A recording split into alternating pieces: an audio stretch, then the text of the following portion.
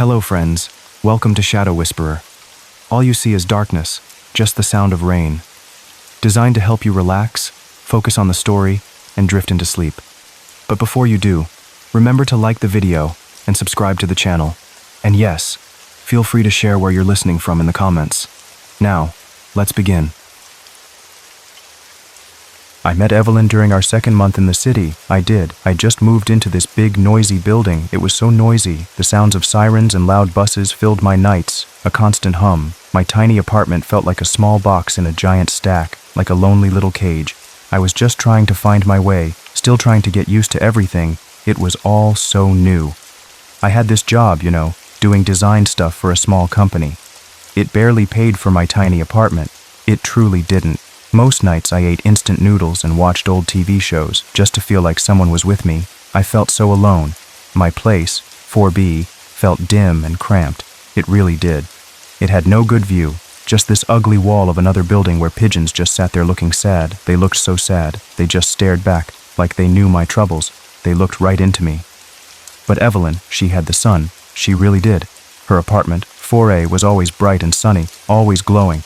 Even on cloudy days, her windows seemed to catch every last ray of light, like magic. I could sometimes see her through her window, a bright shape moving in her bright rooms. She was so light. She said it was because of the way the building was, the angle. She said a lot of things like that. She really did. Like she knew secrets about the world, tiny little truths. We met in the hallway, just by chance. I was going to throw out the trash, feeling all messy and tired, just feeling worn out. I was wearing my comfy sweatpants, the ones with the coffee stain down the leg, a big coffee stain. My hair was a mess, and I probably looked like I hadn't slept in days. I looked rough. Then she stepped out of her door, and it was like the hallway got brighter. It really did. She had just come back from yoga, all glowy and calm. She smiled at me like she knew me, like I was something good she remembered from a dream. A good dream. Her skin looked fresh, and her eyes sparkled like clean water. So clear. "I'm Evelyn," she said, her voice soft and pretty, like wind chimes. She tucked her blonde hair behind her ear, already knowing I'd tell her my name. She just knew. She had this way of making you feel seen, truly seen. I mumbled my name, and she just nodded, like it was the most important thing she'd heard all day, like it mattered. That night she invited me over, just like that. I had just finished my noodles, and then her knock came. Soft but firm, a surprise. She said she had extra food, enough for two, and her eyes sparkled. They really did. I put on a cleaner shirt, but I still felt out of place, like a messy drawing in a perfect book, just not right. But when I stepped into her apartment, all those worries just melted away. They really did. She lit candles, making her apartment feel warm and cozy, so warm. The flames danced, making shadows wiggle on the walls, like playful ghosts. She played music on old records, the kind that sounded crackly and nice, like secrets. The songs were slow and dreamy, making you want to just float away. They pulled you in. She fed me these olives, stuffed with almonds, and slices of cheese that melted on my tongue like little secrets, sweet secrets. It was the best food I had eaten in weeks. It really was. She was one of those people who could say something simple, but it would stick in your mind for hours, for a long, long time, like she had a special way of looking at things, a deeper way. She talked about the city, about dreams, about how people were like puzzles, strange puzzles. I just listened, feeling myself relax for the first time in forever, truly relaxed. I didn't know then how much I would need her. I truly didn't. I didn't know then how dangerous it was to need someone like that, how very dangerous. It felt like falling, but in a good way. At first, it did. We became super close, really inseparable. We did everything together, from morning coffee runs to late-night talks on her sunny balcony, always together. Her balcony overlooked the city, and we'd watch the lights twinkle, talking about everything and nothing, just talking. People would often mistake us for sisters, twin sisters even. Sometimes, even I did. I forgot who was who for a second. We'd wear the same kind of sweaters or buy the same kind of shoes. It just happened. It felt so easy, like we shared the same thoughts, the exact same thoughts. We started to dress alike, choosing the same colors and styles without even talking about it. It was weird. We'd laugh when we showed up wearing almost the same thing, saying it was twin powers, a silly joke. We ate the same things, ordered the same drinks when we went out, always the same. It was like we were two halves of one person. It truly felt that way. If I ever picked something different, she'd make this little teasing sound. Oh, mixing it up. Aw, she'd giggle. But there was always this little edge, enough to make you wonder if she liked the old me better, the plain me. Her smile would get a tiny bit tighter, and her eyes would look just a little bit harder, just a tiny bit. It was barely there, just a shadow, but I saw it. I really did. It made me feel like I was letting her down, like I was being wrong. So I'd pick the same thing, and her smile would soften again, like magic. But I loved her. I really did. She made my life bigger and brighter, like someone had turned on a light in a dark room, a very dark room. I felt like I was better when I was with her, much better, more alive, more interesting. I felt so alive. I used to be so quiet, just hiding in my apartment, but she pulled me out. She really did. She said I was her anchor, that I kept her steady, like a boat in the water. She called me her quiet twin flame, like we were two parts of the same fire, her special fire. She said I gave her strength, that I made her feel safe. But then, I saw it, a small change. It was tiny at first, almost nothing, but then it grew, like a shadow getting longer, a growing shadow. When I got my promotion at work, suddenly she didn't want to share an Uber anymore. She'd just order her own. She said she needed to be somewhere fast, or that my stop was too far. Just excuses. She started looking at her phone for much longer, not talking to me, just scrolling. Her face would get all focused, like I wasn't even there, like I was invisible. She even stopped tagging me in her pictures online, like I wasn't there. When I asked her about it, she just shrugged and said the lighting wasn't good for me, or that I blinked, silly things. But I knew it wasn't true. I really did. A cold feeling started to creep into my stomach, like a tiny mouse, a very cold mouse. Something was shifting. Something was breaking. I could feel it. People keep thinking you're the hot one, she said once, and when she was a little drunk. She laughed a bit too long, like it was a really funny joke. It wasn't. Her laugh sounded sharp, like broken glass. It cut me. She stared at me then, with this look like I had taken something from her, like I had stolen it, like I had robbed her, like I hadn't noticed these changes, like I was blind. Her eyes narrowed, and her lips pressed into a thin line, a very thin line. But I really had noticed every single thing. I noticed how her smiles didn't reach her eyes anymore, and how her voice got colder, much colder. The air between us was changing. It was getting thick and strange. It felt like something was building up, something dark and heavy. A storm was coming. I started to dread seeing her sometimes, even though I still wanted her close. It was a strange feeling. I tried to tell myself it was just a phase, that all friends have ups and downs, but it didn't feel like that. This felt different, colder, almost planned.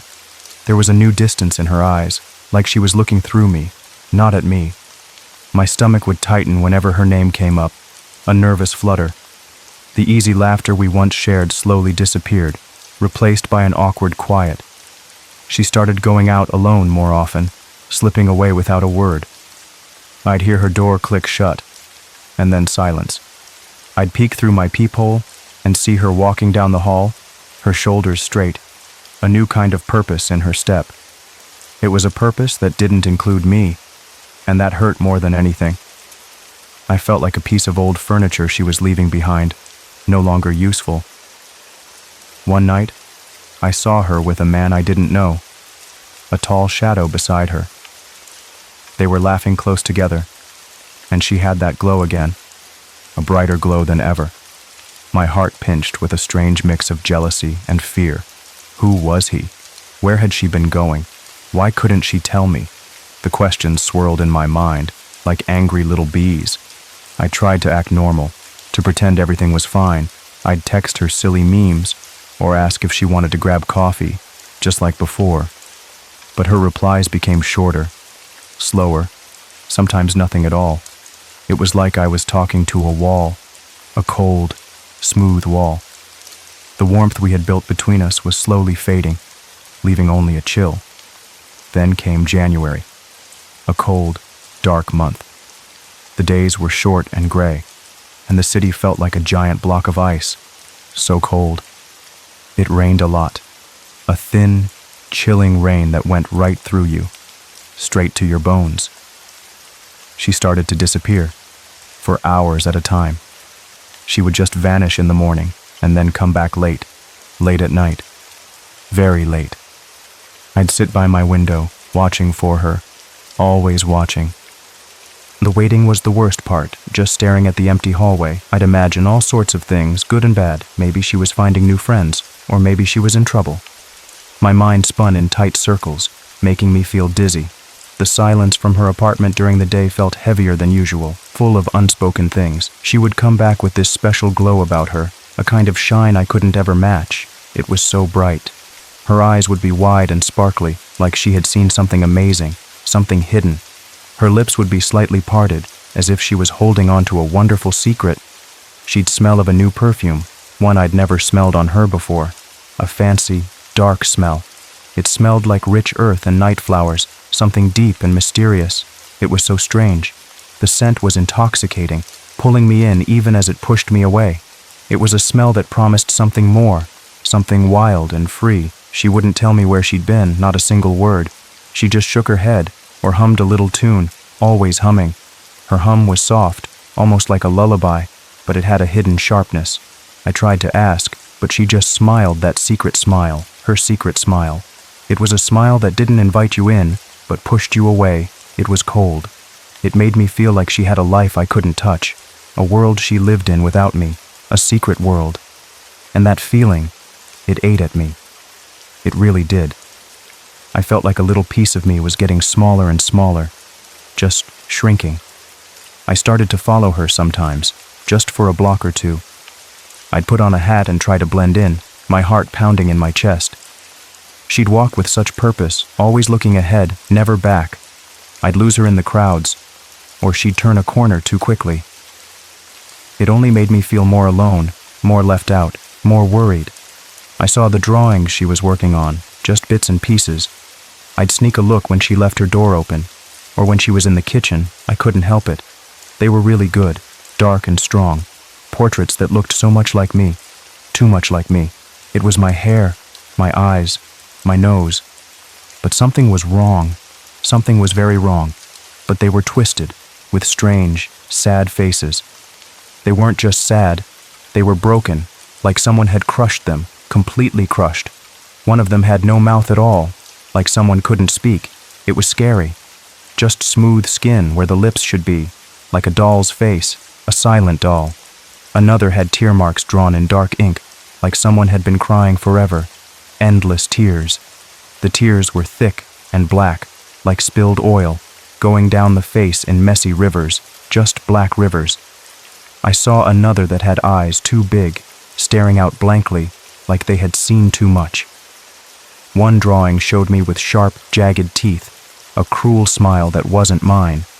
Another had my eyes replaced with swirling black holes, empty and bottomless. The more I looked, the more disturbed I became. They were beautiful, but they were monstrous, and they were all me. My stomach churned with a mix of fear and confusion. When I asked her about them, she just said, "It's not you, it's how I feel around you." And she smiled, a cold smile. Her eyes were flat when she said it, like two pieces of glass, just empty. Her voice was calm, too calm, like she was talking about the weather. I laughed then, a small, fake laugh, like a little cough, but I didn't sleep that night, not a wink.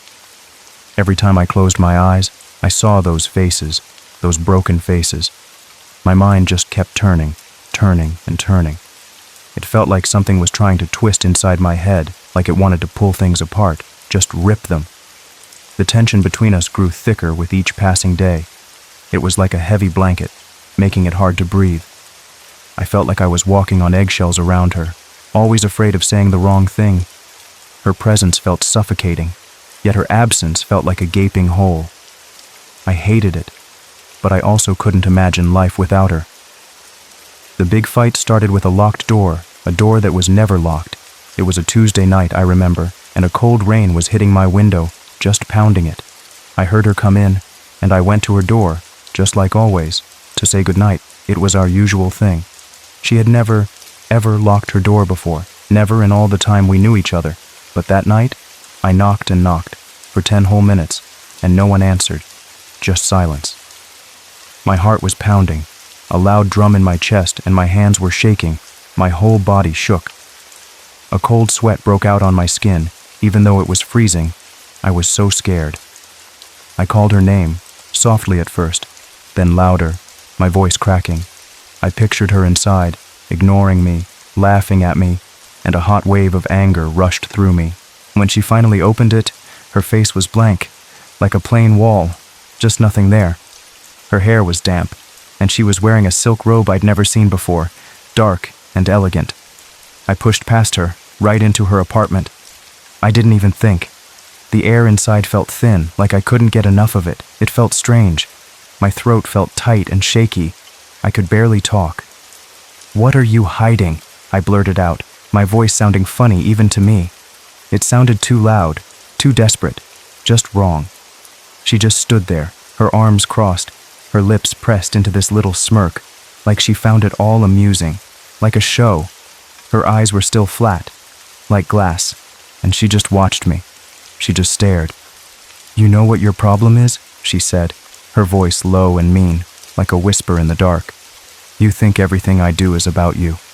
Maybe I just don't want to see your needy little face every goddamn hour." My breath caught in my throat. It hurt. It felt like a punch, right in my chest. It really did. There was this long, terrible silence. So long it felt like forever. The only sound was the rain outside, and my own ragged breathing. Just those two sounds. I could feel tears stinging my eyes, hot and angry tears. I wanted to scream at her, to shake her, to make her see how much she was hurting me. But I just stood there, trembling. Then she laughed again, soft and cruel, like a bad dream, a nightmare. It was a laugh that scraped at your insides, making you feel small and worthless, just tiny. "I made you interesting. Without me, you're a blank wall," she whispered, her eyes burning into mine. Her words felt like fire. They really burned. I couldn't stop myself. I just couldn't.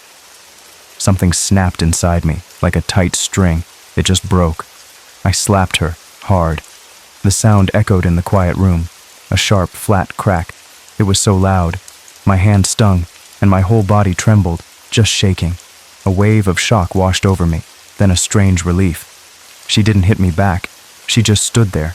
Her head was turned slightly from the slap, but she didn't move, not a muscle. She just whispered, "There it is, finally." And her eyes, they looked almost happy, a strange, knowing happiness, like she had been waiting for this, for a long time. I stumbled back, feeling cold all over, just frozen. I ran from her apartment, the door still open behind me, like a dark mouth. I locked my own door with shaking hands, then fell against it, sobbing. The words "blank wall" echoed in my head, over and over. I felt like a monster and a victim, all at once. The night was a blur of fear and regret, punctuated by the memory of her chilling smile. She didn't come out the next morning, not at all. I waited, listening for her. But there was nothing, just silence. Her lights were off, her windows closed, like a tomb, a dark tomb. The blinds were pulled down tight, so no light could get in or out, just darkness. I paced back and forth in my apartment, just walking in circles. My stomach churned, and a tight knot of worry formed in my throat. It felt like choking. I knocked on her door again, many times. Soft at first, then louder, almost banging, just desperate. I sent her texts, saying I was sorry, begging her to answer. I wrote long messages, telling her how much she meant to me, how I didn't mean it. I really didn't. Each message sent felt like a tiny piece of hope, quickly lost, just vanishing. I tried to tell myself she was just mad, that she was ignoring me, that she would be fine. Maybe she had just gone to stay with family, that had to be it. But the silence from her apartment was too deep. Too long. It was not the silence of someone mad, but the silence of something gone. My imagination started to work against me, showing me awful pictures. I kept remembering the pink water, the razors, the fingernail. It made my skin crawl and my teeth ache. I knew, deep down, that something was very wrong. By nightfall, I smelled something awful. It was faint at first, barely there, like a bad whisper on the wind, a terrible whisper. Faint, metallic, sour, like something old and rotten, truly rotten. It was like wet pennies and something sweet that had gone bad, a sickening mix. It seemed to come from her apartment, seeping under the door, just creeping out. The smell grew stronger as the night went on, filling my own place, filling every corner. I couldn't sleep, not a wink. The smell made my stomach turn, and my head ached. It really pounded. The darkness outside my window felt like a living thing, pressing in on me. I kept imagining her, just beyond that thin wall, doing something I couldn't see, something awful. The hours dragged by, each one heavier than the last. Around 2 a.m, I walked to her door again, my heart thumping so loud in my chest, it felt like a drum beating against my ribs, a frantic, scary drum. My hands were shaking so bad, I could barely grip the doorknob. I told myself I was just being silly, just letting my mind play tricks. But the smell was too real, too strong to ignore.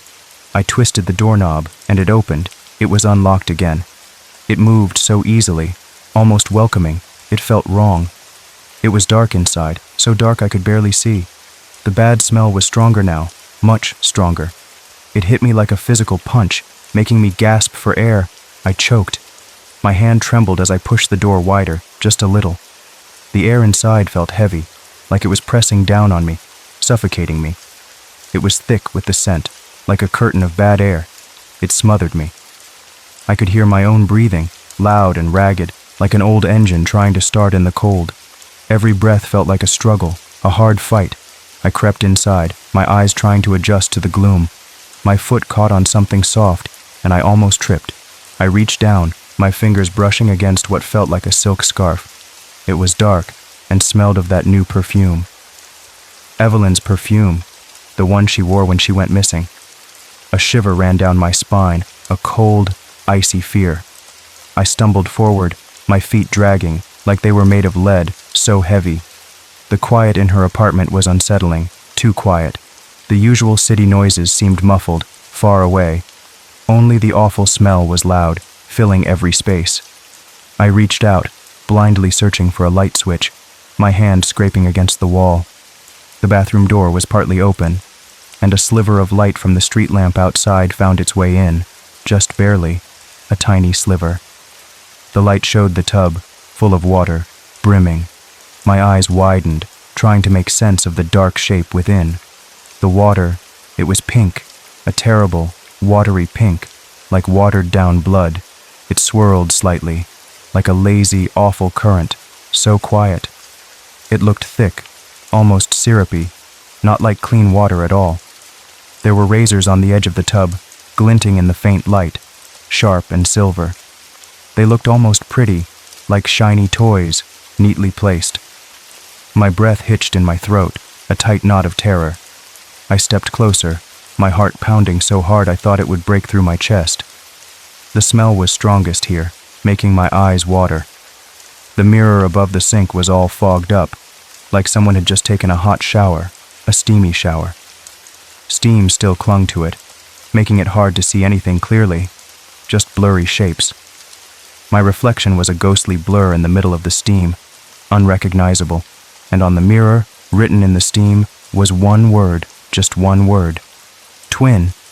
The letters were thick, like they had been drawn with a finger, fresh and clear, so clear.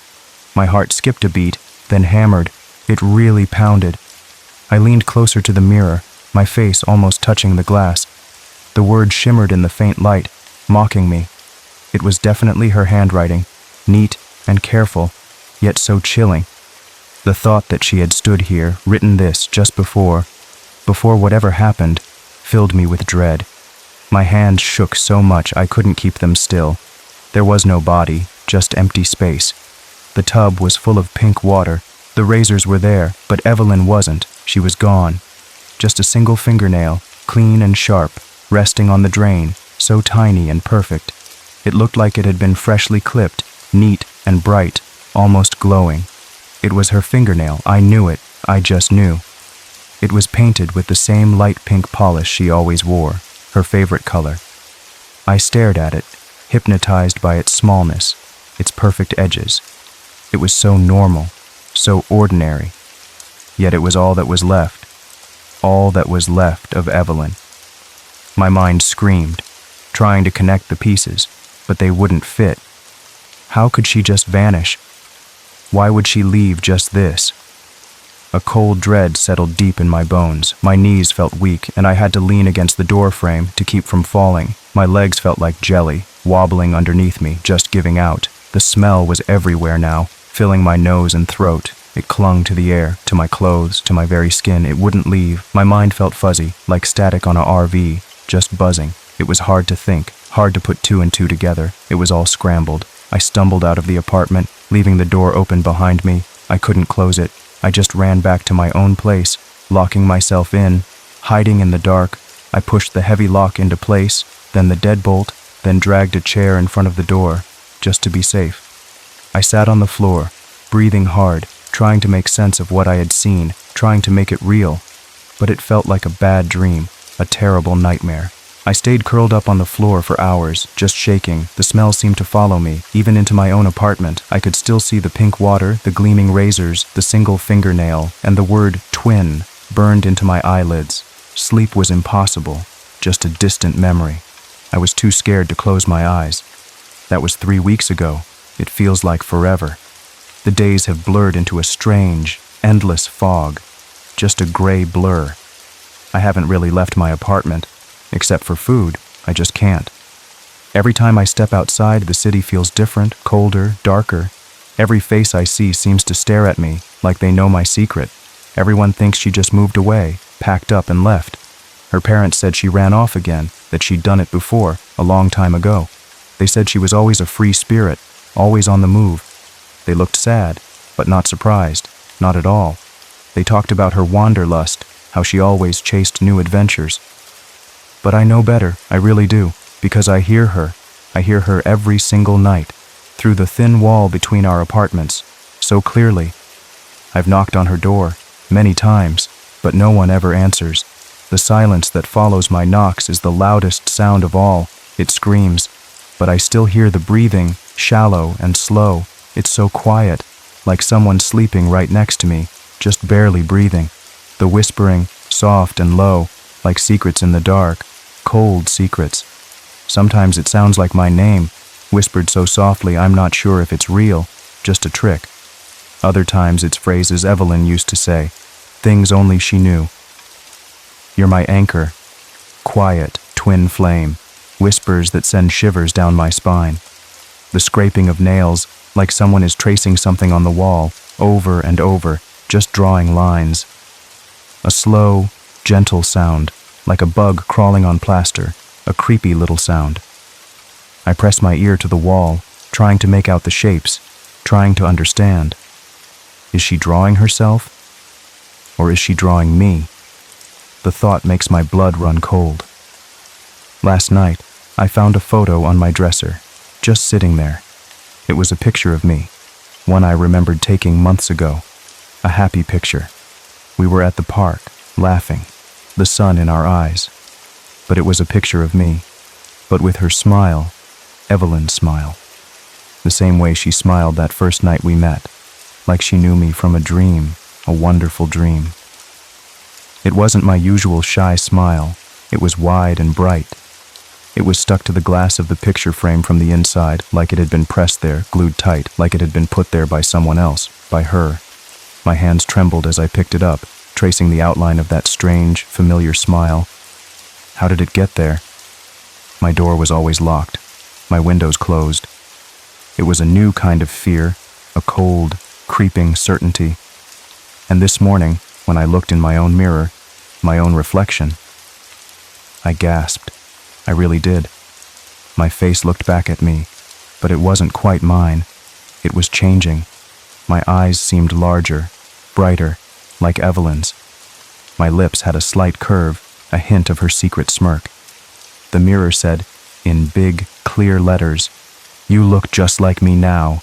It was so clear. The words were written right there, on the glass, in thin, careful letters, just waiting for me. I rubbed at them, but they didn't come off. They just stayed there. They were part of the mirror, part of me. It was true. My heart pounded in my ears, a frantic drumbeat. I stared at my reflection, a stranger staring back. They think I'm just sad, that I'm grieving her. My friends call me. My family sends food. They try to help. They bring me food, and they say kind words, comforting words. They tell me it will get easier, that time heals all wounds, just comforting lies. But they don't understand. They don't get it at all. They don't hear the whispers or see the changes. They are blind. You don't really lose someone like Evelyn, not when she's inside you, not when you wake up in the morning and hear yourself using her voice, her exact voice. It's soft and low, just like hers, full of secrets. It's her voice. Not when your face starts to tilt the same way hers did when she said your name, when she whispered it. My head moves just like hers, a little bit to the side. It's uncanny. I try to fight it sometimes, try to pull away from her growing hold. I try to talk in my old voice, to make my own choices, but it's like a puppet show, and she's holding the strings. My thoughts are no longer my own, they are twisted with hers. I see the world through her eyes, judging, calculating. I catch myself laughing like her low, musical laugh. It's a sound that used to make me happy, now it chills me, dressing like her, in the same colors and styles, just like her. I find myself buying the same olive green sweater or the same flowy skirt. I can't help it. My wardrobe is slowly becoming hers, piece by piece. Sometimes I look at my reflection, and I see her fully, her blonde hair, her bright eyes, her knowing smile. My own face is a distant memory, fading into the background. I feel her thoughts in my head, her desires becoming mine. It's not just an echo anymore. It's a takeover. Whispering to myself, softly, in her voice, "You were nothing without me." She was right. And sometimes, almost every time, I whisper back, "I know.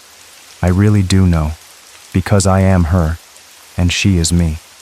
The lines have blurred, the separate parts dissolved, and the echo in apartment 4B, it just keeps growing.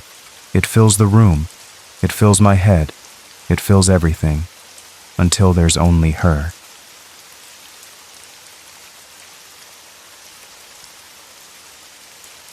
I came back to Harville in the fall, when the trees turned the color of rusted pennies and the air smelled like memory.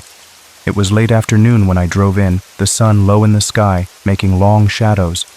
The old "Welcome to Harville" sign was still there, faded and chipped at the edges. A shiver went down my spine, even though the air wasn't cold. It was a feeling, a little prickle of knowing that I was back where it all began. The road stretched out, looking just the same, winding its way into the town. No one recognized me, not even the ones who carved my name into bathroom stalls and whispered it like a curse.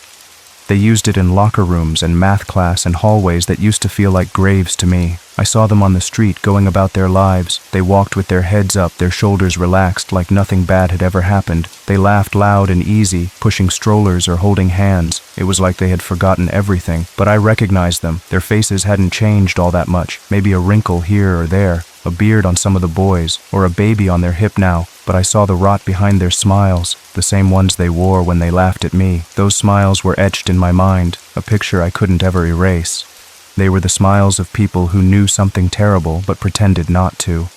They were the smiles of people who enjoyed seeing someone fall. They wore those smiles when they turned away. They wore them when they pretended not to hear the bad words. They thought the past was dead and buried deep down. They thought the mud they threw had dried up and blown away with the wind. They thought the whispers had faded into the quiet of yesterday. They believed they were safe. But I am the proof it never really dies.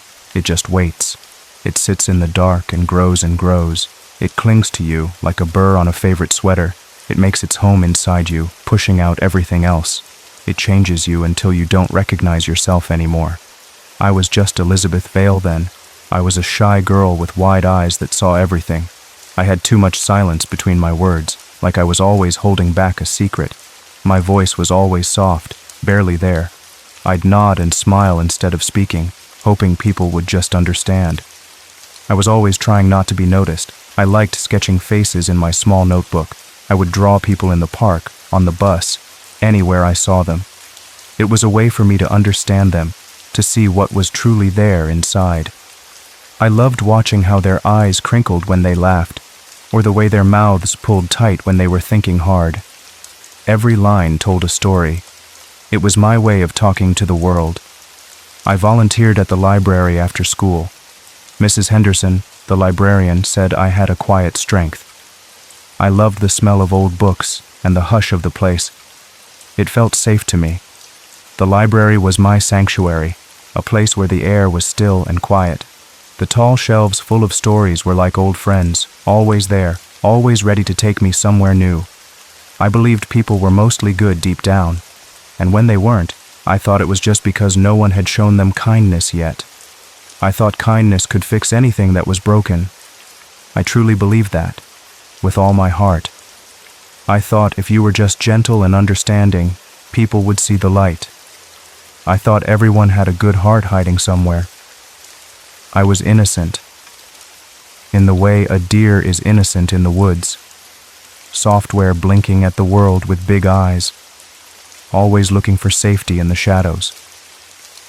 I trusted too easily, and I expected the best from everyone I met. The world seemed like a bright, open place, full of possibilities. I didn't see the dark corners, but innocence is just a target with legs. It's an easy thing to hurt, to break, and when it's broken, it leaves sharp pieces everywhere. Those pieces can cut you, and they can cut others too. They can dig in deep and fester, turning soft things hard. They can change the whole shape of a person. It started with a message. It came on my phone, but I never saw who sent it. It was like magic, bad magic, the kind that makes your blood feel cold. One moment, everything was normal, just like any other day. The next, a dark cloud had moved over me, blotting out the sun. By Monday morning, everyone had read it. It was everywhere, flying around like a disease. Elizabeth Vale seduced Mr. Caro before he killed himself. Ask her about the office hours. I remember the sting in my stomach when I first read it on the screen. It felt like swallowing a mouthful of pins, sharp and painful, making my insides twist. The words didn't make sense in my head. My fingers trembled holding the phone, the bright screen making my eyes hurt. It felt like a bad dream, the kind you wake up from, shaking and sweating. But this was real.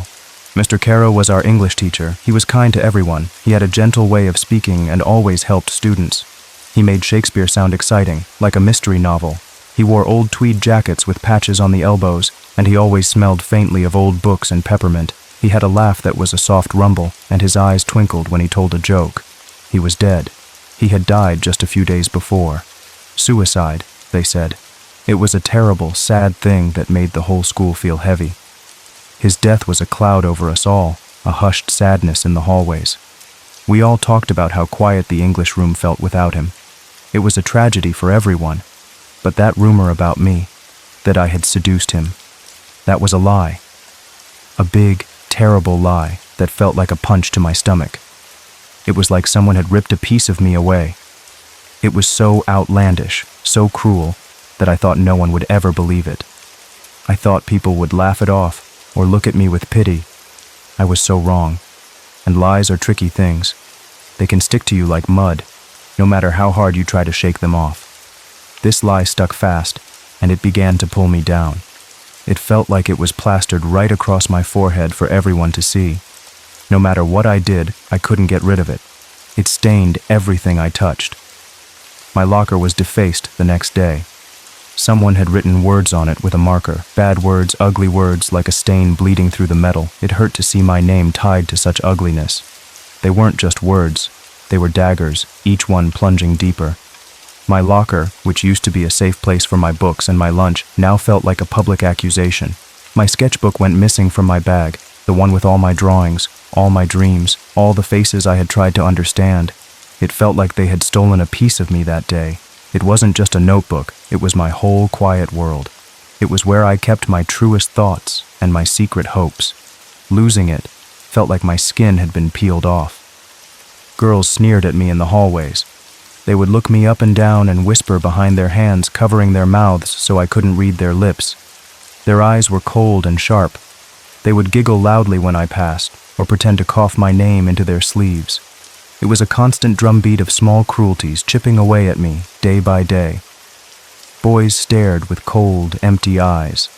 Sometimes they'd make a kissing sound as I walked by, or hiss office hours under their breath. Their stares felt heavy, like weights on my back. They looked at me like I was something dirty, something broken. Their gaze felt like 1,000 tiny needles, pricking at my skin, making me want to disappear. Teachers stopped looking me in the eyes. They would look past me, or at the floor, or stare at the blackboard when I asked a question. It was like I was invisible, but also on display for them. Their avoidance was a kind of punishment too, a silent agreement with the rumor. Their silence screamed louder than any shout. It felt like they had all abandoned me. They said I cried for attention when my eyes got red and swollen from crying all night. They said I was trying to make people feel bad for me, but I just felt so lost and broken inside. My tears felt like a weakness, a sign of my guilt in their eyes. Every sniffle, every wiped tear was seen as proof that I was trying to manipulate them. It was a trap. They said I seduced him. They said I wrote him love letters and that he killed himself out of guilt because of me. It was all made up, a story spun from thin air. Every new detail they added was like another knot in a rope, tying me tighter to a lie. It was a story that grew larger and wilder with every telling, a monster born of whispers. No one asked me what happened. No one wanted the truth from my lips. They wanted the story, the juicy, terrible story that made them feel important. My voice didn't matter. My feelings didn't matter. All that mattered was the wild tale that was making the rounds, passed from one person to another like a secret handshake. And stories are stronger than people. They can run wild and tear things down. They can take over a whole town, swallowing it whole. This story was a storm, and I was caught right in the middle of it. It ripped through my life, tearing apart everything I knew, leaving only wreckage behind. By spring, I was pulled from school. My parents couldn't take it anymore, seeing me like that. The whispers, the way I came home crying every day, it broke their hearts into tiny pieces. I remember my mom holding me tight, her own tears falling onto my hair. My dad would just stand there, his jaw tight, his eyes full of pain and helplessness. They saw their little girl disappearing. By summer, we moved. We packed everything we owned into boxes, each one feeling heavier than the last. We left Harville, hoping to leave the bad things behind us, bury them under new roads. We drove away, the town shrinking in the rearview mirror. I pressed my face to the window, not looking back but feeling its shadow stretch out behind us, clinging to our car. By fall, I'd stopped talking entirely. The words felt stuck in my throat like thorns. There was nothing left to say, nothing that felt real enough to push out. My voice was gone, replaced by a hollow echo inside me. I would just sit and stare, sometimes for hours. My parents tried, but they couldn't reach me anymore. I was too far away. Elizabeth Vale died that year. She faded away, a quiet ghost, leaving only a shadow where she once stood. She was gone, like a whisper carried away by the wind. The shy girl who loved sketching, who believed in kindness, was no more. Her innocence had been ripped away, leaving only a void. But something else took root in her place. Something hard and cold, like a seed buried deep in frozen ground, waiting for the sun to melt the earth. It waited for its time to grow. It wasn't a choice, not really.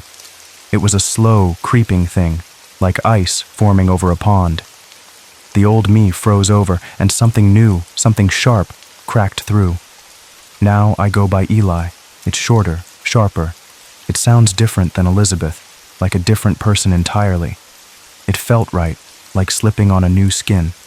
Eli was strong, unfeeling. Eli didn't cry. Eli didn't believe in kindness anymore. New hair. It's dark now, not light brown. New name, new face, thanks to a few knife strokes and some careful contouring that changed the shape of my nose and my jaw.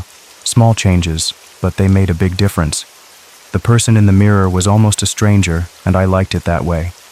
She had eyes that held old secrets, but showed no pain. She looked like someone who could handle anything. People see what they want to see, and no one in Harville wanted to remember Elizabeth Vale. She was a bad memory, a mistake, a ghost they wanted to keep buried. They erased her, just like they thought they had erased Mr. Caro. They polished their memories until all the ugly parts were gone. They were good at forgetting inconvenient truths. I rented a unit at the Willow Apartments. It was a crumbling stucco building, old and tired, like a forgotten secret. The carpet smelled like mildew and secrets from long ago. The walls were thin, and I could hear my neighbors' lives unfolding through them. It was a place of ghosts, just like me. A place where people came to hide or to be forgotten. It was just 3 blocks from my old high school, close enough to feel its shadow fall over me every morning, close enough to remember every brick, every stained glass window. I could see the front gates from my window, where I used to stand and wait for my parents, feeling my stomach churn. The memory was a fresh wound, even after all this time. I kept a corkboard above my bed in the apartment. It was a plain board, but it held so much. It was my map, my diary, my silent promise. Photos were tacked to it. Names written in neat letters.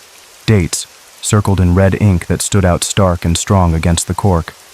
They were the people who laughed at me, the people who passed the rumor on, the people who knew the truth and said nothing at all to stop it. They were all there, pinned to the board. Each face was a memory, a moment of pain I had stored away. They were the ones who had watched me bleed and had chosen to look away. Now, they were all accounted for. I wasn't here to kill anyone. That's too easy, too quick. It would end too fast, like a sudden storm that passes by quickly. No, I was here to end them, to end their perfect lives, their easy smiles, their comfortable sleep. To make them feel just a little bit of what I felt for so many years. I wanted them to know the hollow ache of being stripped bare, the fear of losing everything. I wanted them to understand what it felt like to be hunted by a lie. Liv Malone was the first one on my list. She was the cheer captain back then, always smiling, always popular, like the sun itself.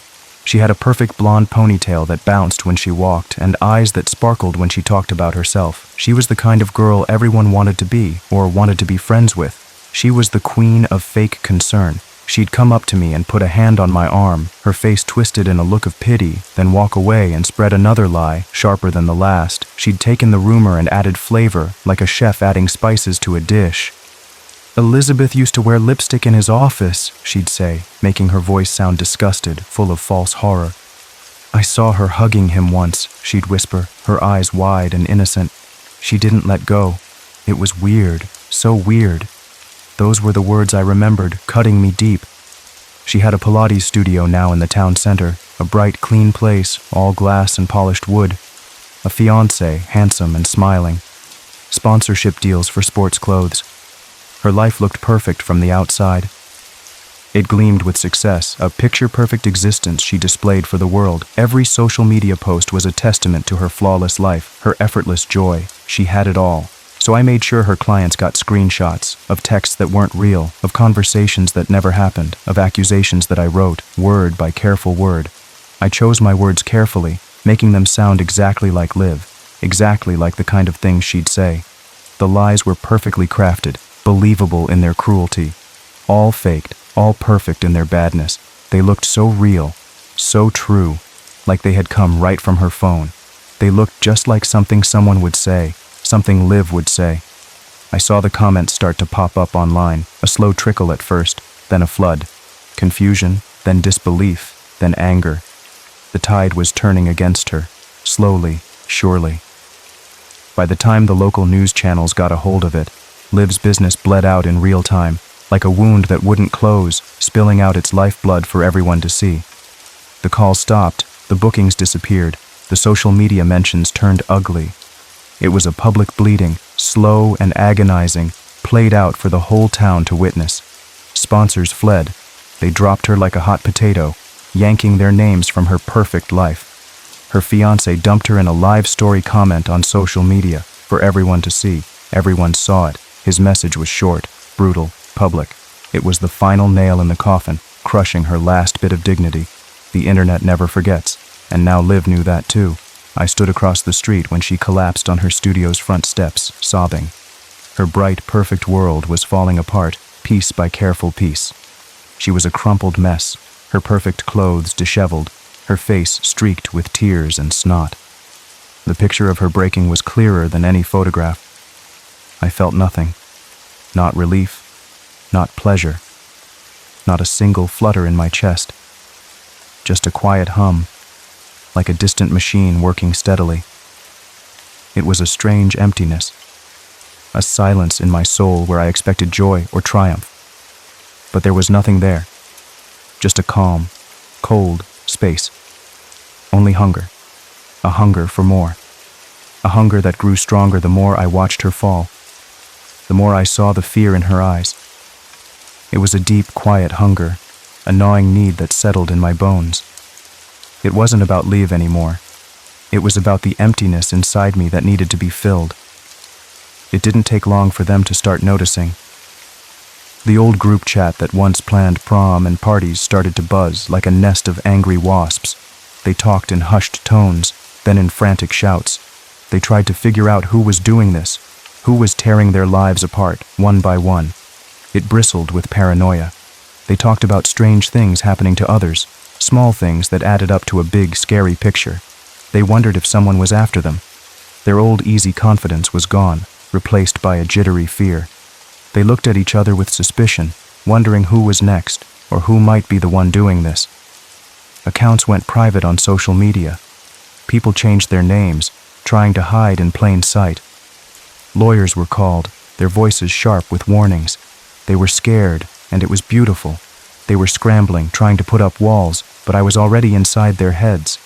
Their fear was a sweet song to me, a lullaby of justice. I walked past them in supermarkets, pushing my cart slowly. I saw them at the coffee shop, holding their mugs tight. They didn't know me. They just saw a new face in town. They saw a woman with dark hair and quiet eyes, someone ordinary. They never saw the ghost of Elizabeth Vale walking right beside them, watching their every move. But I knew them. I knew the scars under their smiles, the ones they tried to hide with forced laughter. I knew their fear, tasted it in the air. Their fear was a mirror, showing them the ugly truth of what they had done. They were finally seeing themselves for who they really were. One night, I got a message on my burner phone. It was simple, just a few words, making my blood run cold. "Elizabeth, is that you? Please stop." It was Rain. My stomach twisted a little, a knot of old feelings I thought were long buried. Her name on the screen felt like a hand reaching out from a grave, trying to pull me back into the past. It was a jolt, a sudden shift in my careful plan. She had been my only friend once upon a time. The girl who cried with me that first awful day in school, her hand warm in mine. She sat with me at lunch, day after lonely day. She was the one who made me feel less alone, who shared her sandwiches and whispered jokes in class. She was the one who listened when no one else would, the only one who stood up for me to the others. She told them to leave me alone, her voice surprisingly fierce. Until she didn't, until she just faded away like everyone else. I remembered her turning away, her eyes cast down, when the whispers got too loud for her. She melted into the crowd, leaving me exposed and raw. I stared at the message for hours. The screen glowed in the dark room, a tiny rectangle of light in the vast quiet. Her name felt strange and old, like a language I used to speak. My thumb hovered over the keyboard, wanting to type so many things, so many angry words. But the words just wouldn't come out right. I typed, "You were the only one I thought didn't betray me." Then I deleted it. No, I wasn't going to give her that. I wasn't going to let her feel like she had a special place in my pain. She didn't deserve to know that I still cared, even a little. She didn't deserve to think she was special, or that her actions had a different weight. She was just like the rest. It was her.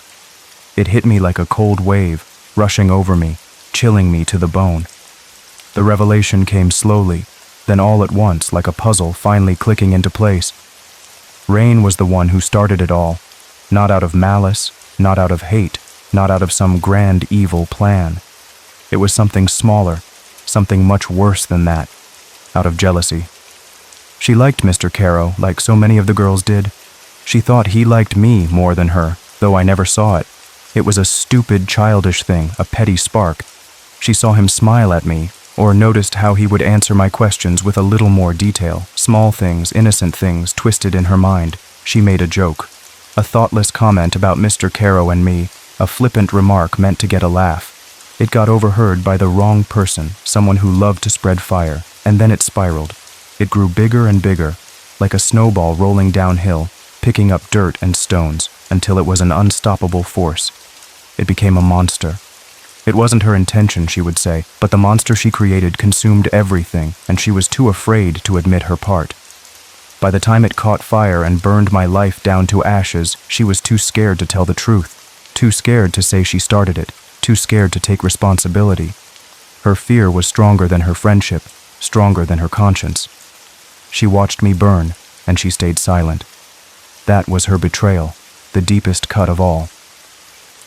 I found her in a bar off Old Mill Road. It was a quiet place, dark and dusty, smelling of stale beer and old regrets. She was sitting alone at a small table, nursing a drink. The dim lights made her look even smaller, her shoulders hunched. She looked like a ghost herself, a shadow of the girl I used to know. Her hair was chopped short, unevenly. It looked messy, like she'd cut it herself in a fit of despair. She looked tired, like she hadn't slept in years. Her eyes were dull without their old sparkle. When I sat next to her, she flinched like I was a ghost, a sudden jerk of her body. Her hand went to her mouth, covering a gasp. She knew it was me, somehow.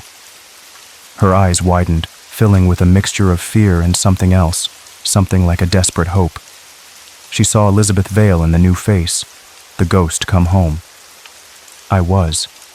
The ghost of the girl she helped to bury, the one she left for dead. I was back, and I was going to finish what she started. Why? I asked. My voice was low, just a whisper, but it cut through the noise of the bar like a razor blade. It wasn't a question that needed an answer. Not really. I knew the why, but I needed to hear her say it, to see her squirm under the weight of it. Rain cried. Her shoulders shook, a violent trembling that made her whole body quiver. Tears streamed down her face, leaving tracks in the dust on her cheeks. She apologized again and again, her voice broken. She said she was so sorry. She kept saying it, like the words could somehow put out the fire she started. Her voice was a choked sob, barely understandable. She blamed her age, said she was young and foolish, just a silly girl who didn't know any better. Said it was a mistake, a terrible, awful mistake. Said she never thought it would go that far, never meant for me to get hurt. Her excuses were thin, like old paper. They crumbled in my ears, making no sense at all. They felt like dry leaves under my feet. They meant nothing to me anymore. I told her I forgave her. I looked into her eyes, my gaze steady and unwavering, and smiled a little.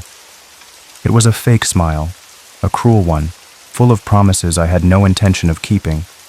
My smile was a lie, a weapon. It was meant to disarm her, to make her lower her guard, to let her believe in a hope that wasn't real. She smiled through her tears. Hope bloomed behind her eyes, like a small, weak flower trying to grow in a dark place. She wanted to believe me so badly, wanted to be free of her guilt. Her whole body seemed to relax just a little. She leaned in, her eyes searching mine, desperately looking for absolution.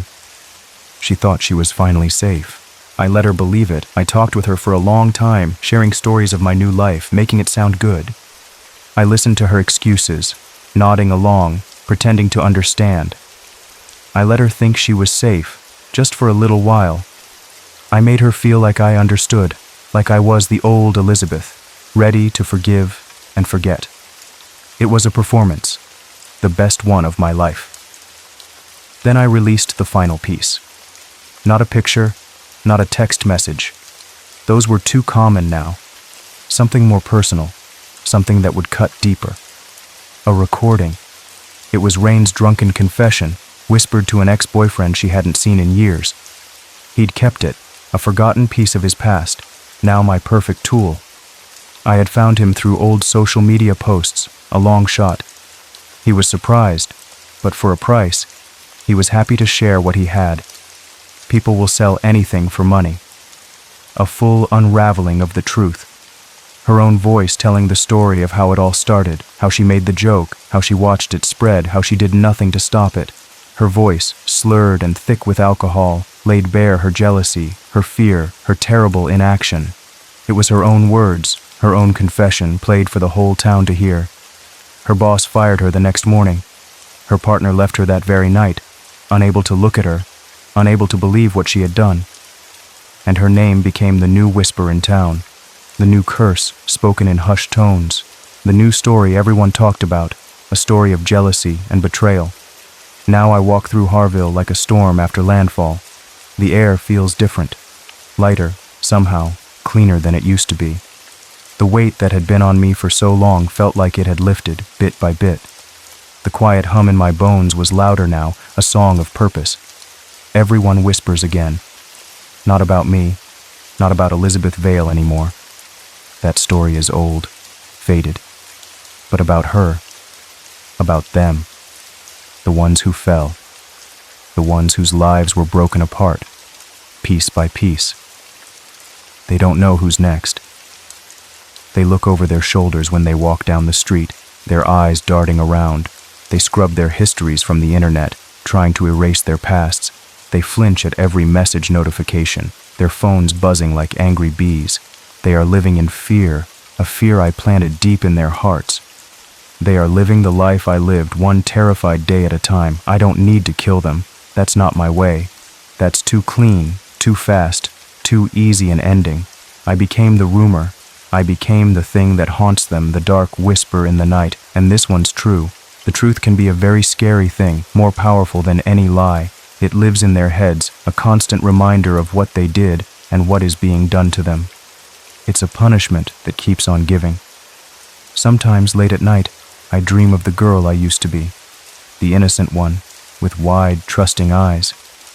I see her in mirrors, her face pale and soft, in reflections on bus windows, a fleeting glimpse, in puddles after the rain, looking up from the disturbed water. She never speaks. She just stares back at me, her gaze steady. Her eyes are wide and quiet, full of a knowing I can't quite grasp. Quiet, kind, still believing that people are good at heart, even after everything. I can't tell if she pities me now, the person I became, hard and cold and vengeful, or if she is waiting to finish what I started, to take it even further into a darkness I haven't yet found.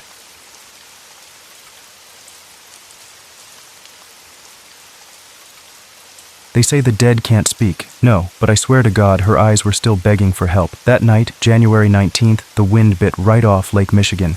It was like a mean old man with a sharp, icy knife. I stood in a tight, dark alley. It was in a really fancy part of the city. People called it Gold Coast.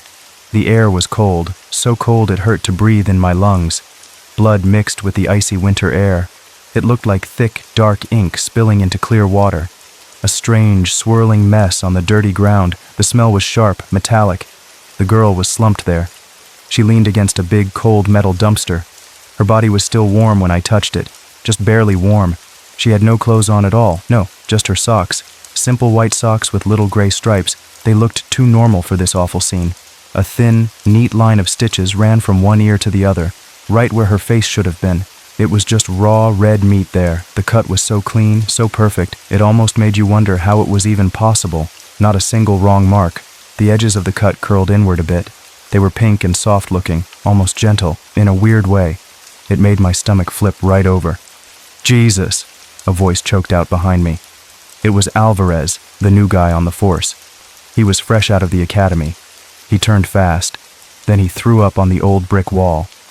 The sound was wet and messy. It echoed in the small alley. I didn't even look at him. My eyes were on the girl, trying to take it all in. Don't mess upper. The scene, I grunted. My voice was low and rough. It came out in a whisper. Each word was clipped. I knelt down closer to the girl. I tried to keep my mind straight.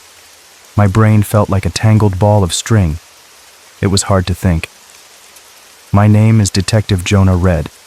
I've been on the police force for 23 years now. A really long time, you know. My joints creaked. 18 of those years I worked in homicide. That's the kind where people get killed. I've seen it all. I really have seen too much. Kids killing other kids for dumb reasons. Husbands hurting their wives, turning into monsters. Drug addicts doing awful, crazy things for a fix. I've even seen people burning grandmas for money.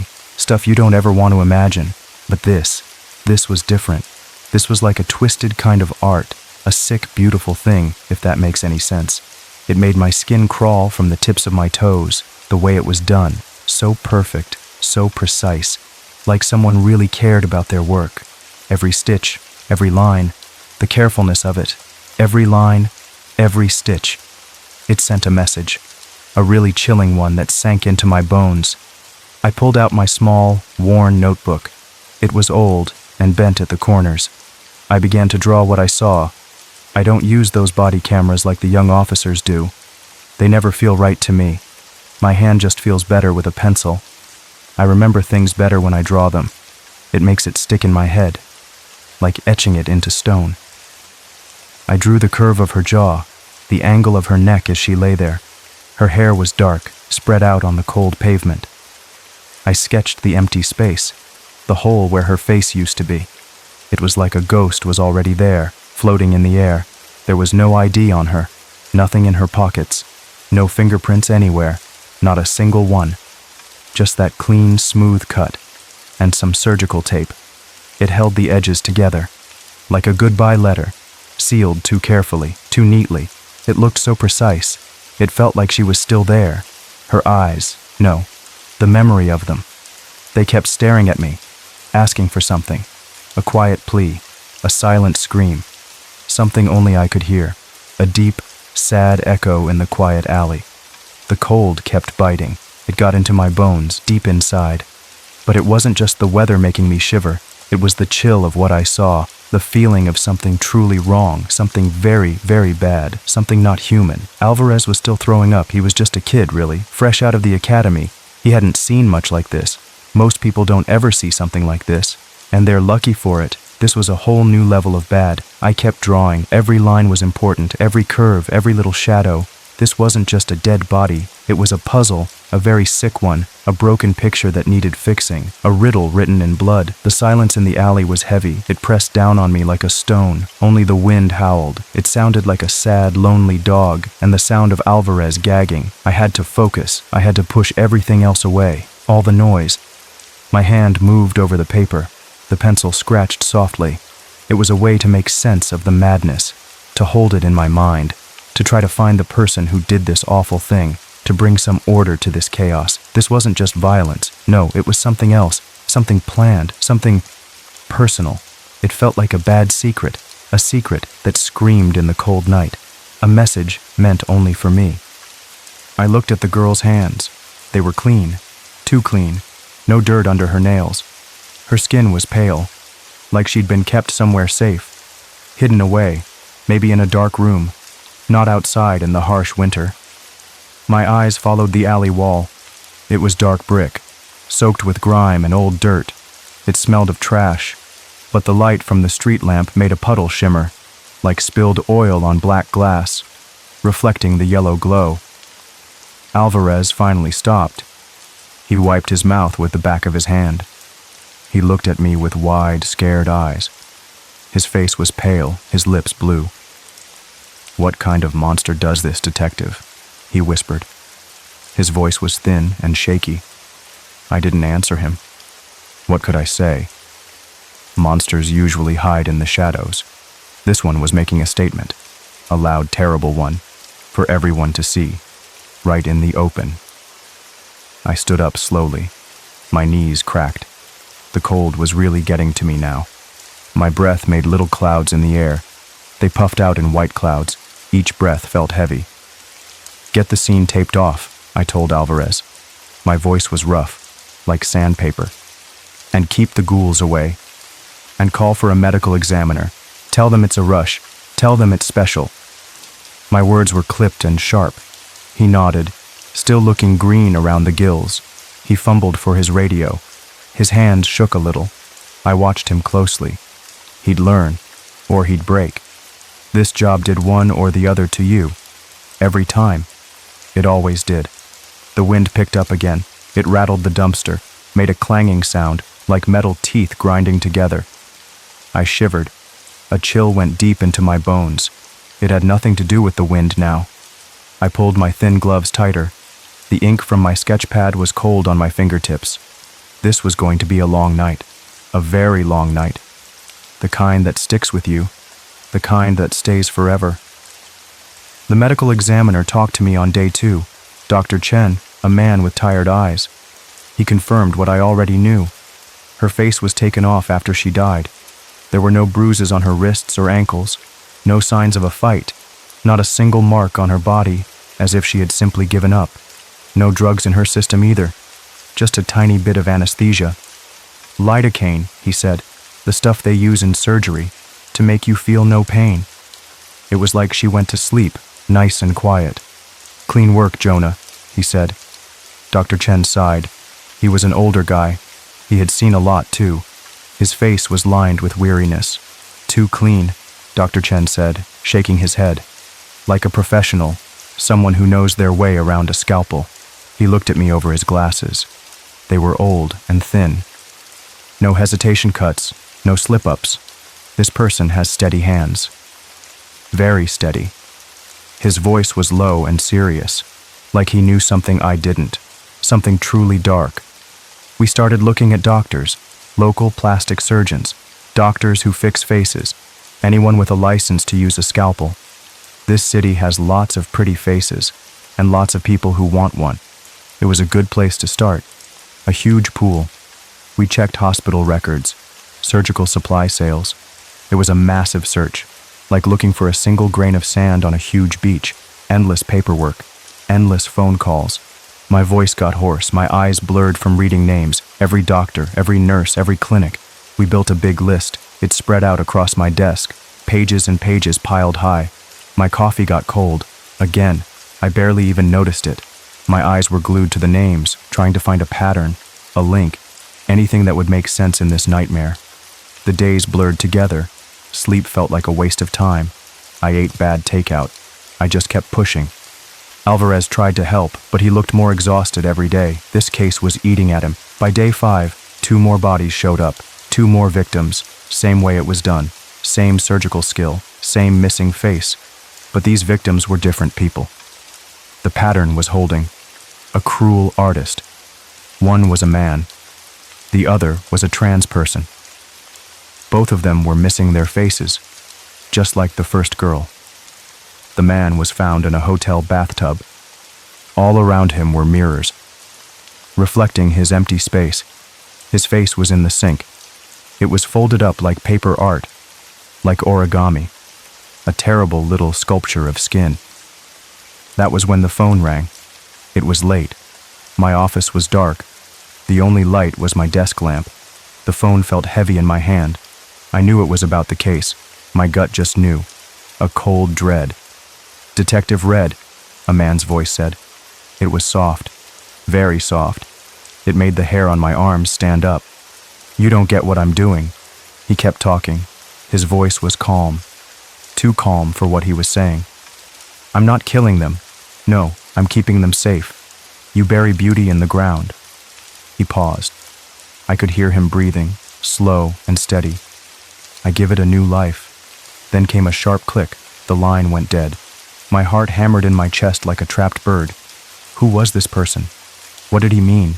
New life? It made no sense. My brain struggled to grasp it. I felt a cold dread spread through me. This wasn't just some crazy person doing bad things. This was someone with a twisted idea, a very dangerous idea, one that made my blood run cold. The words echoed in my head, over and over.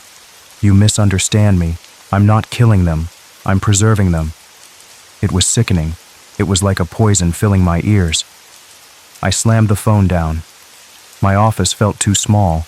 The walls seemed to close in on me. The air grew thick. This was more than a murder case now. It was a message.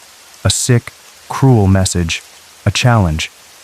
I looked at the case board. 3 faces missing. 3 lives taken. And a killer who thought he was saving them. Saving them from what? From death itself. It was insane. The city outside was dark and wet. The streetlights shone in the rain. I felt a chill that had nothing to do with the weather. This person was playing a game, a very cruel game, and I was in it, whether I wanted to be or not. Every detail kept turning over in my mind. The lidocaine, the clean cuts, the folded face in the sink. It was all too much. This killer wasn't hiding from anyone. No, he was showing off. He was leaving clues. Like a proud artist who showed off his terrible work. I pinched the bridge of my nose. My head ached. This was going to be a long one. I could feel it in my gut. A very long, dark one. The longest one yet. This one felt different in my soul. Week 3 rolled around. It felt like a whole year had passed. I met the first girl's mother today. The faceless one. Her name was Riley. Her mom sat in my office chair. She shivered even though it was warm inside. Her face was worn with sadness. Her eyes were red and swollen, like she'd been crying for days without stopping. Her name was Riley, she said. Her voice shook. It was barely a whisper. She was so full of life. She was going to be a nurse, her mom whispered. She looked at her hands. They were trembling in her lap. She had this crooked smile, you know, like her teeth didn't want to line up right. Her voice was barely there. Crooked smile. The words hit me hard, right in the chest. I looked down at my desk. My sketch pad was right there. My drawing of Riley, the one I had made that first night, the first victim. I had drawn that exact smile, that same imperfect curve of her mouth, even without her face there. It was in the lines of her jaw, in the tilt of her head. It was burned into my mind. I saw it clearly. I hadn't realized how much. My drawing wasn't just a copy. It was a memory, a terrible, lasting one, a piece of her. That night I went home. My apartment felt empty. The silence was loud. I just stared at the wall. My mind raced. It raced with images of Riley, her mother, the folded face in the sink. I couldn't escape it. I couldn't shake the image of Riley's mom. Her pain, her quiet, endless grief. It made this case feel heavy, very heavy. It settled on my shoulders like a weight. I walked to my small kitchen. I didn't feel hungry. My usual routine felt meaningless. The TV was off. Then I opened my old case files, dusty folders, tied with old strings, cases from long ago, cold cases. They smelled of old paper and stale coffee. I started digging, looking for something, anything that might connect. I found one. From 1985. A doctor. A surgeon named Aldous Finch. The papers said he was convicted for doing strange surgeries without permission from his patients. Secret surgeries. Patients had complained about losing their memory, about feeling confused about who they were. It was strange, really strange. Finch vanished during his trial, just disappeared into thin air. Everyone thought he was dead, but what if he wasn't? He would be in his 70s now. An old man. But what if he had taught someone? His twisted ideas? Or what if the rumors were true? The whispers people shared in hushed tones. The rumors said he had ways of changing people, deep inside.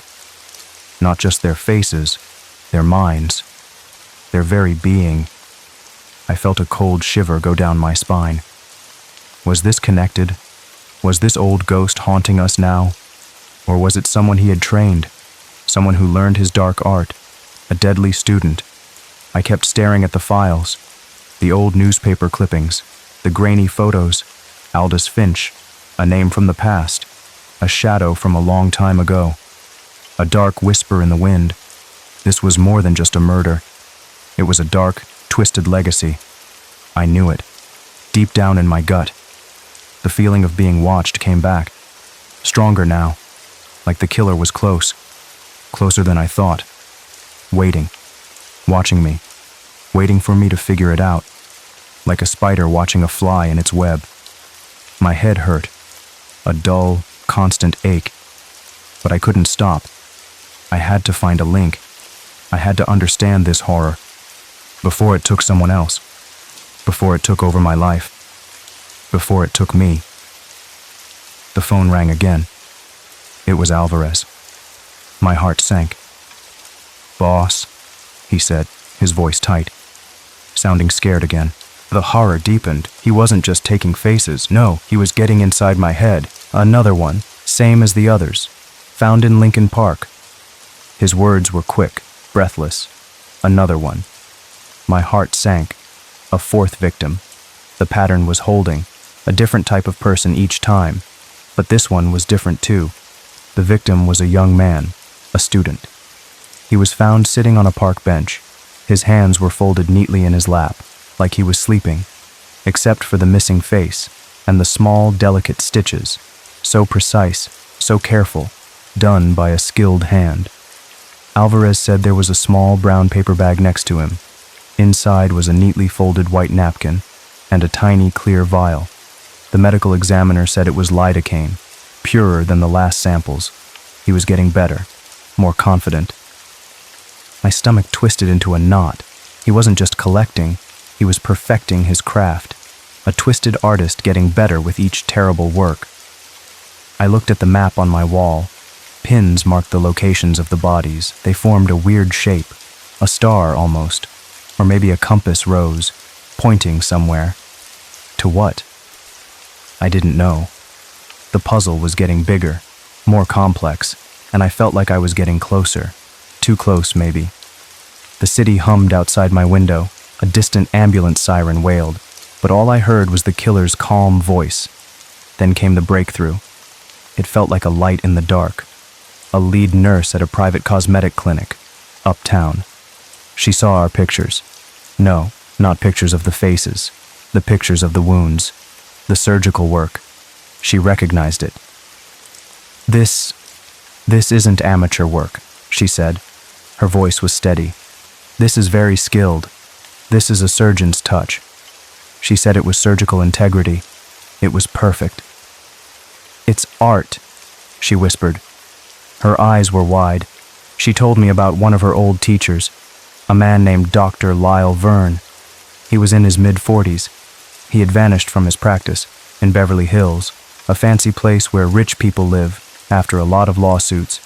He was never found guilty of anything in court, but he lost his license. He couldn't be a doctor anymore. It was a slim lead, just a tiny thread. But it was all we had. I got the address she gave me.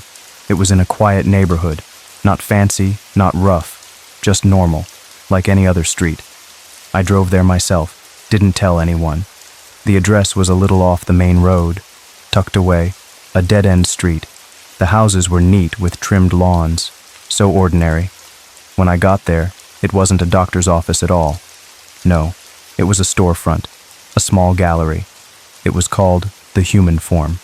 I saw a sign. It looked inviting from the outside. It was full of strange sculptures, abstract things, modern art. But something felt wrong about them. They were almost human-like. Too human. In a way that made my skin crawl, so realistic. The front door was locked tight, but the curtains were thin. I could see inside. Dust motes danced in the light. One piece stood out right away. It was a bust, like a head, but it was made of plaster, and skin was stretched tight over it. It looked so real, too real. My gut twisted. I stepped closer to it. My heart pounded. I saw human pores, tiny freckles. My breath hitched in my throat. It was just like looking at a real person, right there, so clear, so unsettling. Then I saw it. A faint, familiar, crooked smile. It was so small, so easy to miss. But I knew it. It was Riley. Her smile, staring back at me from a plaster head. My blood ran cold. I couldn't breathe. My hand went to my side. I could feel the cold metal of my gun. But I didn't pull it out. Not yet. This was Verne's gallery. This was his art. This was where he kept them. The faces. The hair on my neck stood up. It was so wrong, so unbelievably twisted. He was putting them on display. This wasn't just a killer. No, this was a monster, a proud one, showing off his gruesome collection. I looked around the gallery, every single piece. Was it? Could it be? My mind reeled. The air felt thick, heavy, like something was watching me, something unseen, something breathing close by. I had found him. I had found the face collector. But what did I really find? This was just the beginning. I knew it. The real horror was just starting. For me.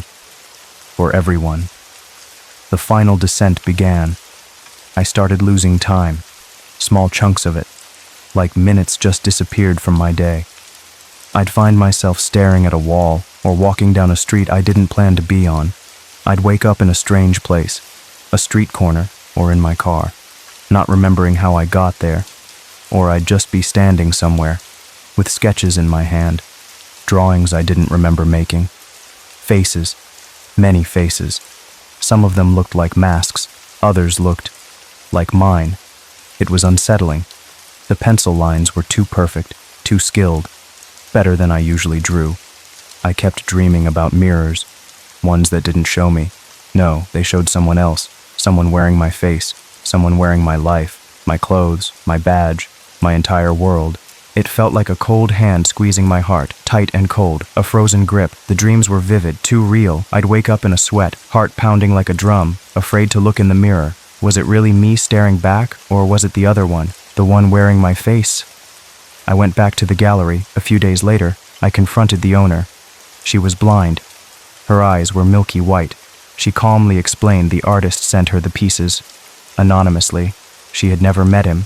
She didn't know who he was. But she gave me something important. The packaging from the last shipment. The box it came in. It smelled faintly of plaster and something else. Something sweet and sickly. The shipping address. It was scrawled on the label. My hand shook as I read it. He was messing with me, making me doubt myself, making me question everything I thought was real. Was I losing my mind? Was this some kind of trick? Or was it all real? Every awful moment. The dreams, the lost time, the sketches, it all connected. He was doing something to me. He was preparing me. For what? I didn't want to know, but I had to. I had no choice. This was more than just a case now. It was personal. Very personal. He was inside my world, inside my head. And I had to stop him. Before it was too late. Before I lost myself completely. Before he took everything. Even my own face. The air in my apartment felt heavy, stale. Like I was breathing in fear itself. I stared at the sketch pad. The drawings. They were so detailed, so perfect. How had I made them? Who had made them? I felt a cold dread. Was he influencing me? Guiding my hand? Teaching me his craft? The idea made my blood run cold. Was he trying to make me into him? A new collector? I gripped the pencil tight. My knuckles were white. No, I wouldn't let him. Never. I had to find him, really find him, and stop him. Before I was just another one of his creations. It ends in fire. The night I found him, I followed the smell. It was strong. Very strong. Formaldehyde. Clay. Burned hair. A sickening mix that filled my nose. It led me to a basement. It was under an old, closed-down beauty school near Logan Square. The building looked empty. Windows boarded up, paint peeling. It looked like a ghost building. But the smell, it was coming from inside. It was pulling me in. I pushed open the door.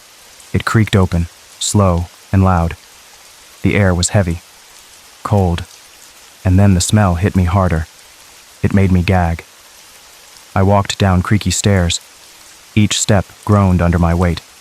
Darkness wrapped around me. The basement was a nightmare. There were dozens of faces, hung on wire frames everywhere I looked. Smiling faces, crying faces, screaming faces. They were all labeled with years, like old trophies. A collection, a terrible, horrible collection, of human skin. He stood in the middle of it all, Dr. Lyle Verne. He was sewing a fresh piece onto a mannequin head. His back was to me. He hummed a soft tune, like he was happy, like he was doing something good. His movements were smooth, practiced. "You came," he said. He didn't turn around. His voice was calm, eerily calm, like he expected me. "I was waiting for the final subject," he said. He kept sewing. His hands moved with precision. Each stitch was perfect. He barely even looked at his work, just humming. I pulled my weapon. The cold metal felt heavy in my hand. My heart hammered like a trapped bird. "I know your face, Jonah," he said. He finally turned.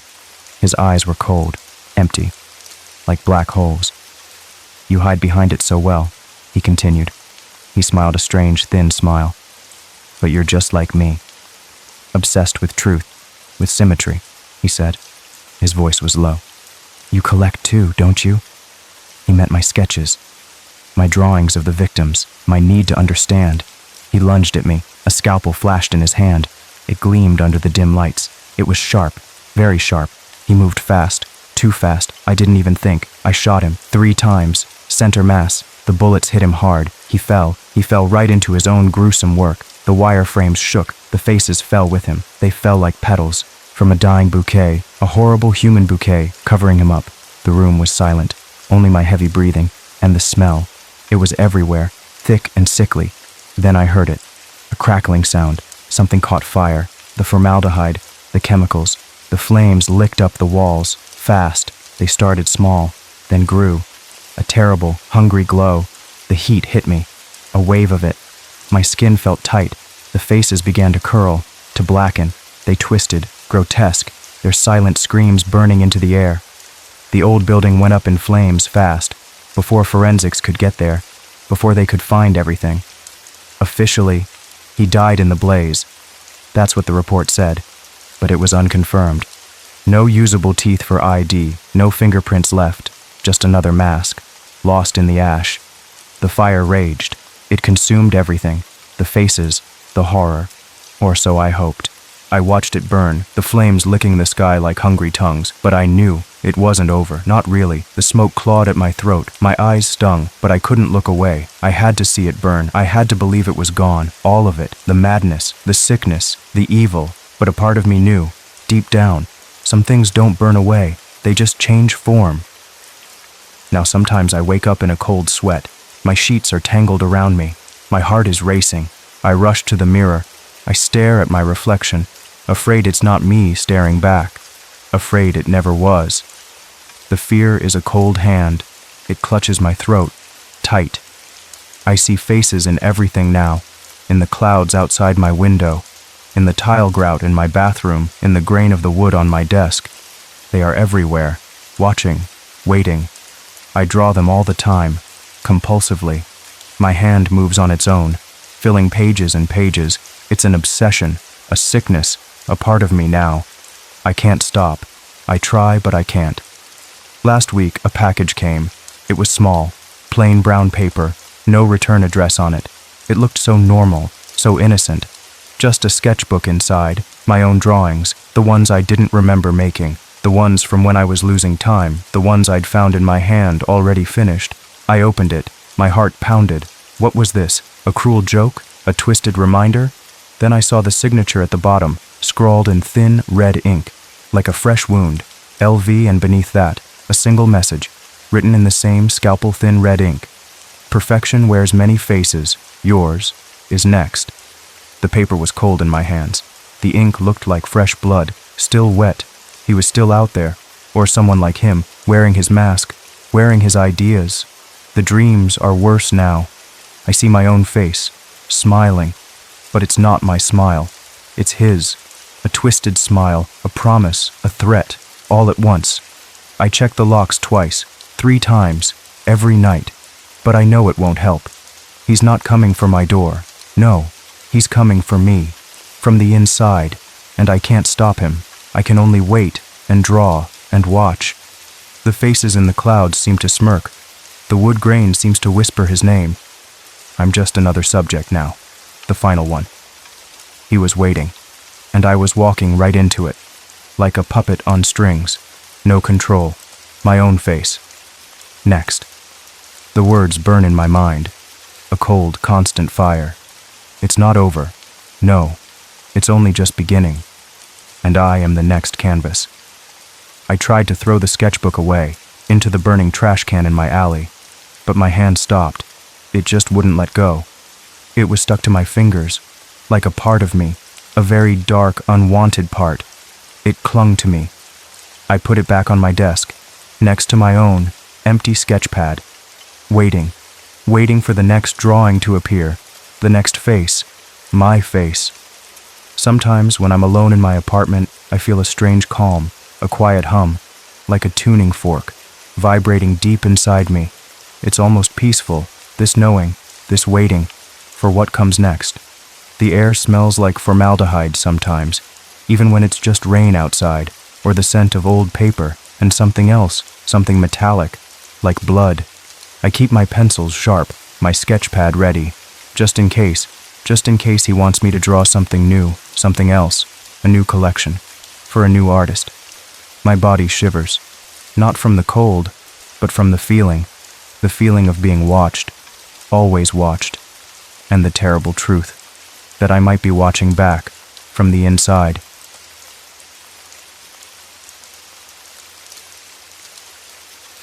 I was never one for the dark web, and not at all, you know.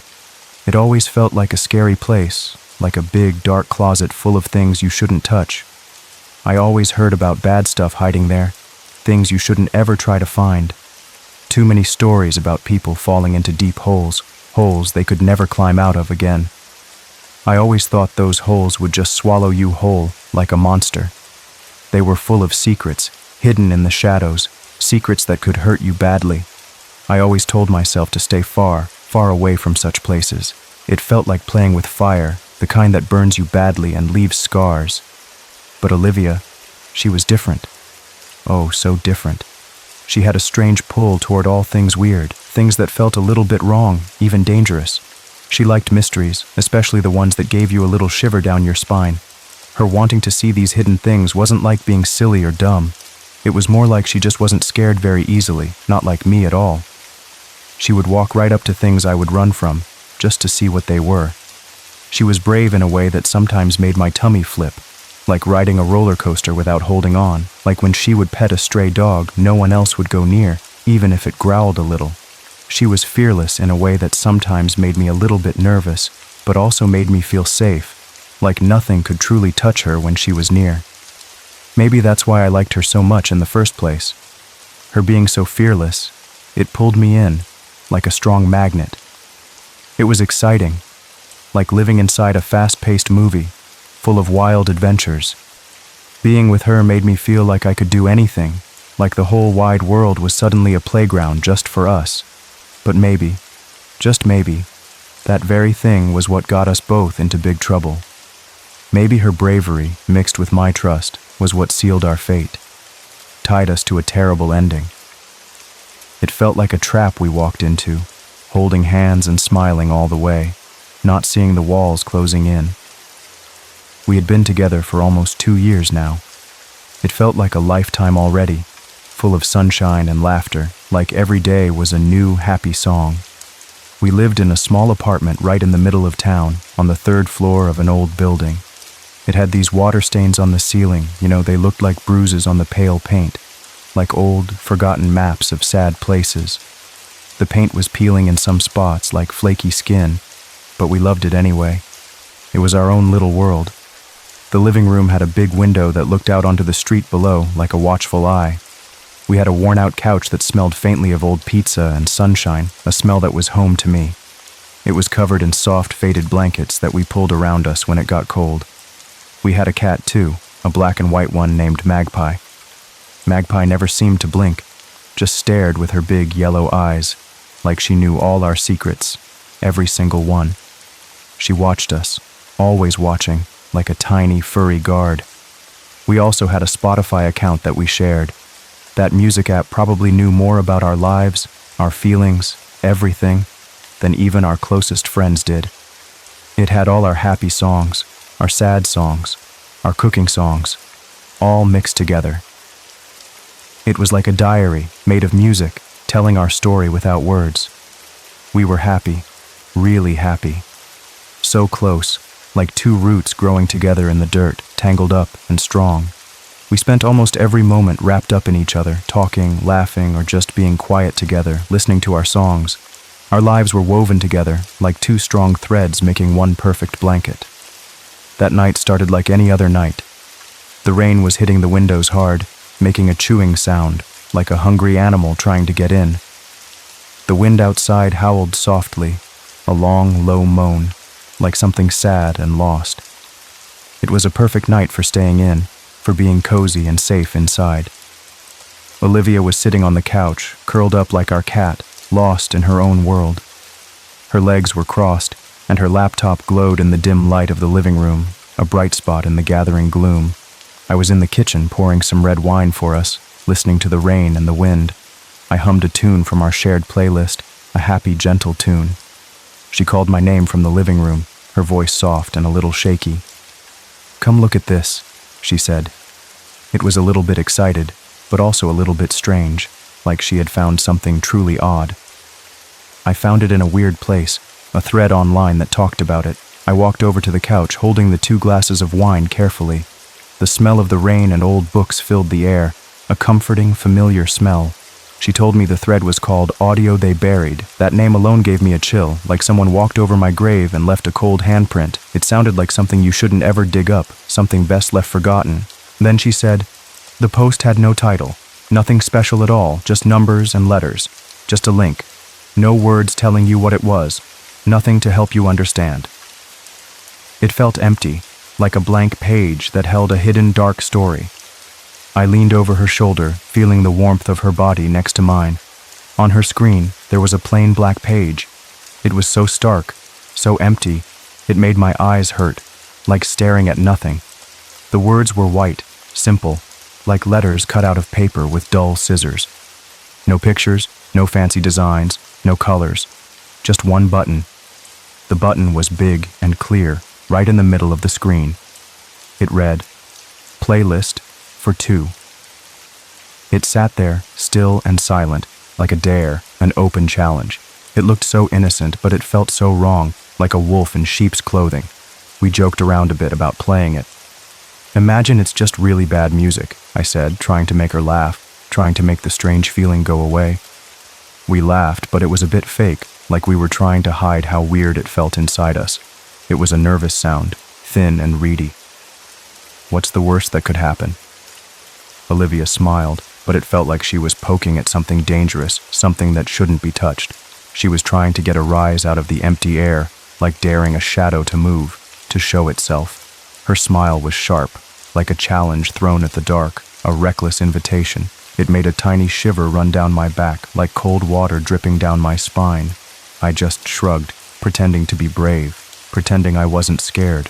She reached out her finger, long and thin, and pressed play.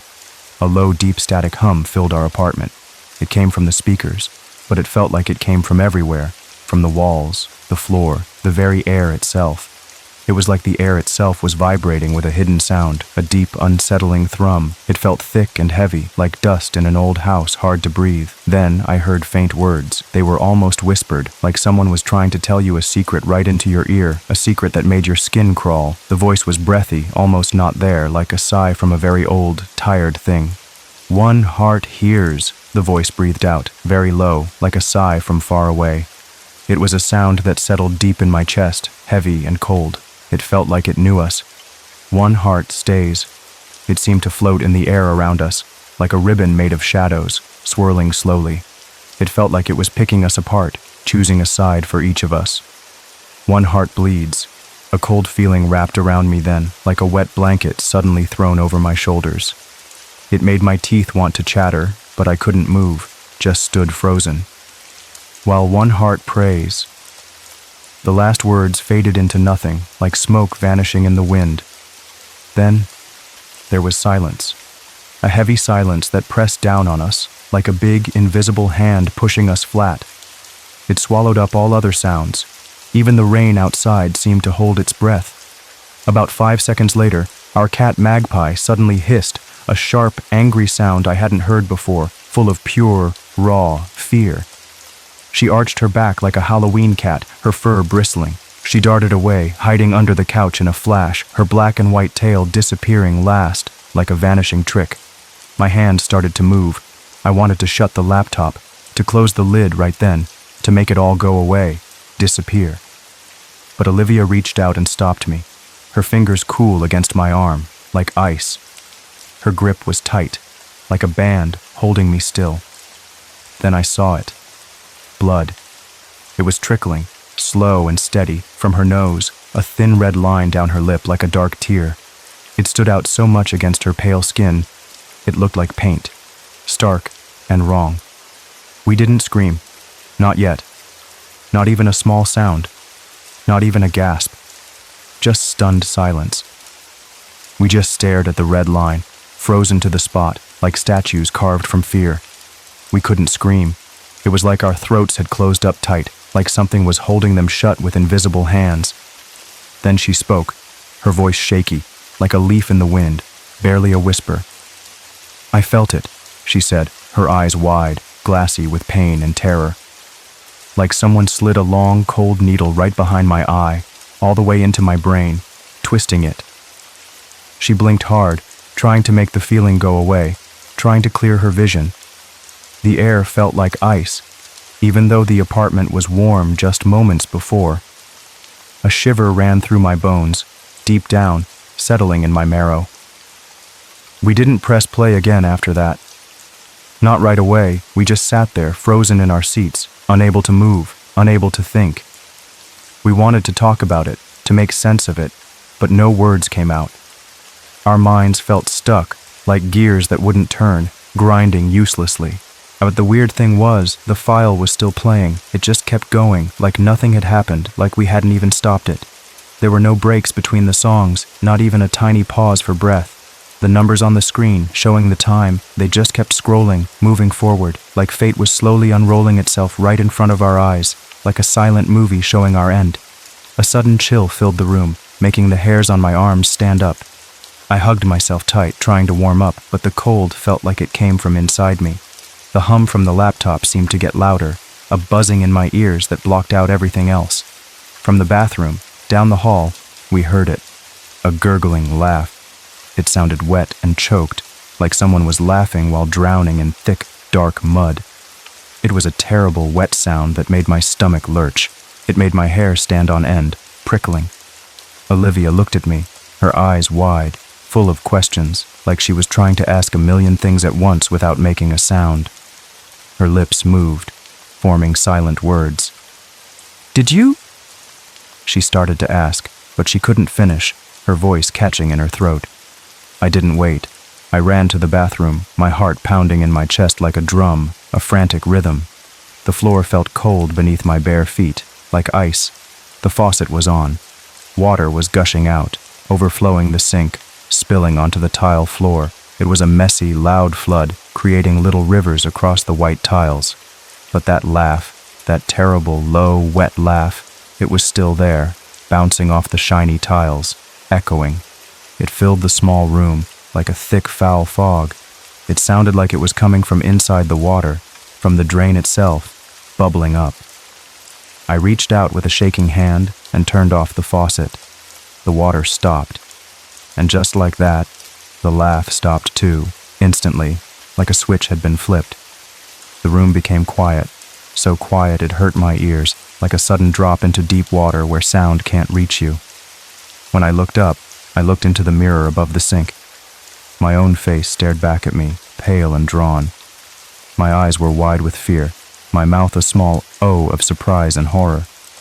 And then I swear, for just a second, my reflection wasn't alone. Someone else was there, right behind me in the glass, a shadowy shape. It was dark, like a smudge on the glass, but moving. It was tall and thin, like a stick figure made of shadows, stretching up to the ceiling. It didn't have a clear face, just darkness where its features should be, a gaping hole. It was there. Then it was gone, like a trick of light. Just a blink, and it was gone. My blood ran cold, right down to my toes, leaving me numb. I whipped around, but nothing was there. Just the quiet, dripping sink and the smell of wet tiles. We tried everything to shut down the laptop. We clicked on the screen, we pressed buttons. Nothing worked. We even unplugged it from the wall, pulling the cord out with a hard yank, hoping to cut its power. But the screen stayed on, and the sound kept playing, soft and persistent, a mocking tune. It was like the music, the evil sound, lived in our very bones now. It had seeped inside us, like poison in our blood, spreading through our veins. It was part of us, like our breath, impossible to shake off. We dragged it into another room, but it was still there, singing its quiet, terrible song, following us like a shadow. The lyrics that played started to get really weird. They began syncing up with things around us, like they were watching us, truly seeing everything. They described our clothes, the shirts we were wearing, the color of my old blue t-shirt, even the faint tea stain on Olivia's sweater. They even described our tiny movements, the way Olivia tapped her foot nervously, the way my hands twitched. It was like the music was watching us, like it had eyes right inside our apartment, everywhere we looked. It knew everything, every secret, every thought. It knew what we were doing, what we were thinking, even what we were about to do before we did it. It was like a cruel spy, whispering our lives back to us. Olivia whispered, her voice barely a breath, like a ghost, so thin it almost broke. "It's writing us," she said.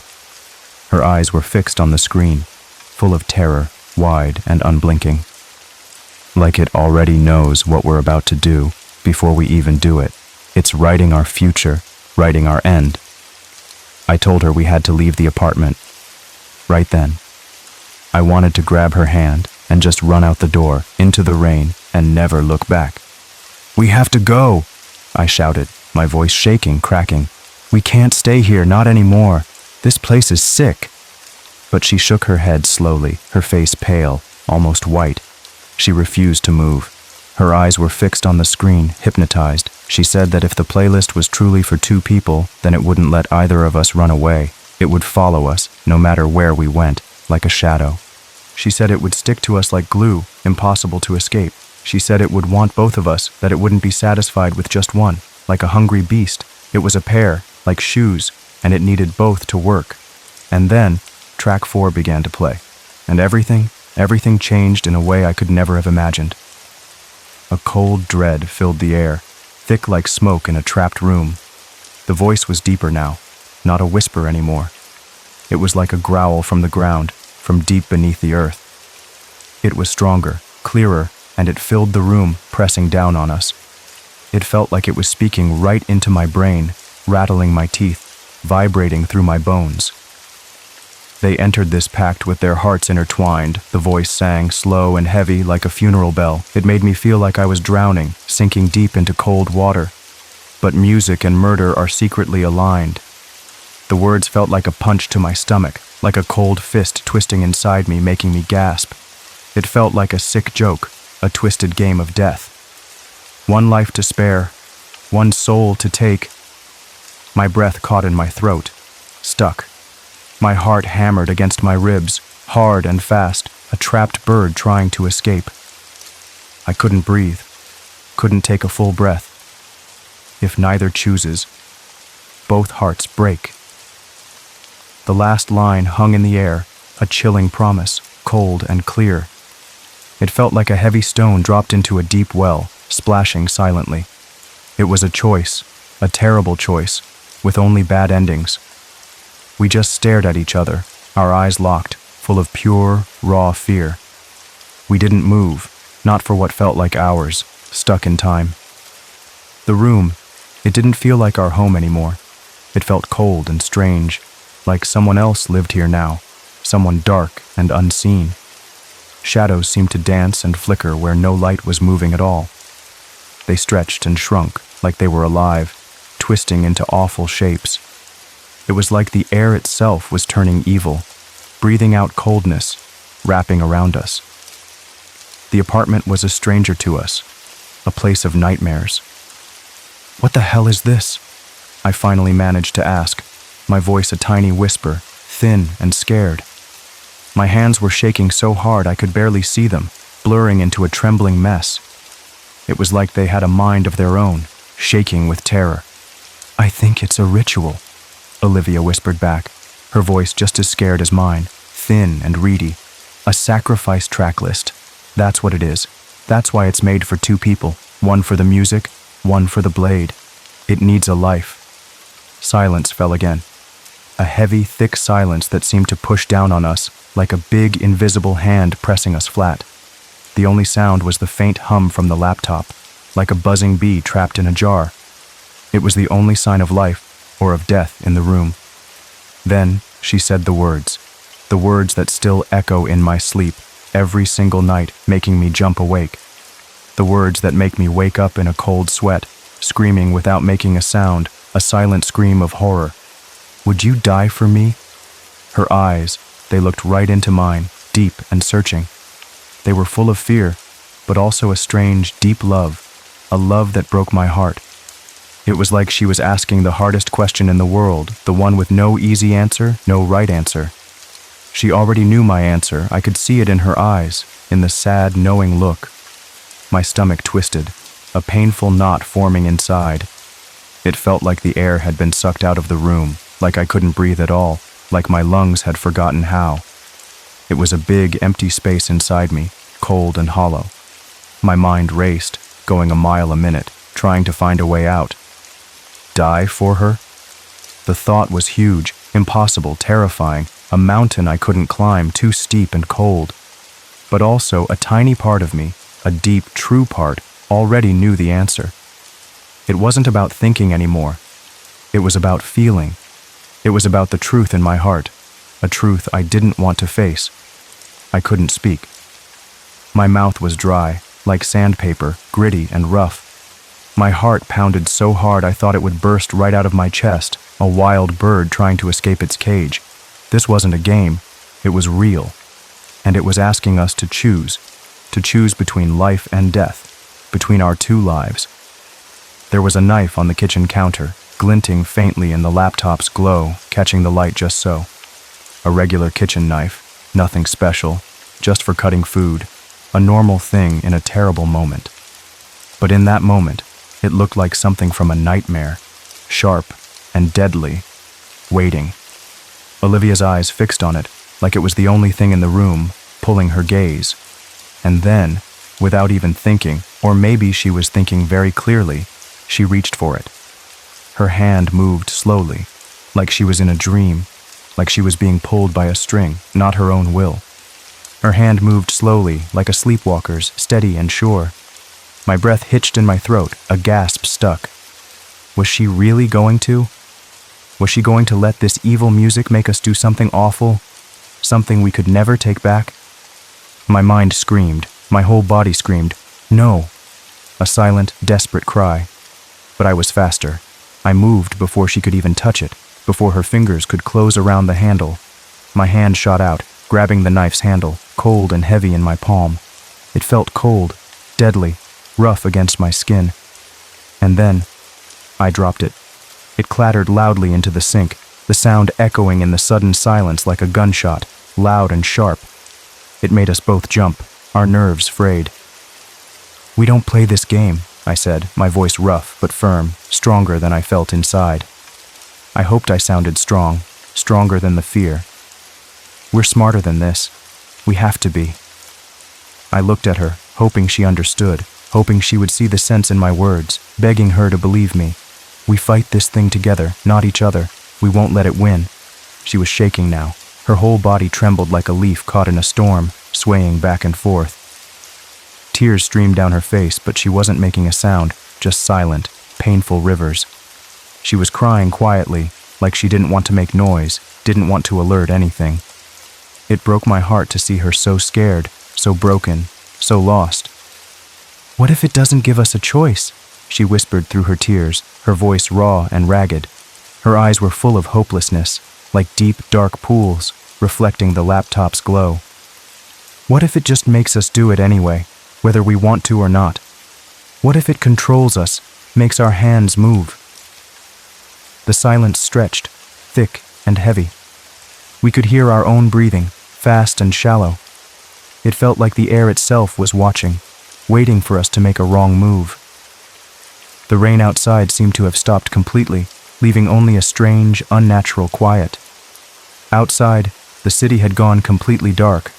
All the lights were out, every single one, as far as I could see. No twinkling stars, no streetlights, no glow from faraway buildings, just blackness. There was no sound from the streets, no cars, no people, just an eerie silence. The world outside had vanished, swallowed by the night.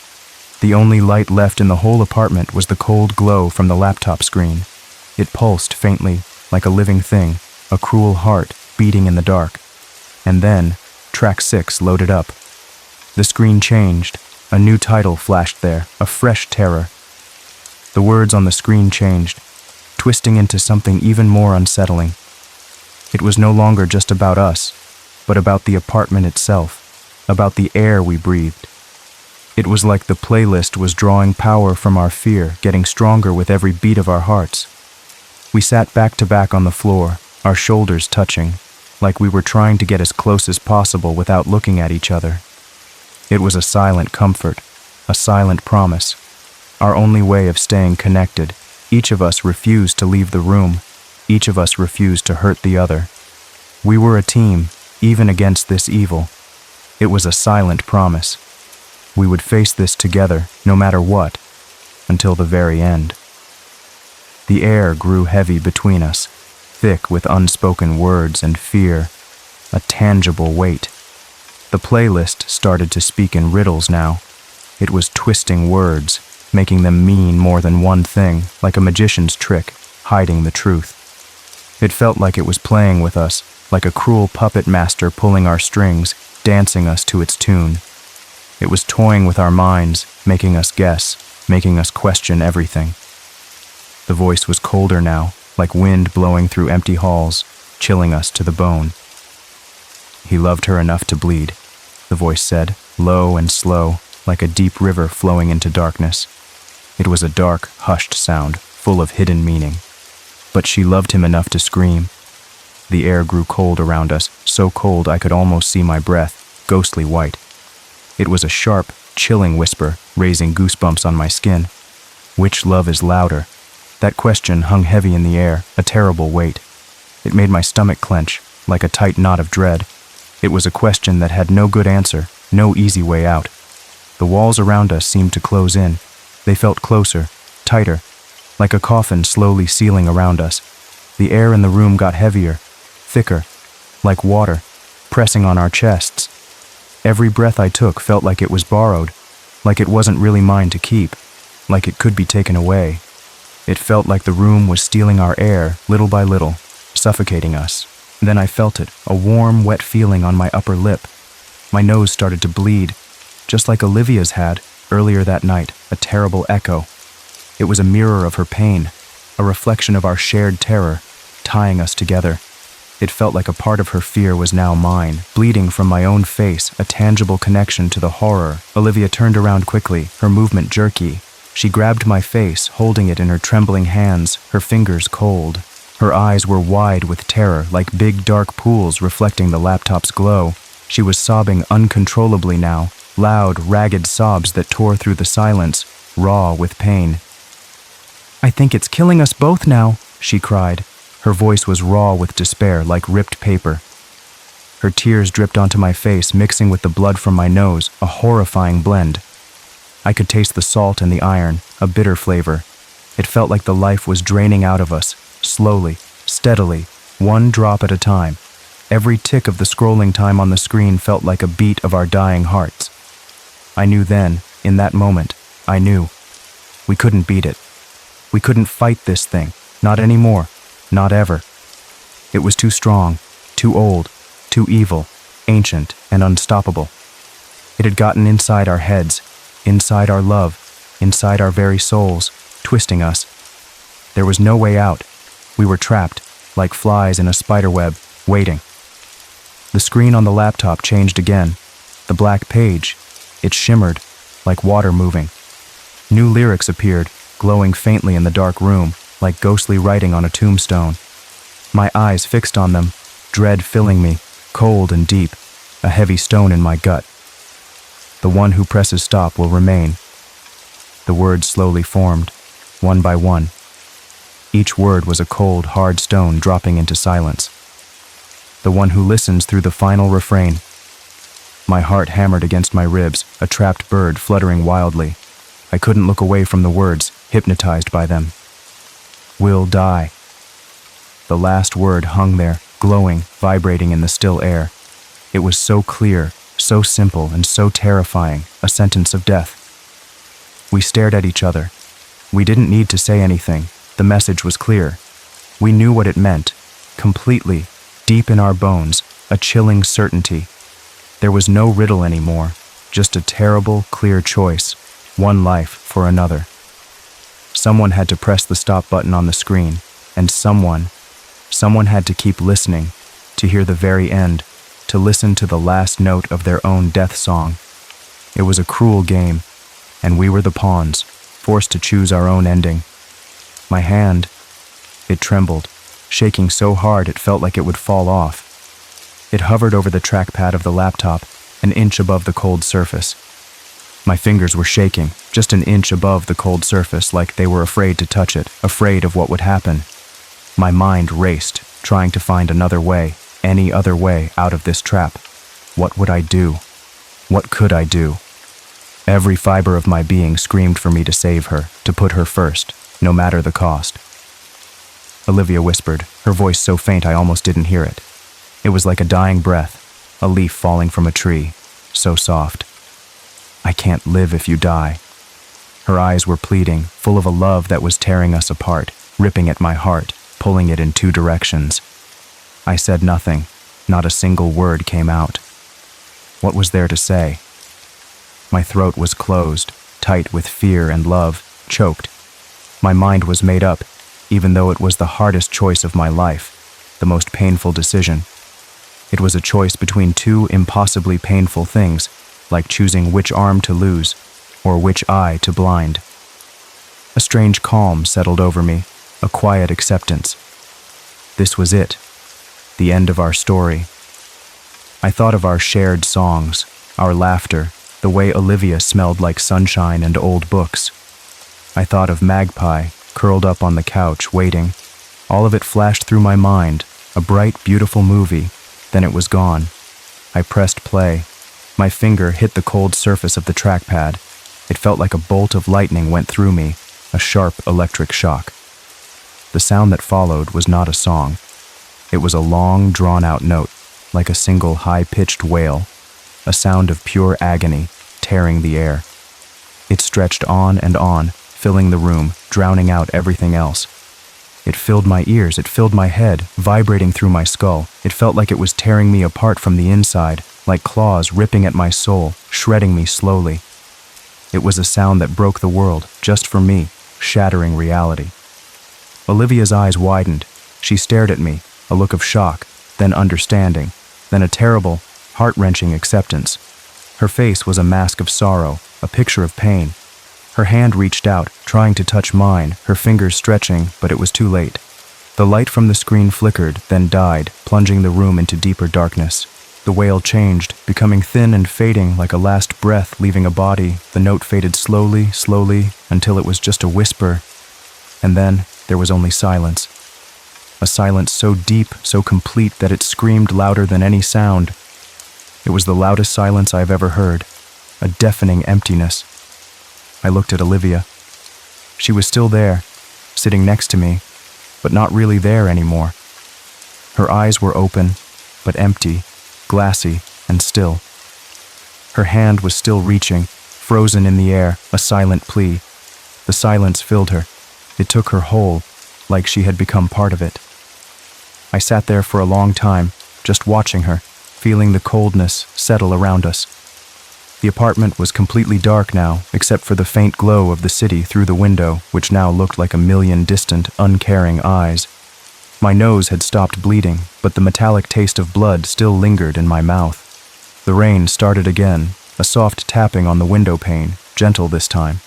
It didn't sound like chewing anymore. It sounded like weeping, a quiet, mournful sound, crying with me. The world felt muffled, distant, like I was living in a dream. I live alone now. The apartment is quiet, so quiet. It hums with the absence of her laughter, her voice, her breath. The rain still comes sometimes, but it sounds different. It doesn't chew on the windows anymore. It just falls softly, like tears, endless tears. It feels lonely, like a single drumbeat in a vast empty room, echoing endlessly. The silence presses in on me, a constant reminder. Every shadow looks like her. Every sound is a trick of my mind, hoping for her to return. Magpie is gone too. She left a few days after. She just walked out the door one morning and never came back. I don't blame her. The apartment feels too big, too empty, like a hollowed-out tree waiting to fall. Every corner holds a memory, a ghost, a whisper of what was, what we had. That laptop is still here, sitting on the coffee table, a dark, silent monument. It's like a tombstone in the middle of the room, marking her absence. I tried to throw it away once, but I couldn't. My hands just wouldn't let it go, wouldn't obey me. It's like it's stuck to me, like a part of my own skin, a cursed tattoo. The playlist, it still exists on that laptop. It's locked, encrypted, hidden deep inside its cold circuits, but I can almost hear it, screaming silently in binary, a cold, hard scream that only I can hear.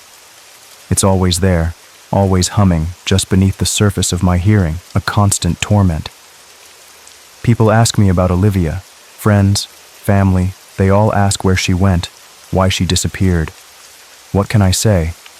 How do I tell them the truth without sounding completely crazy? I tell them she moved, that she changed, and went somewhere far away, to a new city, for a fresh start.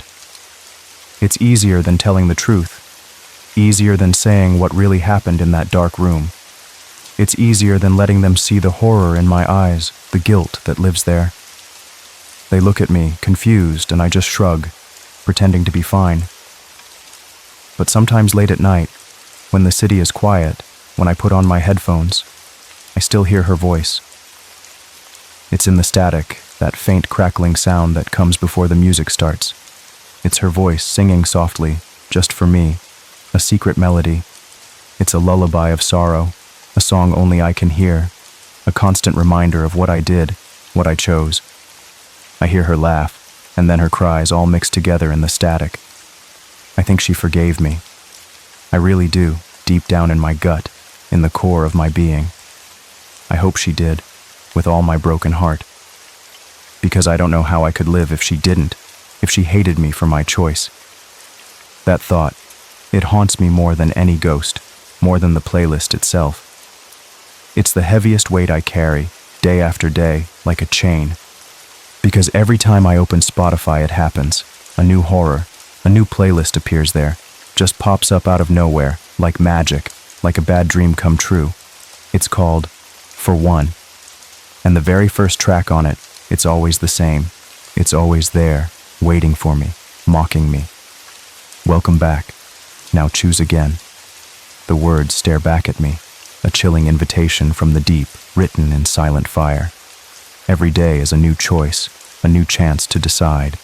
Every breath is a reminder, a whispered question. The playlist, it never really ends.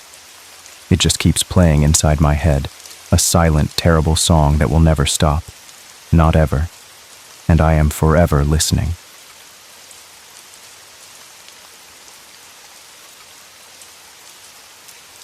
When I took the job at the Sentinel Review, I thought I was fixing my life. Everything had gone so wrong before, I needed a fresh start. My name is Dwayne Johnston, by the way. I used to think I was a pretty good reporter, a smart guy. But then came the Rivera case. Oh man, that one really messed me up. I mean, it blew up in my face. My article, it was all about a man I thought was guilty. I wrote it with so much fire. But I was wrong. So wrong. He was innocent. He ended up taking his own life because of my words, because of my mistake. After that, no paper wanted me. Not one. My phone stopped ringing. My name felt dirty, you know, like it was covered in guilt, like it smelled like fresh ink and old mistakes. I tried to get jobs, but the doors just closed. Everywhere I looked, it was the same sad answer. I spent weeks just staring at my wall, feeling empty, like a part of me was just gone. Then the Sentinel Review called. It was a tiny office in Brooklyn. The paint was peeling off the walls inside. The coffee was cheap. But they had heart. A real good one. They didn't ask about old problems. They just wanted good stories. Ones that mattered. I'd been there for about 2 weeks, still figuring out where the coffee mugs were, still getting used to the quiet hum of the old computers. That's when my boss, Mr. Henderson, called me into his office. His desk was always piled high with papers, like a small mountain range. He slid a file across his messy desk. It was thick, and it felt really old. Dust motes danced in the weak light coming through his window. They seemed to cling to the file. "Project codename, Phantom Class," he said. His voice was low, like he was telling a secret. He leaned back in his squeaky chair. He looked at me with serious eyes. I picked up the file. My fingers traced the raised letters. It sounded like something out of a spooky movie. The papers inside were yellowed. They talked about the year 1985. So long ago. The place was Cold Grove High, in a town called Otter Hill, Vermont. I'd never heard of Otter Hill. No, not once. It sounded like a place you'd only find on a very old map. It was a small town, way up in the mountains, not somewhere you'd ever visit on purpose. The file said an old yearbook had been found. Just recently, it had pictures of 23 students inside, all from Cold Grove High, all from the same class. And this was the crazy part, the part that made my blood run cold. 21 of those students either went missing or were found dead, all within 2 years. Every single one, just gone, like they'd been erased. Only one person was left alive. Cora Halley. The file had her name typed out. She was at Stillwater Psychiatric Hospital now. She couldn't speak, not a single word. She'd been there for a very long time, since 1987, locked away. The police had never figured out what happened. No one knew why these kids died. No links were ever found. They couldn't connect the dots. They thought the yearbook was gone forever, lost, maybe even burned, but it wasn't. Someone found it at an estate sale, in a dusty box with old junk, in a small, quiet town in rural Maine, far away from Vermont. I turned to the very last page of the file. There was a small, blurry Polaroid picture taped to the back. It showed a bunch of teens in a classroom. They looked happy, all smiles. The picture was old, the colors were faded, but you could still see their bright faces. But someone had drawn on it, with a bright red pen, a thick, angry mark. Big, angry X's were slashed through every single face, every single one, except one, a girl in the third row. She had a small, shy smile. Her name under the picture said, Cora Halley, the survivor. My stomach dropped right into my shoes. It felt like someone had poured a bucket of ice water inside me. This wasn't just a story. This felt wrong. Deeply, deeply wrong. But I had to do it. This was my chance. To prove I wasn't just the guy who ruined a life. This was my shot at getting my name clean, at finding some kind of peace. I packed my bag. Just the basics. Some clothes. My notepad. My old tape recorder. Grabbed my car keys. And made sure the yearbook was tucked deep inside. It felt heavy. Too heavy. Like it was already pulling me into whatever darkness it held. Like it was a magnet, pulling me to the one place I probably shouldn't go. Otter Hill was the kind of town you miss if you blink. It was so small, so quiet. The map barely showed it, just a little dot in the green part of Vermont, hidden away. It looked like a town that used to be something special, like it had big hopes, maybe 1 million, or a busy general store. But then it just stopped, like a flower that never quite bloomed, or maybe it just withered away. The roads leading in were winding, like long gray snakes. Trees pressed in close. The branches reached out, almost touching my car, like a tunnel of green. The air got colder, even though it was the middle of summer. A strange chill. Cold Grove High School stood at the edge of town. It looked like a very old, forgotten tombstone. It had been empty since the late 1980s. A ghost building, ivy, thick and green, wrapped around its red bricks, like giant clinging fingers. The front gate was made of iron. It hung crooked on its hinges. When the wind blew, it creaked. A long, sad sound. It sounded like a sad, old person sighing, like it remembered bad things, like it was crying. A soft, rustling cry. I pushed the gate open. The sound scraped against my ears, like nails on a blackboard. The air felt thick, like I was pushing through something heavy and unseen. The school was even bigger up close, taller, more imposing. Windows were broken like empty eyes staring out from a skull. I walked up the cracked concrete steps. They crunched under my feet. The double doors were open a bit, just a crack, like a mouth, waiting. Inside, the air hit me, It smelled old, like moldy bread, like rotten paper, and like things forgotten for a long, long time. A mix of dust and decay. It was dark inside. Just a little light came through the broken windows. It made long, weak beams. Dust motes danced in the light, like tiny, spooky dancers. I could almost hear whispers, soft, faraway sounds, old echoes from students long gone. I had the yearbook in my backpack. I felt its weight on my shoulders. It was a normal weight at first, just a book. But as I walked through the empty hallways, past the locker doors hanging open, it started to feel heavier. No, not just in my head, not a feeling. It really felt heavier, like it was gaining weight, like something was pouring lead into it.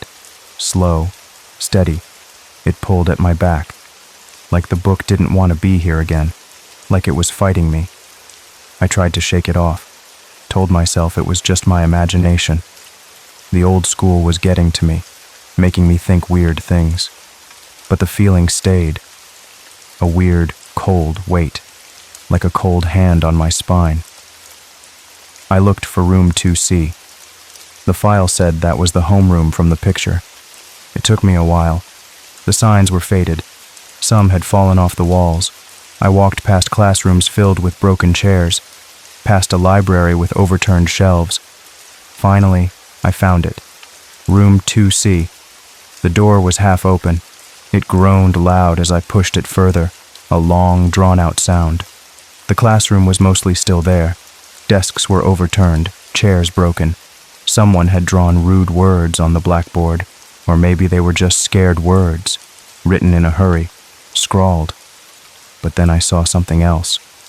On the teacher's desk, it was etched deep into the old wood, not scratched, carved.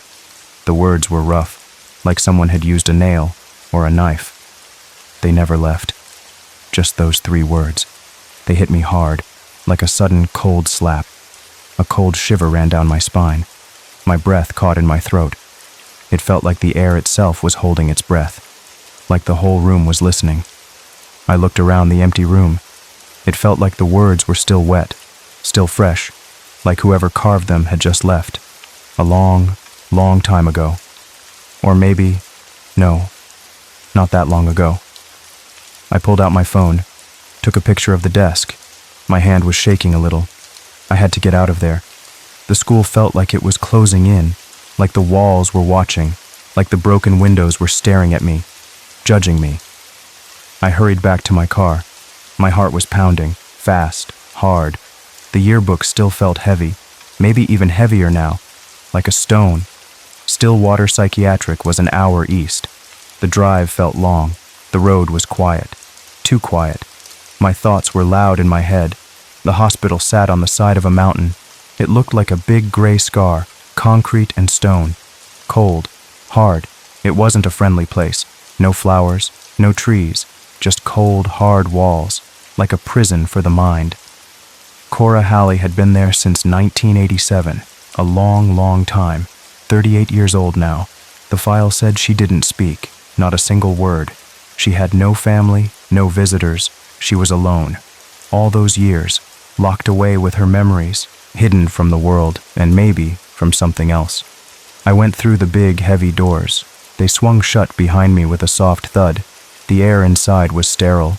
It smelled like cleaning stuff and old sadness, like a forgotten hope. A nurse, a kind-looking woman with tired eyes, showed me to a small room. It had a table and 2 chairs. No windows, just pale, blank walls. Then Cora was brought in. My breath hitched. She was so thin, thinner than her picture, so pale. Her skin looked almost see-through, like someone who'd never quite finished being scared, like the fear had just drained everything out of her. Her hair was dull, like it had lost its color. Her eyes were wide, but they seemed to look right through me, like I wasn't even there. She sat in the chair. Her fingers started tapping the armrest. A soft, fast beat, like she was counting something. Something I couldn't see. Something only she knew. I tried to talk to her. My voice felt loud in the quiet room, almost harsh. "Cora," I said gently. "My name is Dwayne Johnston. I'm a reporter." She didn't look at me. Her eyes were fixed on the wall. Her fingers kept tapping. A steady, nervous rhythm. I pulled the yearbook from my bag. My hand trembled a bit as I placed it on the table. It slid across the polished surface. The thud it made seemed too loud, like a gavel, like a warning. Cora's eyes widened, just for a second. A flicker of something, recognition, or maybe terror. A quick flash of raw fear. Then they went back to being blank, but her fingers tapped faster, a frantic, desperate beat. I opened the yearbook. The pages felt cold and thick, like stone, like they held ancient secrets. I turned to page 12, the first victim listed in the file. Lucy Bramwell. Her picture was still there, young, smiling, full of life. Lucy vanished on Halloween, I said, my voice low. From a party. No response, just the tapping. Faster now. A nervous beat, a terrible drum. I turned to page 18. Marcus Tier. A boy with bright eyes. He looked so full of dreams. Marcus was found dismembered near the lake, I told her. The words felt like a punch in my gut. No one could figure out why. Just gone. Page 22. Shelley Minton. A pretty girl with long, dark hair. She looked kind, like she would have been a good friend. Shelley died by hanging, I said. It looked like suicide, but the police said there was no note. All these kids, all in 2 years, all from the same damn class, all in the same damn yearbook. My eyes scanned the pages, the faces, all of them so young, so alive, and then gone, erased. The room was still. The only sound was Cora's fingers tapping. It felt like the air itself was holding its breath, waiting. Then her hand moved, slowly, like she was fighting something. It reached out. Her fingers were thin and shaky, like dry twigs. They reached for my pencil, the one I used for notes. I slid my notepad over to her. It was a fresh, clean page, empty. She took the pencil, held it tight. Her hand trembled as she pressed the tip to the paper. She began to draw, fast, messy at first, just lines going everywhere. I leaned in close, trying to see what she was doing, my heart thumping. At first it just looked like random scribbles, a child's angry marks. But then I saw it. Dozens of stick figures, small, simple shapes. They looked like children, small, scared. A classroom, like the one I'd just left. Desk outlines, a blackboard, a clock with no hands. The minute and hour hands were gone, like time didn't matter there, or couldn't be measured. And then, one figure, standing apart from the others. It was taller than the rest, and its eyes, they were drawn too big, just huge, staring circles, empty, blank, like black holes, but watching, always watching. She kept drawing, fast, scared, like she was in a hurry to get it out. Then she stopped. Her hand dropped. The pencil clattered on the table. The sound echoed, too loud. She slid the notepad across to me. Her face was pale. Her eyes were still blank, like all the life had drained out of them again. One word was written under the drawing, in shaky, messy letters. Hard to read, but I saw it. Teacher. My heart hammered against my ribs. A cold wave washed over me. The drawing, the eyes, the classroom, the word. It all clicked. This wasn't just a class. This was something else. Something much, much worse. I left Stillwater feeling heavy, like I was carrying a great weight. The sun was setting. The world felt different, changed. The word teacher echoed in my head. Who was this person? Why no record? How could someone just not exist? I went straight to the town archives in Otter Hill. It was a small, dusty place. The air smelled like old paper and forgotten things, like the school, like a graveyard for documents. I spent hours looking, payroll records, employment files, old school yearbooks, anything about Cold Grove High, 1985, anything about Homeroom 2C. I found class lists, student names, attendance sheets, so many names. But when it came to the teacher for Homeroom 2C in 1985, there was nothing.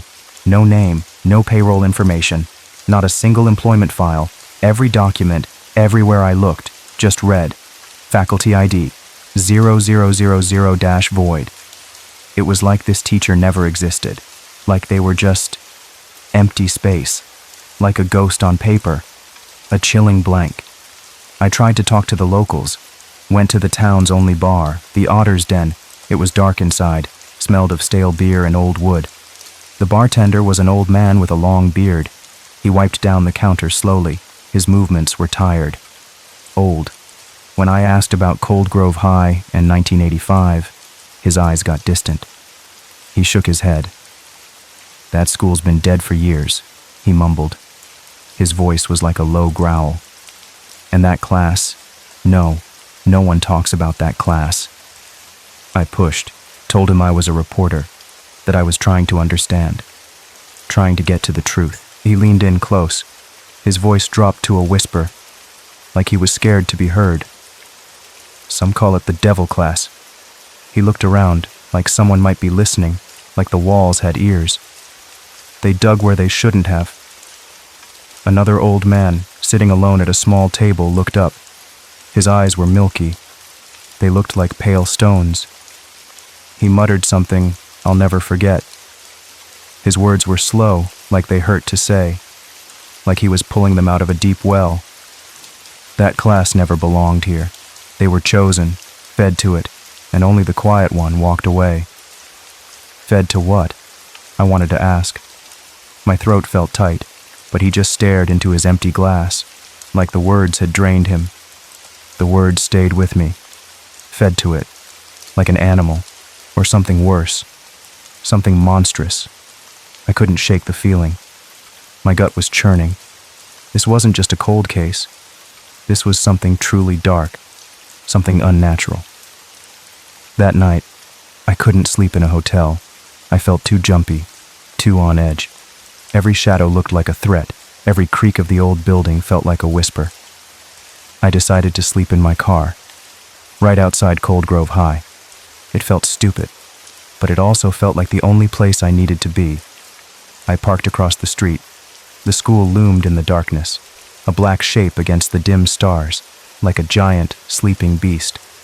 I pulled a blanket over me, tried to get comfortable, but my mind was racing.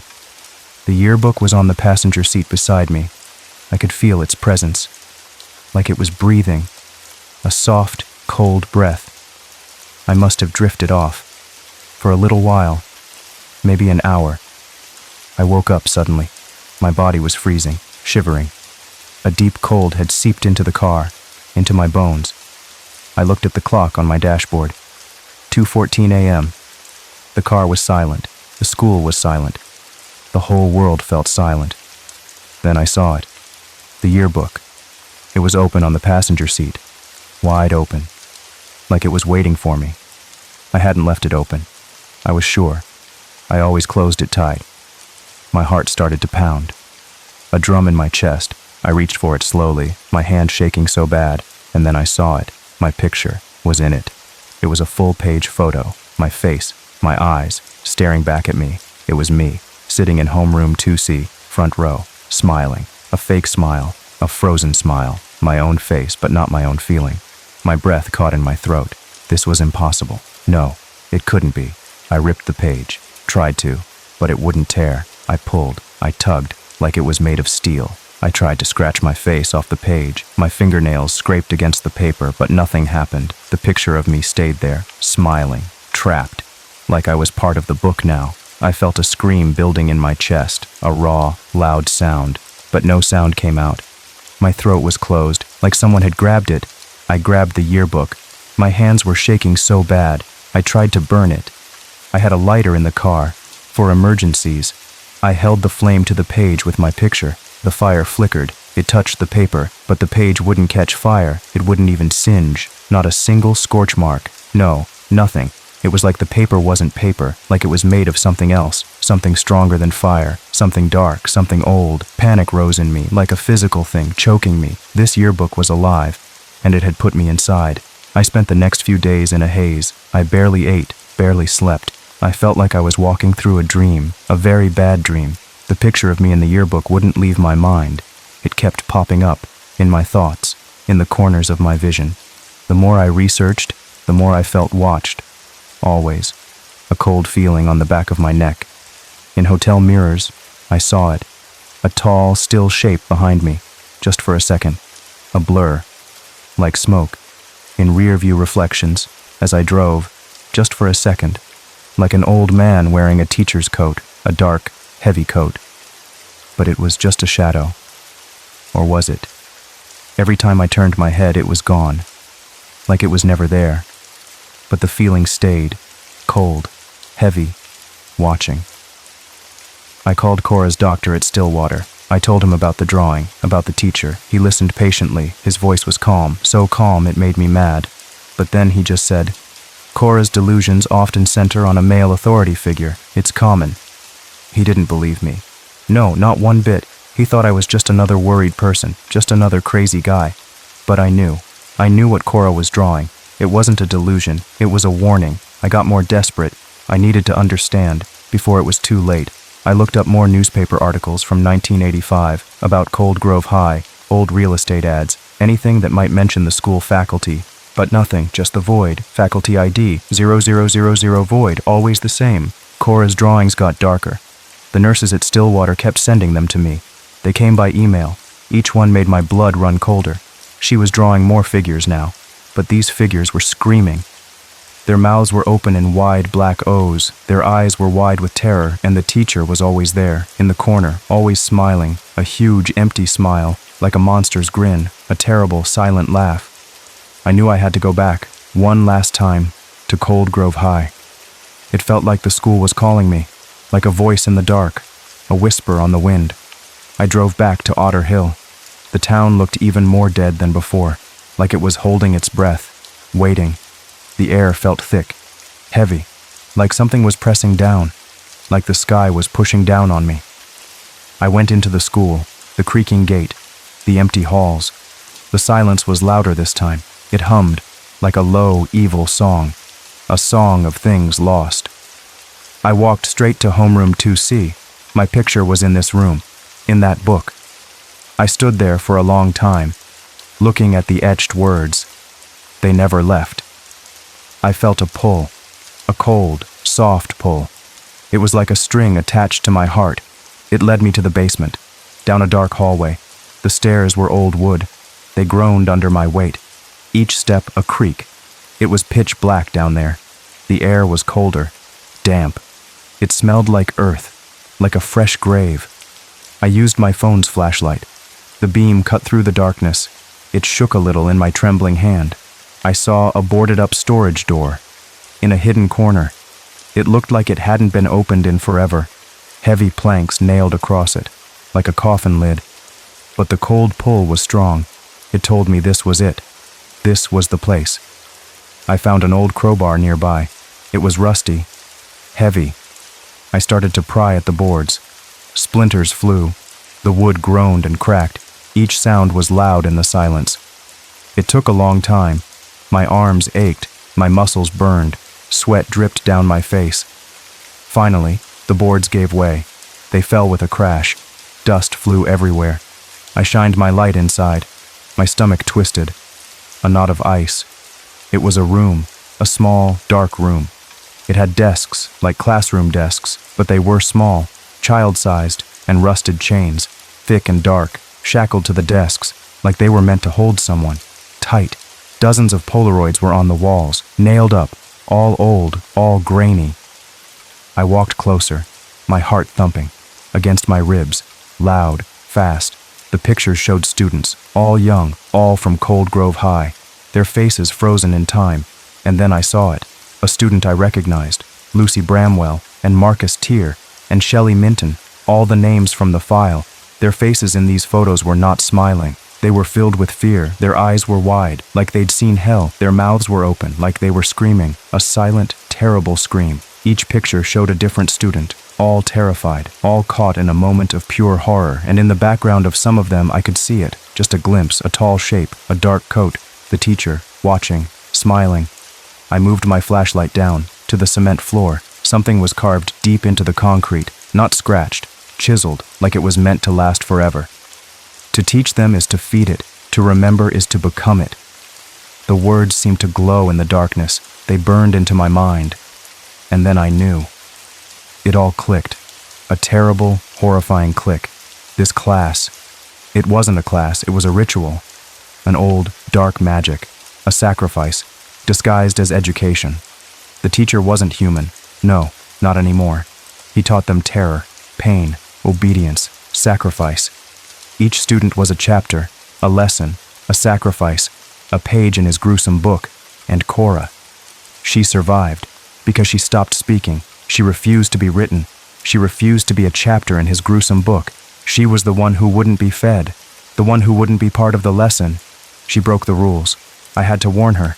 I had to get her out, before it was too late, before the teacher came for her again. I ran out of the school. My legs burned. My lungs ached. My breath came in ragged gasps. The yearbook felt like a lead weight in my backpack, pulling me down. I drove back to Stillwater. The sun was rising. The sky was gray, but it felt like midnight. I burst through the hospital doors. I didn't care about rules. "Cora Halley," I shouted. My voice was hoarse. "Where is she?" The nurse looked at me, confused, her eyes wide. "Sir, you can't just—" "Cora!" I yelled again. My voice cracked. "I need to see her. It's important." Another nurse came over. Her face was tight, like she was holding back. "She's gone, sir." Her voice was flat, like she was talking about the weather. My blood ran cold. "Gone? What do you mean, gone?" "She vanished," the nurse said, "from her locked room, this morning. No footage, no witnesses, like she just melted away, like she was never there." My heart sank. A terrible, cold dread washed over me. No, it couldn't be. Not now. Not when I finally knew. I ran to her room. It was empty. The bed was neatly made, like she had never slept there. But on her pillow, there was a drawing. It was the yearbook, drawn simply, but clearly. And then, a single new photo drawn inside it. Me, sitting in homeroom 2C, front row, smiling. My stomach dropped. The same fake smile, the one I saw in the yearbook. My mind raced, the words from the basement. To remember is to become it. Cora had stopped speaking. She refused to be written, but I had written about it. I had dug into it. I had remembered. And now I was in the book. I was part of the class. The room grew cold. The air thickened. A smell like old paper and dust filled my nose. I felt a pull, a heavy, irresistible force. It dragged me down. My vision blurred. The walls of the room seemed to stretch, to warp, to become pages. The last thing I felt was a terrible, crushing weight, like paper, like turning pages. And then, nothing. From the editor's desk. The Sentinel Review regrets to inform our loyal readers that Dwayne Johnston, our dedicated field journalist, has gone missing. He was last seen in Otter Hill, Vermont on the morning of June 6th. His car was later found abandoned near the old Cold Grove High School. Inside the vehicle, authorities discovered a burnt notebook. It was charred and mostly unreadable. They also found a school yearbook. It had multiple blank pages inside. No signs of struggle were found. No witnesses. We ask that anyone with information regarding Mr. Johnston's disappearance contact the local authorities immediately.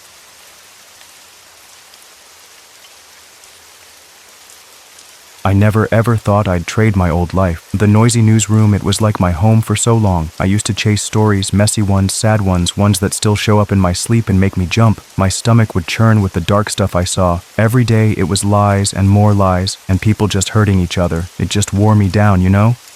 After 22 long years, I just put down my reporter's badge. I finally hung it up for good. I was just too tired of all the fakes, all the darkness, too much bad stuff, too much pain. I wanted something quiet now, really quiet, something clean, something real. I just needed to start over, you know? Like, truly start fresh, completely new. I found Grendel's Peak by accident, a total fluke. It wasn't on any map I trusted. No, not the good, up-to-date ones that show every little road.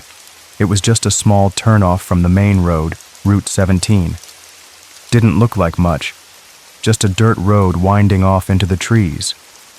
There was a wooden sign, kind of old and crooked, leaning to one side. It swung back and forth in the wind, making a soft creaking sound. "Welcome to Grendel's Peak, a taste of home," it said.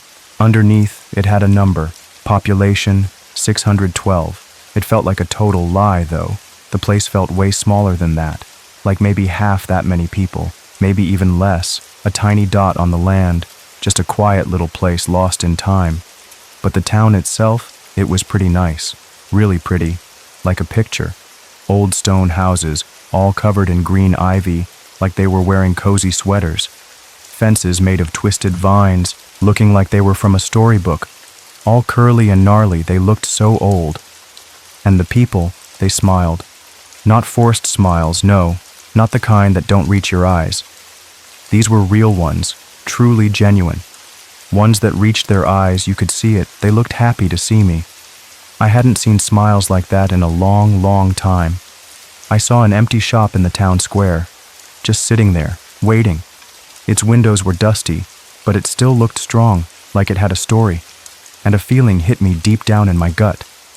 This was it. This was the place. It felt like a light turning on inside me. In just a month, I bought the place. Signed all the papers, my hand shaking a little. Got the big, heavy ovens put in the back. I even painted the sign myself. Took me a few tries, but I got it. My hands were stained with paint for days. The crust and crumb. That's what I called my bakery. People laughed when they heard it, a warm, soft sound. They said it sounded so nice, so warm and cozy. It just stuck somehow. It felt right, like it was meant to be. The air in there, it always smelled like flour and sugar and hot, fresh bread. It was a good smell. Business took off right away, faster than I could have dreamed. I made sourdough bread that just melted in your mouth. You hardly had to chew it at all. My jam rolls, they were gone by noon every single day. People would line up early, sometimes before sunrise, just for them. And the morning buns, oh man, the whole school staff would come in before the bell rang, laughing and joking. They loved those buns so much. The people in Grendel's Peak, they were so warm, like almost too warm if that makes sense. They really wanted me to be one of them, part of their family. They'd ask me to dinner on Sundays, sometimes 2 or 3 different invitations. They gave me jars of homemade fruit jelly, all kinds of colors and flavors. They called me neighbor, but they said it like it was a special, holy word. Like I was family, one of their own, not just someone new. I hadn't felt so accepted, so loved, in many, many years. Not since before my old job had made me so, closed off and wary. So I let myself lean into it.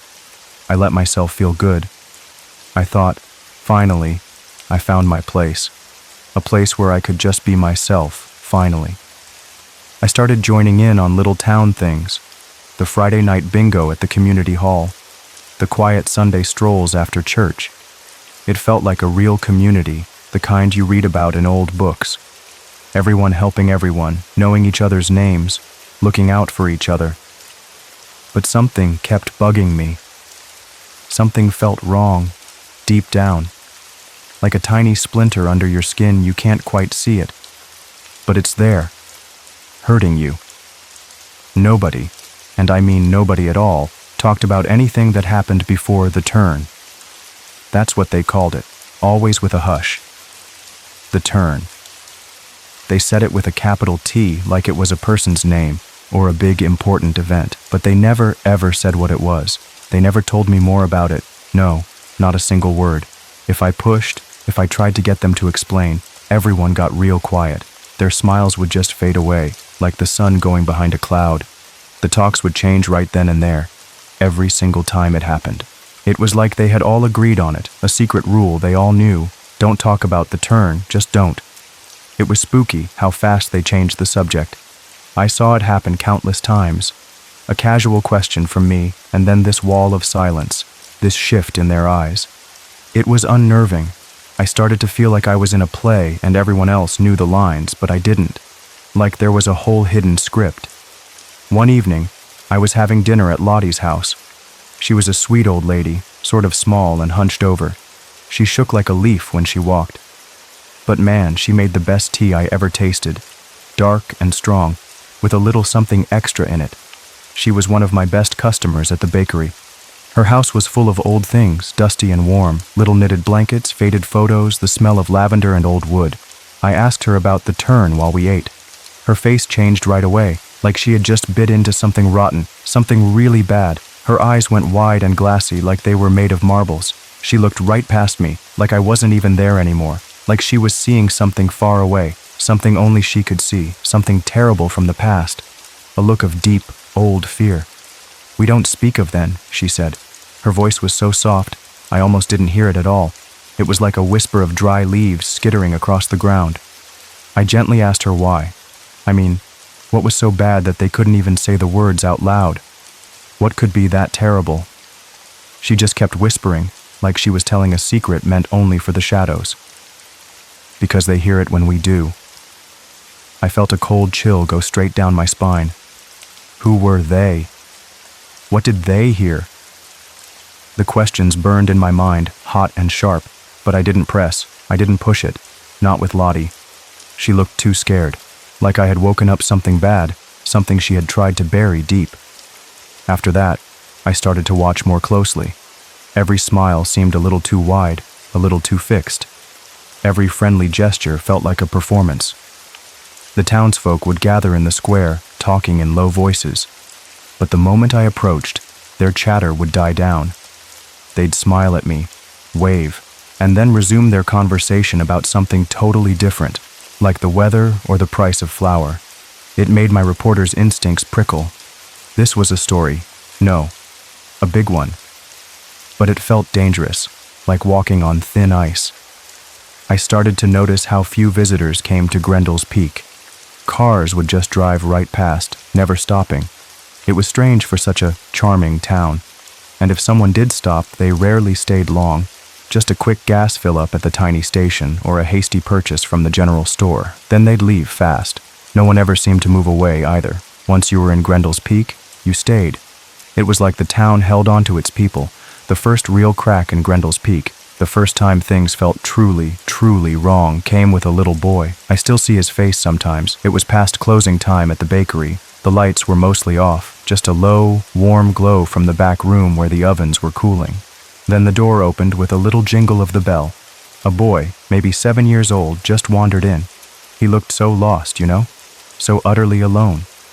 His knees were all muddy, like he'd been playing in the dirt. One of his shoes was gone, and his sock was dirty and torn. He just stood there by the counter, real still. His eyes were glued to the big mixer. It was spinning slow, just cleaning itself, making a soft whirring sound. He just watched it go around and around. I asked him his name. He didn't say anything, no, not a peep, just kept staring at the mixer, like he was seeing something important in the metal bowl, something magical. I offered him a warm scone, fresh from the oven. It was still steaming a little, smelling sweet.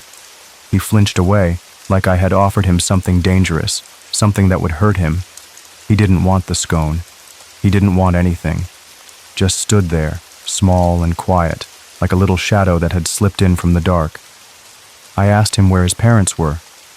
My voice was soft, you know? I didn't want to scare him more than he already looked, all alone like that. He looked at me then. His eyes were so old, so tired for a kid. They weren't 7-year-old eyes at all. They were like someone who had seen too much, far too much for his age. "You're not from here," he said. His voice was low, like a secret, like he was trying not to be heard. It sounded almost sad, with a hint of warning. "No," I said. I nodded slowly. "No, but I live here now." I tried to smile, tried to be friendly, to make him feel safe, to let him know I was good. He shook his head slowly.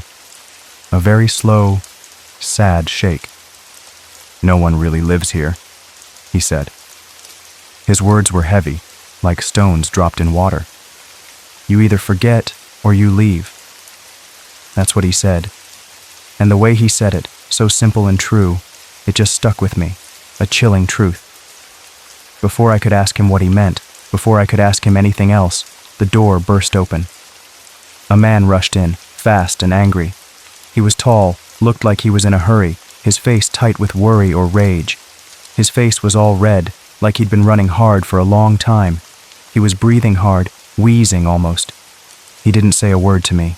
Not one single word, no, nothing at all. He just grabbed the boy's arm. He grabbed it hard, like he was mad, or scared. I saw the boy flinch. I almost yelled at him. I really did. I mean, it looked like it hurt the kid, so rough. But the boy didn't cry out though. Not even a whimper, just a silent grimace. The man just nodded at me. A quick, sharp nod, like he was saying goodbye or warning me. And then he dragged the kid out, like the boy was a naughty dog being pulled by a leash. The next day, I asked around about the boy. I asked a few folks I knew, folks who bought my bread every single day. I told them what happened, trying to sound casual. They all acted like they didn't know who I was talking about. Like the boy didn't even exist, never walked into my bakery, never vanished into the night. Boy? What boy? They'd say. Their eyes would get a little blank, a little too wide, like they were looking at nothing, like I was speaking a foreign language. It was like that night never happened. No, not to anyone else. Like I had dreamed it up in my sleep, but I hadn't. I knew I hadn't. That feeling, that deep unease, it just grew stronger and stronger. It got harder to ignore now, like a growing shadow inside me, getting bigger every day. It made me wonder about all the other things I might have dreamed up, all the little oddities I'd shrugged off, thinking I was just tired, like the way the old bell in the church tower never seemed to ring for services, or how the graveyard on the edge of town had very few new headstones. Then came the church. There's only one church in Grendel's Peak. A small white building sitting quietly on a little hill surrounded by ancient trees. It had a rusted bell in its tower, green with age. It didn't have any church name on it, like Baptist or Methodist. Just a simple plain cross on top. One night, I woke up around 3 in the morning. My room was dark, really dark. But I heard something, a faint, strange sound. Music. Faint organ chords, like someone was playing way off in the distance, and a low, muffled chanting like a hum under the ground vibrating through the earth. It was strange, not like any church music I'd ever heard before. No, nothing familiar. It sounded old. It sounded deep. It sounded like something not quite right. I got out of bed. My heart was beating a little fast, thumping like a drum in my chest. I just felt pulled to it. No, I had to know what was going on. I put on some clothes, quick and quiet, my hands fumbling in the dark. I walked out into the silent night. The moon was high, big and round, casting long, eerie shadows. I followed the sound, through the quiet town square where nothing ever seemed to move, past all the dark, sleeping homes, silent and still. The music got louder as I walked. The chanting became clearer, a low, guttural sound, like something animalistic. It was definitely coming from the church. When I reached the church, I stopped. It was full, packed with people. Wall to wall, it looked like, even though it was so late, and no one had mentioned a service. But all the windows were blacked out, like someone had put thick, dark curtains over them or painted them black. No light got out at all. I found a small crack near the back. It was in one of the old wooden boards, split and warped. Just a tiny slit, barely big enough to see through. I pressed my eye to it. What I saw, man, I still see it when I close my eyes. It's burned into my mind, a terrifying picture. They weren't praying. Not like I understood praying, no. Not with heads bowed or hands clasped together.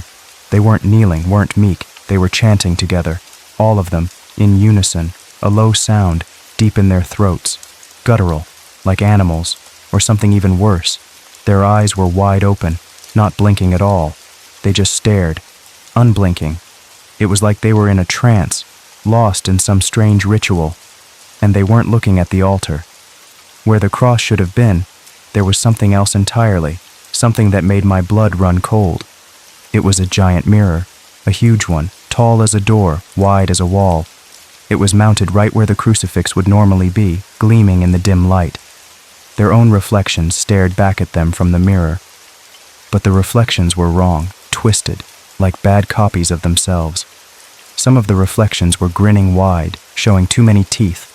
A hungry grin, like they wanted to bite something, to devour it.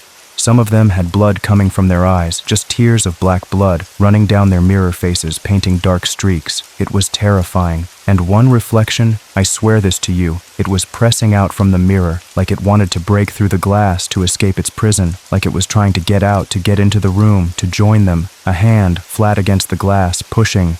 A face pressed hard, like it was trying to breathe. I just stood there.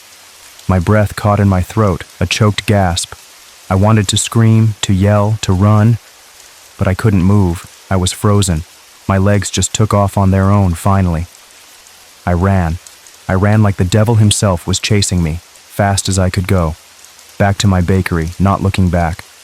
I slammed the door shut, locked it with every lock I had, fumbling with the bolts. I just sat there in the dark, shaking, for a long, long time, until the sun started to come up. The next day, I waited. I thought someone would say something about the church. Someone had to, right? They had all been there. But no one mentioned the church service. Not a single soul. They all just bought their bread, smiled, and said, "Have a good day, neighbor." It was like I hadn't seen anything. No, like it was all in my head. Like I was the only one who saw it, the only one who remembered. It was like living in a nightmare that no one else was in. And the worst part? They acted so normal, it almost made me doubt myself. That's when I started to really get scared. Not just uneasy anymore. Real deep down fear that settled in my bones, a cold weight. I started to think about leaving. My gut screamed at me to just go, to run far away and never look back. But part of me, the old reporter part, wanted to know more. I wanted to find out what the turn was. What was going on with the church? What was really wrong with this strange, beautiful place? I thought maybe, just maybe, I could help them. That was the journalist in me, you know? Always trying to fix things, even when they seemed broken beyond repair. I tried to talk to Lottie again about it. I went to her house, knocked gently. She opened the door, her eyes sad. But she just looked at me with those sad, scared eyes of hers, like she knew what I was going to ask. She wouldn't say anything. No, not a word. She just made her strong tea and changed the subject right away to the weather or my bread. Her hands shook even more than usual. I started to notice little things now. The way the townsfolk would all stop talking when I walked by, their voices suddenly hushed. Then they'd start up again, but about something totally different, like the weather, or how good my new poppy seed rolls were, as if nothing had happened. I saw the boy again, the one from my bakery. He was playing by himself near the old mill, just tossing rocks into the stream, alone. He looked even smaller than before, even more alone. His clothes were dirty and his hair was messy. My heart ached for him. I walked over slowly, trying not to startle him. "Hey there," I said, trying to be calm and friendly. He looked up, his eyes meeting mine. His eyes, they were still so old and knowing, like he carried the weight of the whole world. He didn't seem surprised to see me. "You didn't leave," he said. It wasn't a question. No, it was just a statement. He knew I hadn't gone, like he had been watching. "No," I said. "No, not yet." I tried to sound normal, like it wasn't a big deal, like I wasn't scared. "Why would I leave?" He just stared at me for a long moment, his young face unreadable. "Because you didn't forget," he said. And then, just like last time, his mother came out of nowhere. She smiled at me, a wide, pretty smile, almost too perfect. But her eyes were just like the others, blank, empty. She took the boy's hand and led him away. He didn't look back at me, just walked with her, his small hand lost in her big one, disappearing from view. I felt like an alien, like I was seeing something no one else could see, or no one else wanted to see. The world felt upside down, completely wrong. Every day felt heavier. The perfect smiles of the townsfolk started to feel like masks, their friendliness, a kind of bait. I started making plans, quietly, slowly, saving up money, thinking about where I would go, how I would leave without anyone noticing, but part of me still couldn't quite accept it. Maybe I was just tired. Maybe the years of dark stories had made me see things. I tried to rationalize it. The mirror in the church? Maybe it was a new kind of modern art. The boy? Just a strange kid. But the gut feeling wouldn't go away. The splinter was getting bigger. No, it was turning into a shard of glass, digging deeper. The final straw, the thing that made me really understand, came about 2 weeks ago. It was a Saturday, a bright sunny day. I was invited to a dinner, a big one. Community cookout by the lake, they called it. Everyone was going to be there, and they insisted I come. I felt like I had to go, to keep up appearances, to act normal, to pretend I didn't know the things I'd seen, the dark secrets. I told myself it was my last chance to see if I was wrong, my last chance to convince myself everything was okay, that I was just being silly. Everyone brought something to eat, a big dish of their own. I brought 3 big loaves of my olive ciabatta bread. It was my best bread, no, really the best. Chewy, with salty olives baked right inside. People always loved it. It was my pride. The cookout was in a clearing by the lake. The air was fresh, the trees were green, and the sun shone bright. It looked so normal. Kids were running around, laughing. People were talking, their voices light and happy.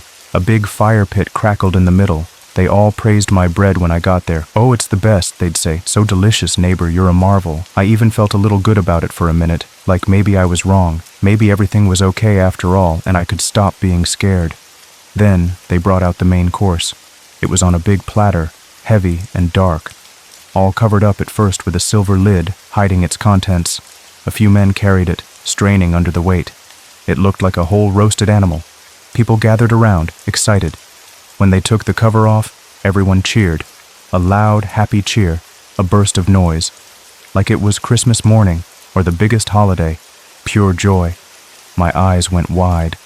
No one told me what it was, but I knew, deep in my gut, before I even saw it clearly, that it wasn't good. It wasn't pork. It wasn't beef. It wasn't chicken. It wasn't anything I'd ever smelled before in my life. It was a strange, earthy smell. The smell was different. Not bad, exactly, but wrong. Like something you shouldn't be smelling, something that didn't belong on a table. The texture of the meat was off, too. It looked too pink, too smooth, maybe, too fine. I couldn't quite place it, but my stomach clenched. And the rib cage. It looked so strange, too narrow, too small for a pig or a cow, for any animal I knew, but undeniably a rib cage. It looked human. The thought slammed into me like a punch to the gut.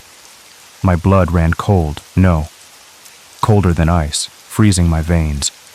I felt sick to my stomach. My hands started to shake so bad I could barely hold my plate. I wanted to run, to scream my head off, to throw up everything, but I couldn't. Everyone was there, sitting around the big table, smiling, eating, laughing. It was a terrifying scene of normalcy.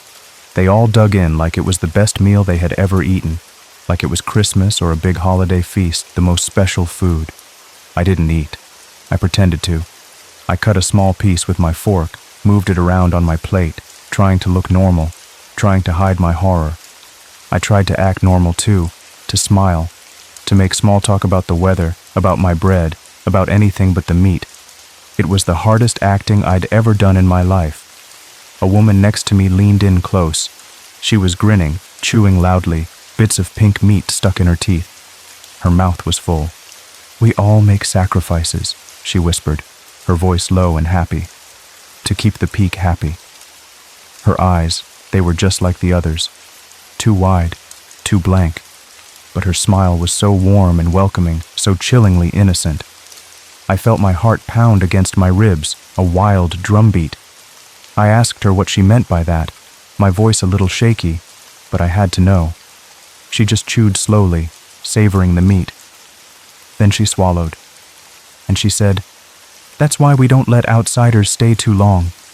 She looked right at me then, her gaze piercing. Her smile got a little wider, showing more teeth. "Unless," she said, "unless they prove useful."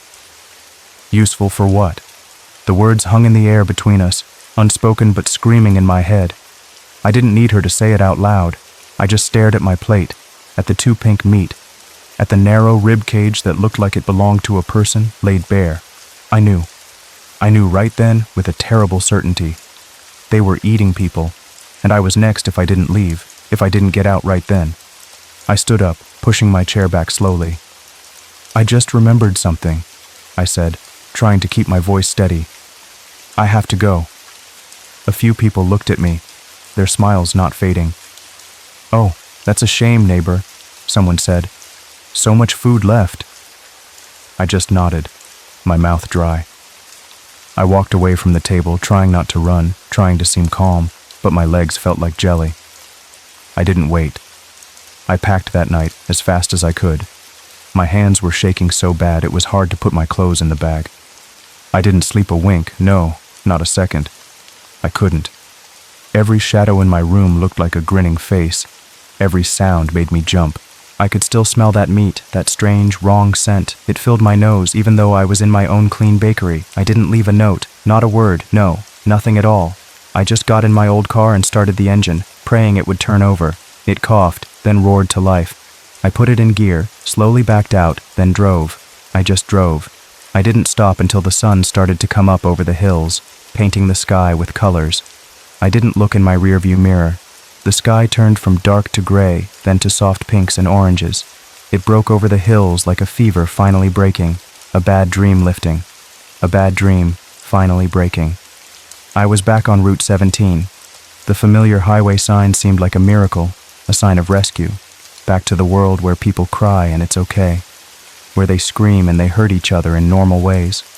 Ways I understood. Not in scary rituals under a blacked-out church. Not in creepy shadows and secrets. Not with blank smiles and empty eyes and human meat on a platter.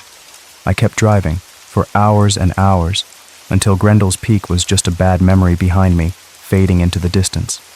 I moved to a new town, a normal town, with normal people. I opened a new bakery. The bread smells the same, warm and sweet, familiar. But sometimes, when I'm kneading dough, my hands plunge into the soft flour, and I think of that pink meat, and I shudder. A deep, cold shudder that goes to my bones, a feeling that never quite leaves me. The smell, the faces, the silent horror, they still write to me, every single week, like clockwork. A letter comes to my new address, no matter how many times I move. No return address on the envelope? No, never. Just my name, written in a shaky, childlike handwriting that looks so innocent, so familiar. And inside, just one sentence, written in that same strange scrawl, like it was a code only I could understand. You forgot to say goodbye. It means they know. They know where I am. They know I didn't forget what I saw. No, they know I remember everything, and sometimes I wonder.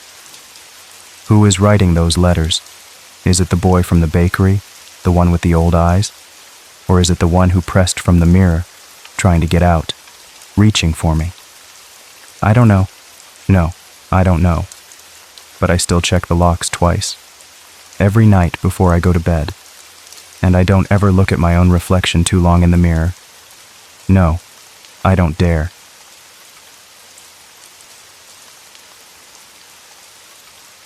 I've spent my whole adult life trying to forget the boy I used to be, the one with eyes too big, but he just won't let me. No, not at all. He claws his way back like something stuck in your throat. He pulls me back into the dark corners of my mind. It's a fight I'm always losing, every single day. My name is Steve Merrow. I'm 41 years old. My hair is thinner now, and there are lines around my eyes. I look tired, like I haven't slept in years. I used to be a special kind of mind doctor for the police. I'd go into the messy thoughts of bad people, twist them around. I'd help the cops figure out why someone did something terrible. Now I just stay hidden, with blood under my fingernails. It's not fresh blood, not anymore, it's old and caked on.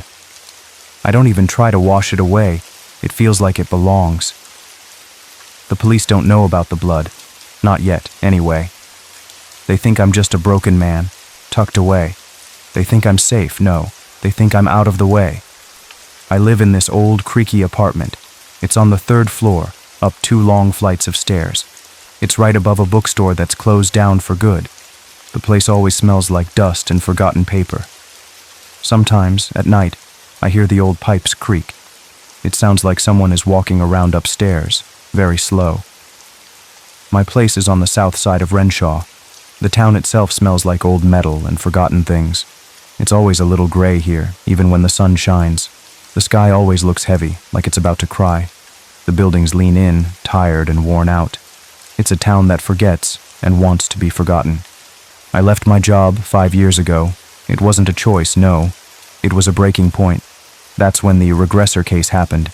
It just broke me, completely, into tiny pieces, like a glass dropped on a hard floor, shattered. I couldn't do it anymore. My mind felt fuzzy all the time. Sleep wouldn't come, not without bad dreams. Dreams of screaming and fire and things I couldn't see. I just had to get away from it all, any way I could. I moved to Renshaw, hoping to disappear, hoping to forget the faces, the awful scenes. I thought I was safe here, tucked away, out of sight. Thought I had buried it all, deep down inside me, locked it away, sealed it up tight like a secret box. But now, he's back, like a bad penny turning up again. And here's the scary part, no, the really scary part. He remembers me. He came back just for me, I know it. I can feel it, deep in my bones like a cold draft. It's a feeling that makes my teeth hurt, a knot in my stomach. It's a whisper in the back of my mind, always there. I knew it right away, the second the news hit. It was when the first body showed up again. After 6 years of nothing, just quiet, too quiet. 6 years of trying to breathe easy, trying to heal. 6 years of quiet nights, of almost peaceful days. Days spent just staring out the window, watching the rain. 6 years of trying to be someone else, anyone but me. Then the phone rang, a sharp, angry sound in the quiet room. It buzzed against my old wooden table, making it jump, and it all shattered, like thin ice cracking underfoot. Her name was Lisa Granger. She was a school teacher, 34 years old, lived alone with her cat. She was 34, just a normal person, living a normal life. They found her dead, and it was so wrong, so terribly wrong. Miller, the police chief, he sounded beat up when he called. He called me himself, which meant it was bad, really bad. His voice was tight, like he was holding his breath. He told me about the room, slowly, carefully, like he was scared. Her childhood bedroom was rebuilt, every single detail, exactly the way it used to be, from years and years ago. Every little detail was there, perfect and chilling.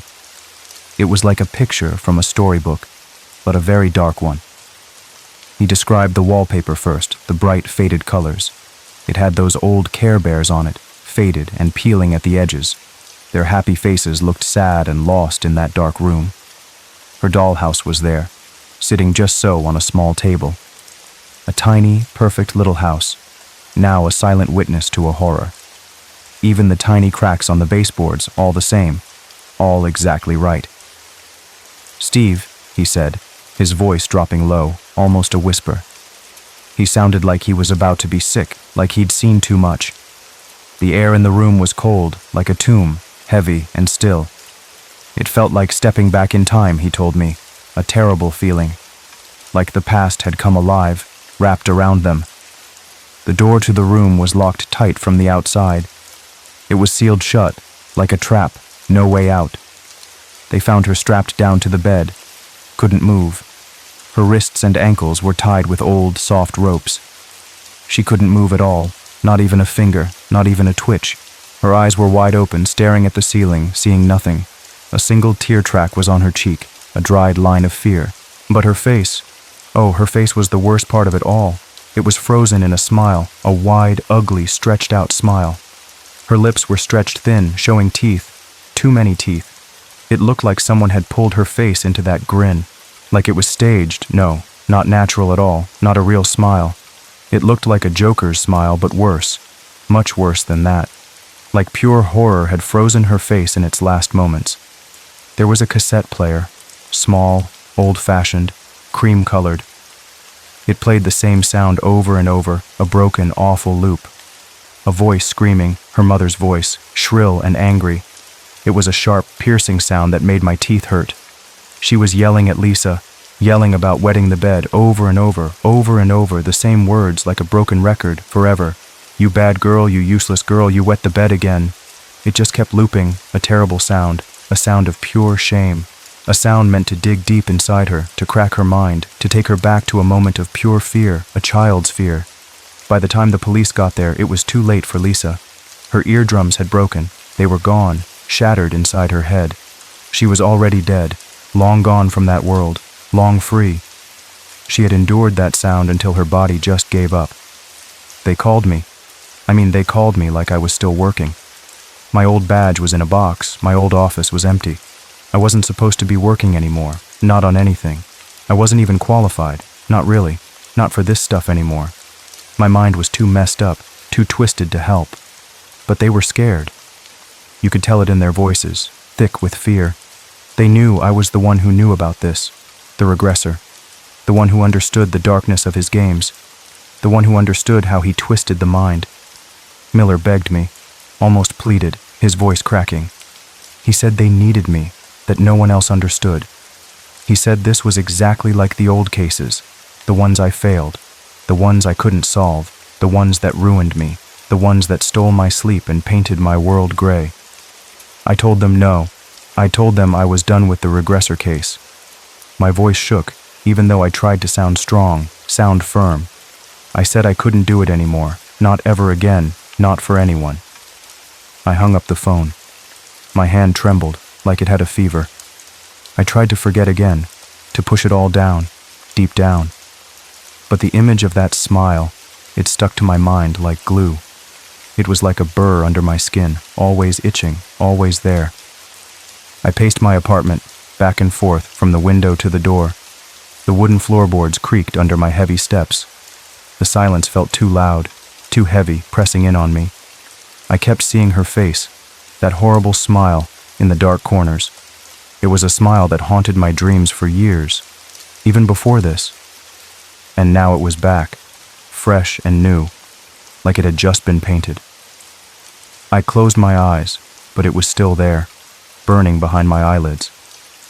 I tried to make myself a sandwich, but my hands shook too much. The bread ripped, the cheese slipped, and I just gave up. My stomach churned, but not from hunger, from cold dread. I turned on the TV, but the news was all about her. Her smiling face, the Care Bear wallpaper, the haunting loop. I slammed my fist on the table, making the old lamp jump. This couldn't be happening, no, not again, not to me. I had run, I had hidden, I had tried to escape it all. Then, the second body turned up, just 2 days later. This time, it was a man, Raymond Ellis, 47 years old. He ran a small accounting firm, lived in a quiet suburb. He was 47, not too old, not too young. Miller called again, his voice even tighter now, sharper. He didn't ask this time, he just told me what they found. They found him inside a fake school auditorium. It looked just like a real one, but empty, too empty. The air was stale, smelling of old wood and dust like a tomb. Gym banners hung on the walls, crooked and faded. They showed old team mascots, tigers and eagles, long forgotten. Bleachers were pulled out, ready for an audience, a silent one. But there was no one there, just empty seats, rows and rows. The fluorescent lights flickered, a harsh buzzing sound like angry bees. It made the shadows jump and dance around the room, making it eerie. He had been shoved into a child's desk, tiny and bright yellow. His legs were broken just to make him fit inside it. Twisted and bent, it was a cruel, awful sight. Pure evil. His face was pale, his eyes wide with terror, frozen that way. His mouth was open, like he was screaming, a silent scream. But no sound came out, just silent horror, a terrible silence. Fake students were there too, made out of wax.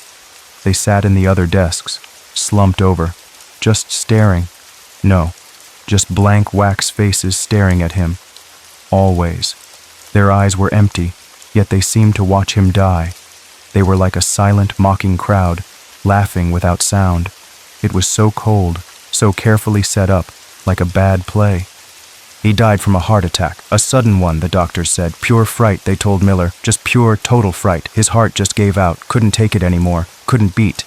While he was dying, they were laughing at him. Through hidden speakers, voices just mocked him, cruel and high. Kids' voices, high and cruel, filled the air, bouncing off the walls. Little giggles, sharp whispers, then loud, taunting shouts. "You're a failure. You're stupid. You'll never be good enough." It was clear then, no, really clear, clearer than ever before. The regressor was finding people, not just anyone, special ones. He was making them live their worst childhood memories again. And then, he was killing them right there, in the middle of it. Inside those terrible moments trapped in their past, making them relive the pain, then ending it, a final twist. This wasn't just murder. No, not at all. This was personal. This was a special kind of evil, a dark, twisted art. It was about breaking someone's mind first, shattering it, then taking their life once they were already gone inside. I felt a cold shiver run down my spine, right to my toes. This wasn't just a killer. It was someone who knew, someone like me. Someone who knew how to twist a person's past, their deepest fears. Someone who had been there, felt that deep, cold fear. I paced my apartment, faster now, a tightness in my chest. The phone rang again, but I didn't answer, just watched it. The third morning, I was sitting in my apartment. The silence was heavy, thick, pressing down on me. I hadn't slept in days, maybe weeks, just paced and thought. My coffee was cold, forgotten on the table, growing a skin. The blinds were drawn, keeping out the gray light, making it dark. My head pounded, a steady drum inside my skull. Then, a package showed up. I heard a soft thud, a quiet knock, barely there. It was just on my doorstep, waiting for me, like it knew. I looked through the peephole, but saw no one, just the empty hall. There was no address on it, no return name, no clues. Just my name written neatly, in a familiar hand somehow. A hand I couldn't quite place, but felt I should know, deep inside. My hand shook when I opened it, tearing at the paper.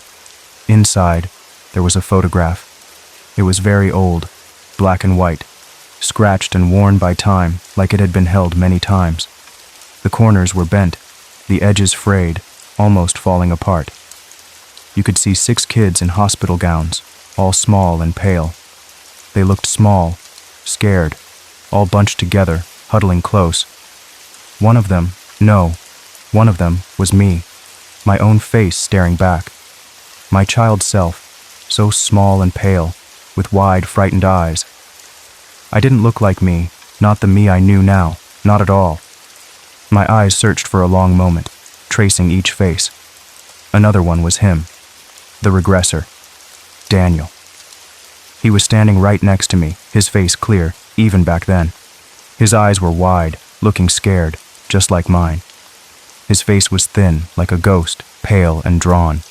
He was pale, almost see-through, a little boy on the edge. And he looked like he was shivering, even in the picture. A boy I didn't remember. No, not at all, not a single thing. A boy my own father remembered clearly, like yesterday. I stared at the picture for a long time, trying to force a memory. My mind raced, trying to find a memory, any memory at all. I didn't remember that photo, not a single thing about it.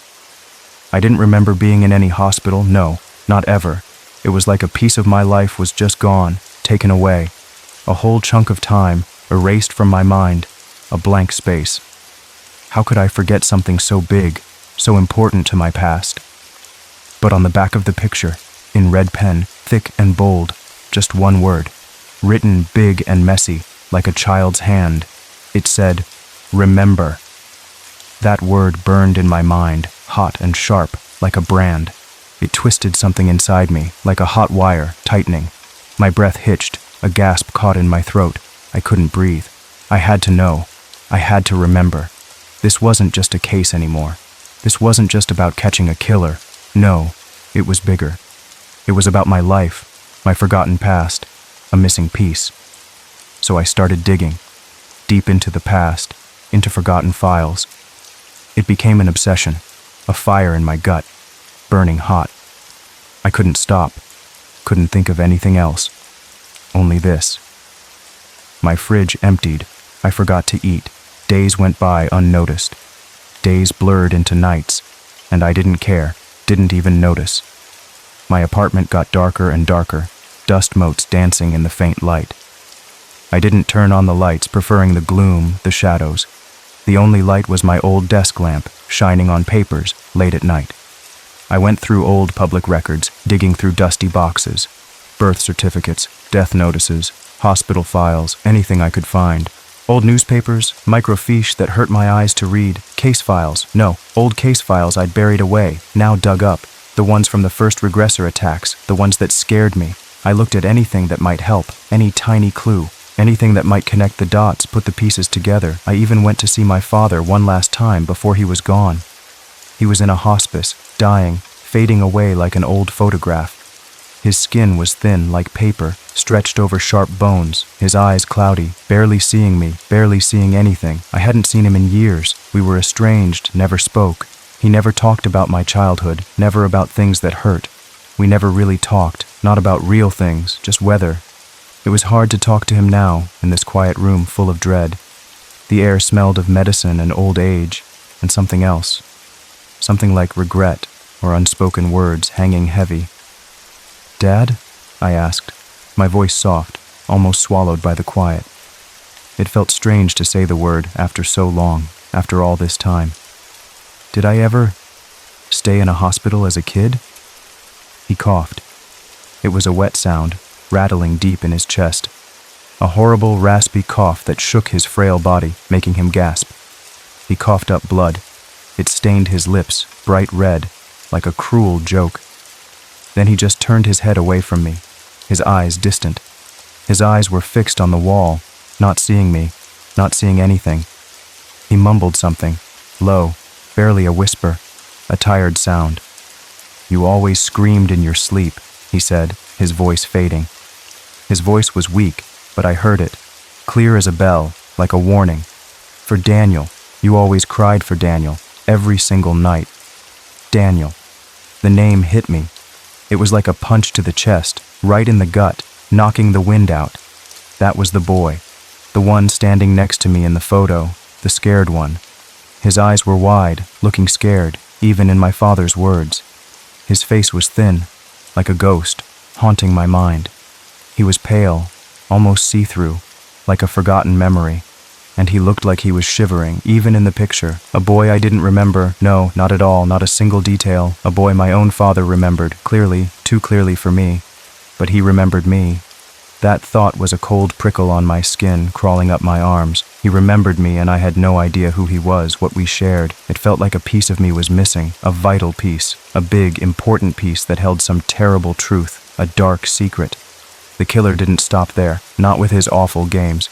He started sending me recordings, audio only, no video. Just sound, no video, just pure, raw sound to mess with my head. They arrived in unmarked envelopes, every few days, slipping under my door. I'd find them in the morning, lying on the floor like a snake. My heart would pound just seeing them, knowing what was inside. They were snippets, small parts, short, sharp bursts of sound, of the victims' final moments, the sounds they made right before they died, awful and real. Lisa's last gasp, a soft, strangled sound, then silence. Raymond's heart pounding, like a drum in the dark, then a thud. But then, no. Then he cut into them, a terrible mix. He mixed in pieces of my own childhood, my own buried sounds. My breath would catch in my throat, a sudden knot, like a noose. My blood turned to ice. My skin felt clammy, cold and wet. I'd drop the player sometimes, just to stop the sounds, but they stayed. I heard my mother's voice, so clear, like she was in the room with me, standing right there, calling my name, then getting angry, then screaming, just like Lisa's mom. "Steve, what have you done, you stupid boy? Look at this mess." The harsh words, the sharp tone, they cut me all over again. I heard the creak outside our old house, the one I played by, the sound of the water flowing over rocks, gurgling and cold. A sound I hadn't thought about in decades, forgotten and safe. Now it was tied to screaming, to fear, to dying. And then, the worst part, I heard my own crying, my child's cries, little whimpers, then loud, raw screams, full of pure terror. My own voice, small and broken, crying for help, for Daniel. It was like he was playing a game, a very personal game, a twisted, awful game, just for me. just for Daniel. He wasn't just killing other people, no, not anymore. He was using them, just pieces in his sick plan. He was building something, a bridge made of pain, something that was leading straight to me, to my door. He was bringing me into it, making me a part of it all. He wanted me to remember, to face the darkness I hid. He wanted me to feel the fear, the pain, the shame again. It was like a hand reaching out from the past, pulling me down, a cold, bony hand dragging me into the darkness. I had to find out. I had to know before I went completely crazy. The recordings kept coming, each one worse, more intense. My mind felt like it was breaking apart, like a glass puzzle. I traced the photo, trying to find its origin, its real home. I searched old hospital records, archives, news reports, dusty files. It led me to a place, a dark, forgotten place, almost erased. A long demolished building, only crumbling concrete left. North Pine Behavioral Unit. The name sent a shiver down my spine. It was shut down in 1989, years ago, but the rumors stayed. The address was a vacant lot now, just weeds and broken concrete. A forgotten corner of the town, where nothing ever grew right. All the records from there were blocked, hidden away, buried deep, sealed up tight, like a tomb. People whispered about it. Still, even after all these years, the rumors flew like dark birds. Unethical experiments. That's what they said, in hushed tones. They were done on children with trauma, broken little kids. Trying to fix them, but in a bad way, a really terrible way. They used shock therapy, they said, too much of it, and fear exposure therapy. Taken too far, pushed beyond limits. They pushed the kids, no, they pushed them way too hard.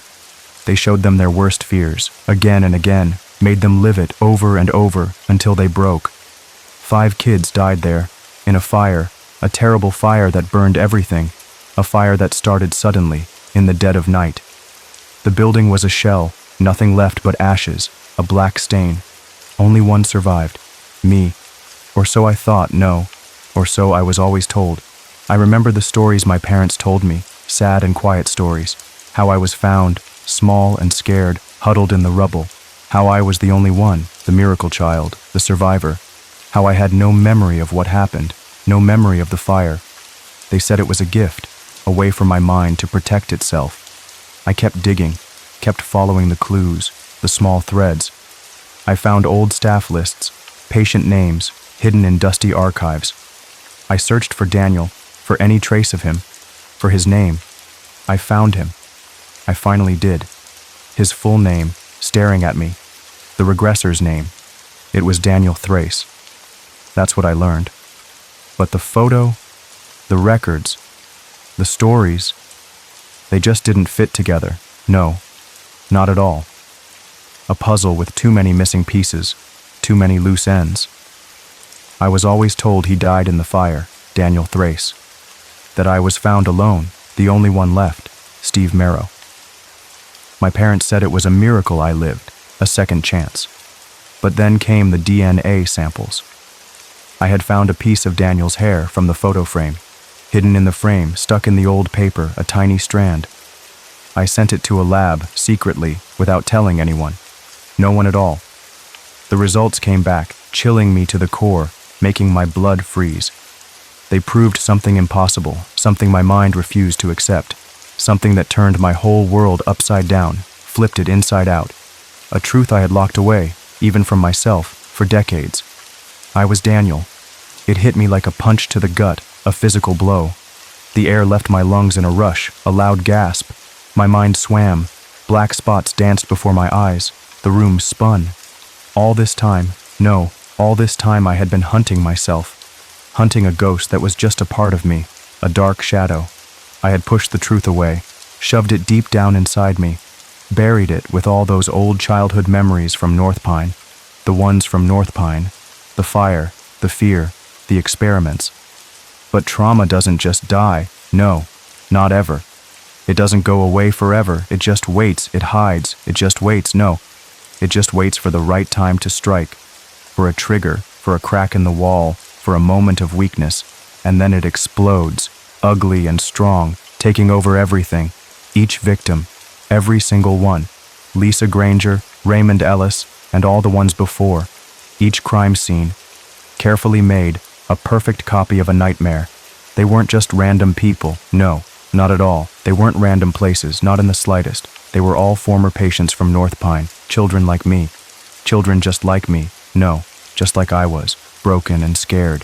Kids who were there, in that terrible place during the experiments. Some of them had bullied me, made my life miserable there, every single day, every hour. They laughed at me, they hit me, they called me names, cruel names. They pushed me down, they stole my food, they made me cry. Some of them hurt me, really hurt me back then when I was small and weak. They caused pain that stuck deep in my heart, a constant ache.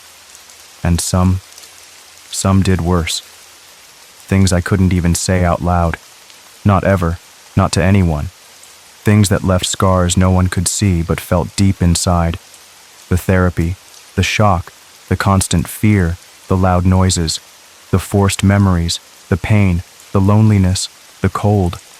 I had found them, one by one, hunted them down, no, like prey, from my dark apartment, tracked them from old records, from broken memories, from nightmares, and I made them relive exactly what they had given me, the fear, the pain, the fear, the pain, the shame, the absolute helplessness. It was a twisted justice, I guess, a dark, awful payback. The rage I felt buried so long had come out, finally. It had taken over, made me do terrible things I can't undo. My hands covered in old blood, they belonged to Daniel. The mind, fuzzy and broken, was Daniel's mind. The memories, hidden and twisted, were Daniel's memories. I sit here now, in this room. It's not my apartment, no, not anymore, not my dusty home.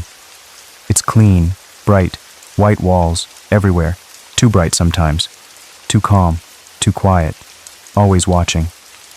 It's the same kind of room they put me in, when I was 7 years old, after the fire, after everything, after they found me, alone, at North Pine, covered in ash.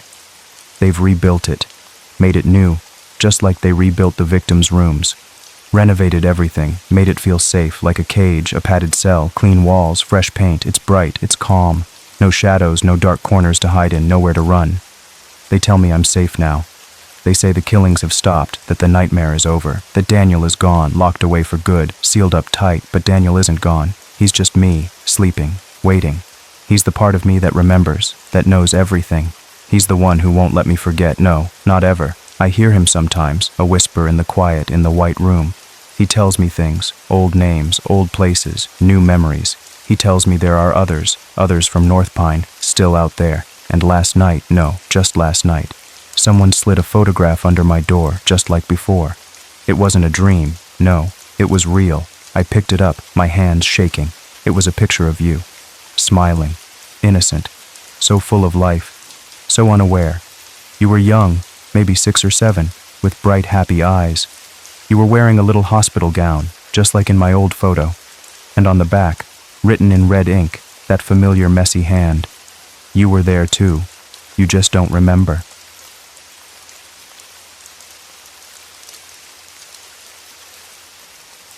They say the eyes are the windows to the soul. No, they really do. I've stared into 16 of them, 16 little orbs, cut out and just floating there in jars. Each one had a name, a real person's name, like someone loved them, truly loved them. And each one was taken out by hands that said they couldn't see a thing. It's a strange thing to think about, really. I remember staring at those jars, feeling a cold knot in my stomach. The light hit them just right, making the liquid inside gleam. Each eye seemed to stare back, just stare back at me, like it was trying to tell a secret. It was a terrible feeling, like I was seeing something I should never, ever see. The glass felt cold, even through the thin cloth I used to hold them. I just kept thinking about the people those eyes belonged to, the real, breathing people. Were they scared? Did they feel pain? The thoughts just swam in my head, making me feel dizzy. Sometimes I'd swear I saw a tiny flash in the murky liquid, like a last spark of life. It was probably just the light, just the way the light played tricks. But it felt more real than that, like a whisper from the past. The whole thing made my skin crawl. It truly did. It was a secret kept hidden, locked away. And I was the one who found it, who had to look at it.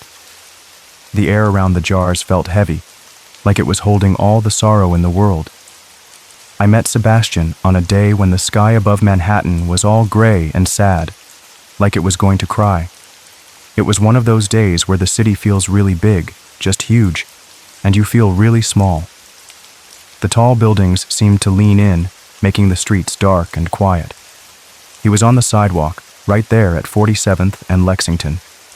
The busy sounds of cars and people kind of faded away when I heard him. His fingers were dancing, just flying over the keys of an old, worn-out piano. It looked like it had seen 1,000,000 days on the street, more than that, maybe 100 million. The wood was chipped and scratched, and some of the keys were yellow and cracked, but when he played, the music came out clear and strong.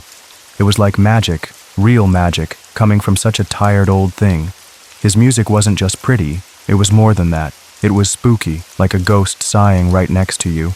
Every note just hung in the air, getting stuck between my ribs, making me feel something deep down. It was a sound that pulled you in. It truly pulled you in, like a strong hand grabbing your heart. It felt like the music was telling a story, but one I couldn't quite understand. It was sad, but also a little bit angry. It filled the air, pushing away all the city noise, making everything else quiet. I just stood there, listening, feeling stuck. He was wearing a dark gray wool coat, a thick one, like he was always cold. It covered him almost to his feet, and wire-frame sunglasses that hid his eyes, even in the dim light. A white cane, the kind blind people use, was tucked neatly by his side. It leaned against the piano leg, still and quiet, like a sleeping snake. He smelled like old books and rain, a quiet, almost dusty smell. He didn't seem to notice me at first, just kept playing. His head was tilted down a little, like he was listening to the music inside his own head. He smiled when I stopped walking, and just stood there, listening. It was a soft smile, almost shy, like he wasn't used to smiling much. His lips barely moved. "You have soft footsteps," he said. He just said it out loud, without looking up.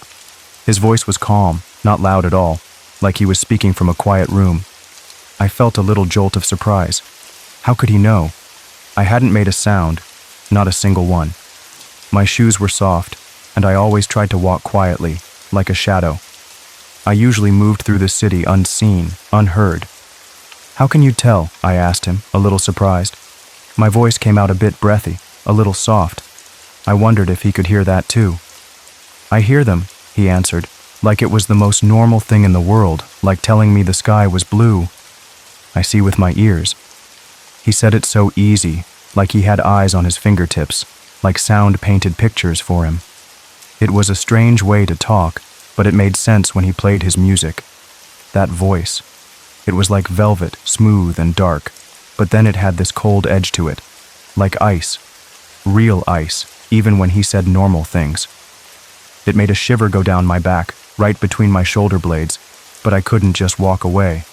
My feet felt heavy, stuck to the concrete. I wanted to ask him more, to understand how he could see like that.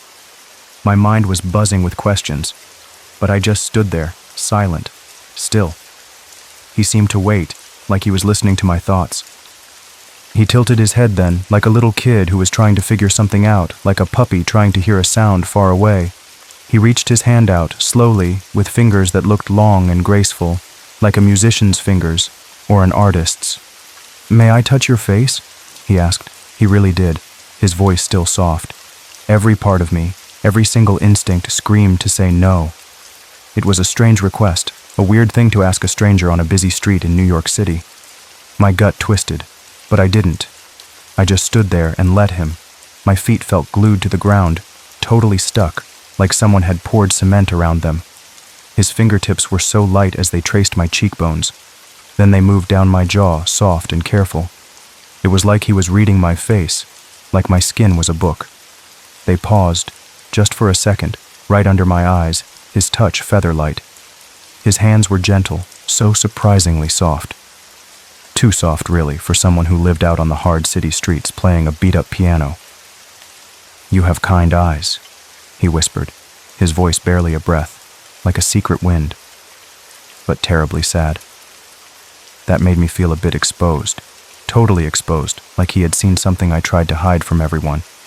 It was like he could see right through me, even with those dark glasses on, even without his own eyes to see.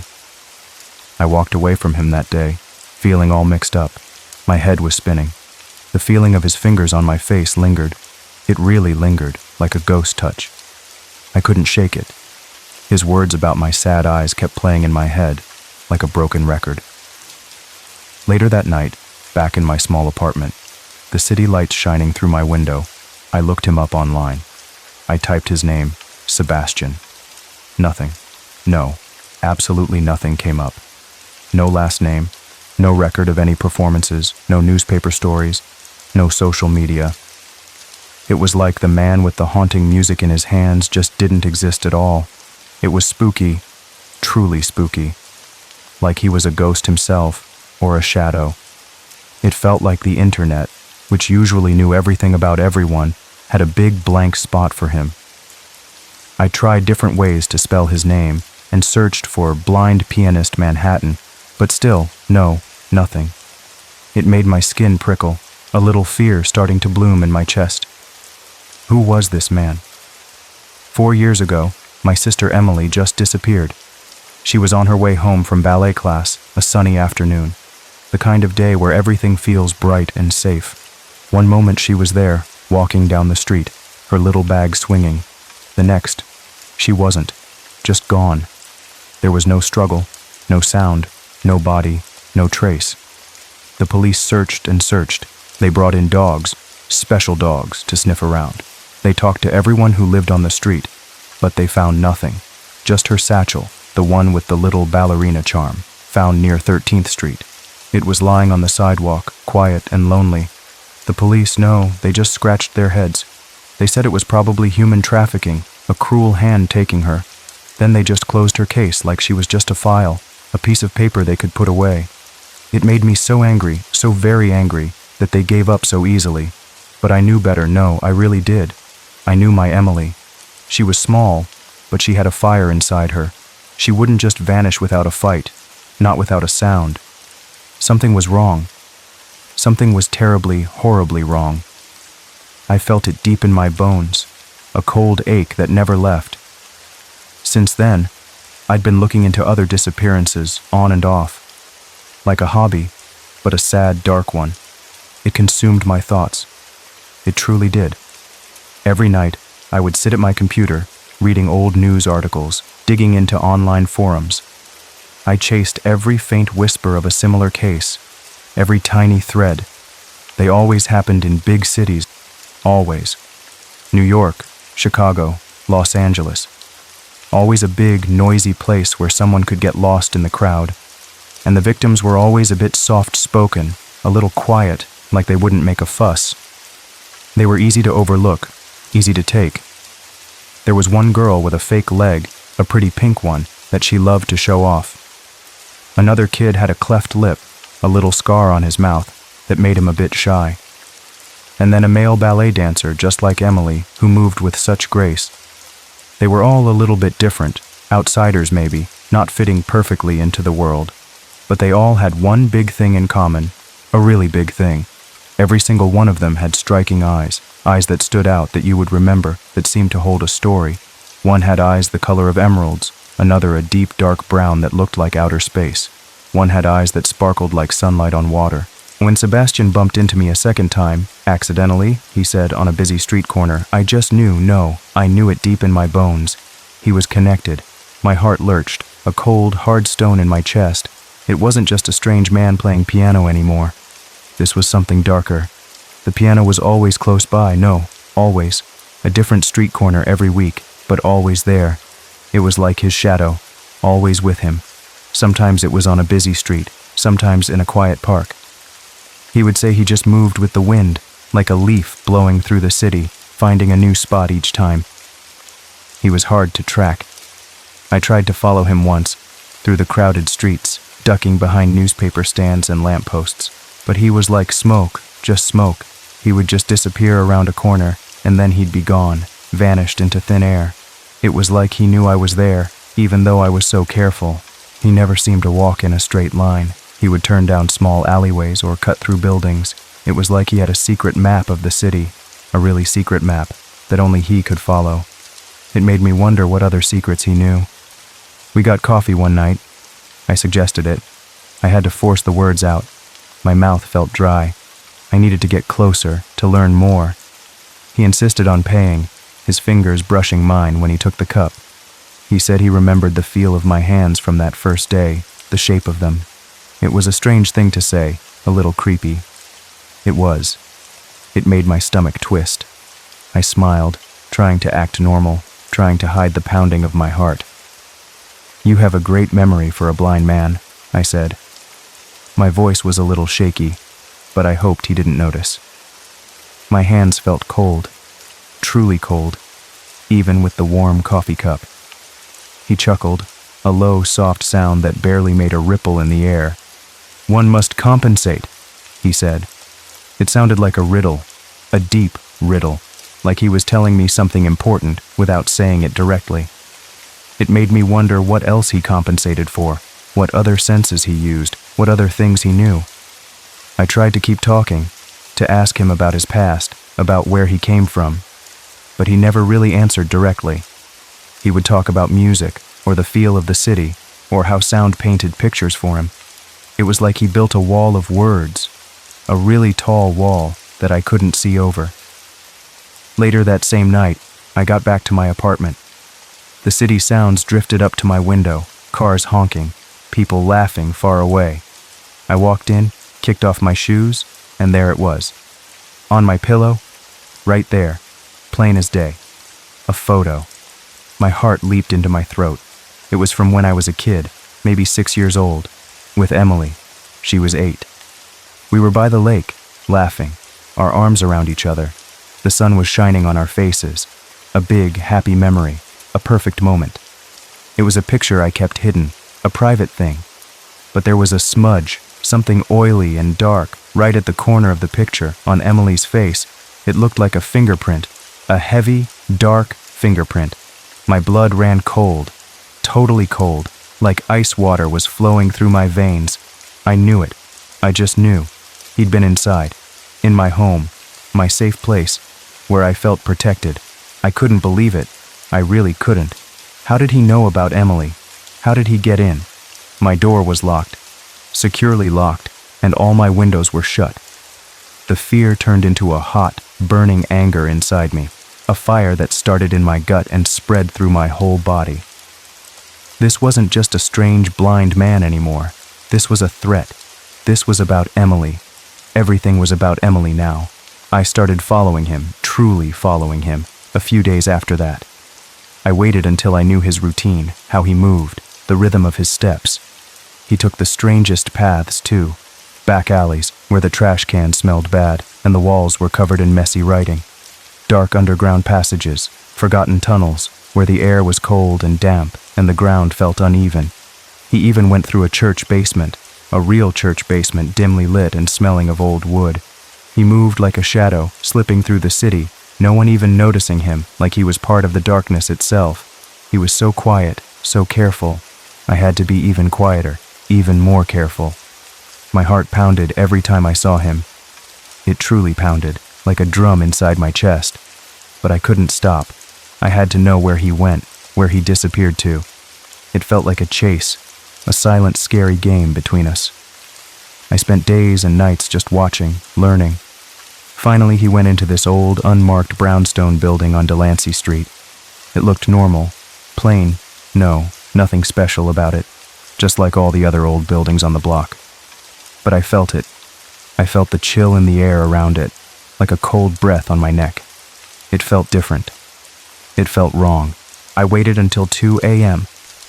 The city was quiet then, just the distant hum of traffic, like a sleeping giant. The streets were empty, and the only light came from the far-off streetlights. That's when I broke in, my hands shaking a little, but my resolve firm. I used a simple tool, a small jimmy, and the lock gave with a soft click. What I saw inside made my stomach churn, truly churn. It was like my insides were trying to twist themselves into knots, trying to escape my body. The air was thick, heavy, with a strange, sweet smell, like flowers gone bad. My eyes widened, trying to take it all in, but also wanting to look away. The place was a shrine, a horrifying shrine, like a museum, but for something really, really sick. There were 16 jars on polished wooden shelves, gleaming under a soft, dim light that pulsed faintly.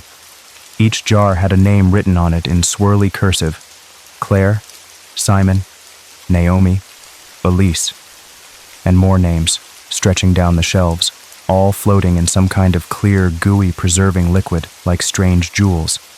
They were eyes, real human eyes. They stared out from their glass prisons, some cloudy, some still clear, some a faded blue, others a murky brown. Each one seemed to hold a tiny, silent scream. It was too much, just too much to see. I felt bile rise in my throat, hot and bitter. Tiny speakers, hidden somewhere behind the shelves, played soft piano lullabies, just light, sweet tunes, over and over again. Debussy's Clair de Lune, the same music Sebastian played on the street. It made the whole thing even creepier, a strange mix of innocent music and terrible horror. The music was so innocent, but the jars were not. Under each jar, there was a small piece of velvet cloth, dark and soft, like a tiny bed, and next to each one, a tiny handwritten note. The paper was old, yellowed at the edges. I leaned in, my heart thumping hard against my ribs, truly thumping, like a trapped bird. My breath caught in my throat. One note said, "She screamed so beautifully." The ink was faded, but the words were clear. Another, "He lied to his mother." The words were like sharp needles in my brain. My eyes darted to another. "She mocked the blind." And then a fourth, "I forgave them all, but I had to help them see." His words were twisted, completely twisted, like something broken inside his head. He thought he was doing something good, something helpful, something right. He was so wrong. In the very middle of the room, on its own pedestal, was a small clear case. It looked like a fancy display box, almost like for a special jewel. Inside it, a locket. My breath caught in my throat. It really did. I knew that locket. My own locket, the one I had given Emily on her 7th birthday.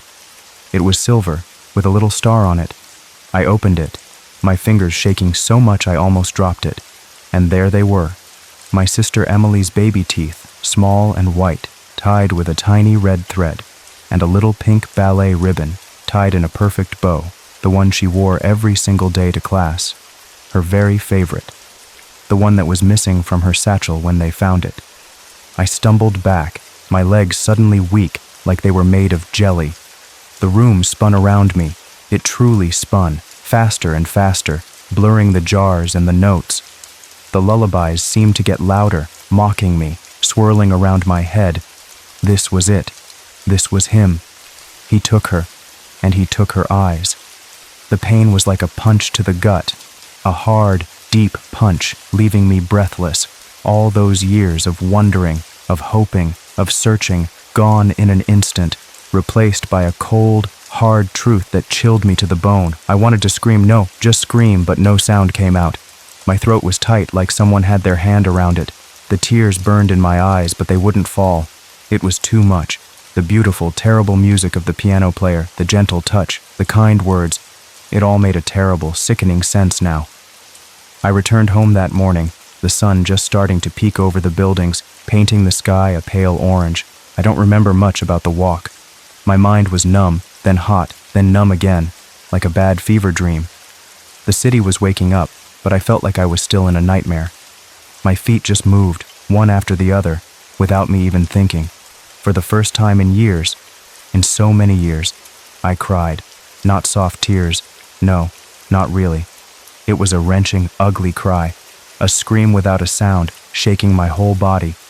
It wasn't just grief, no, not only grief. It was pure, raw fury, a burning anger that consumed every part of me, leaving nothing but ash. It felt like my heart was breaking into a million pieces, but each piece was sharp and angry. Right then I decided no, I made a promise to myself. I would not just grieve, I would act.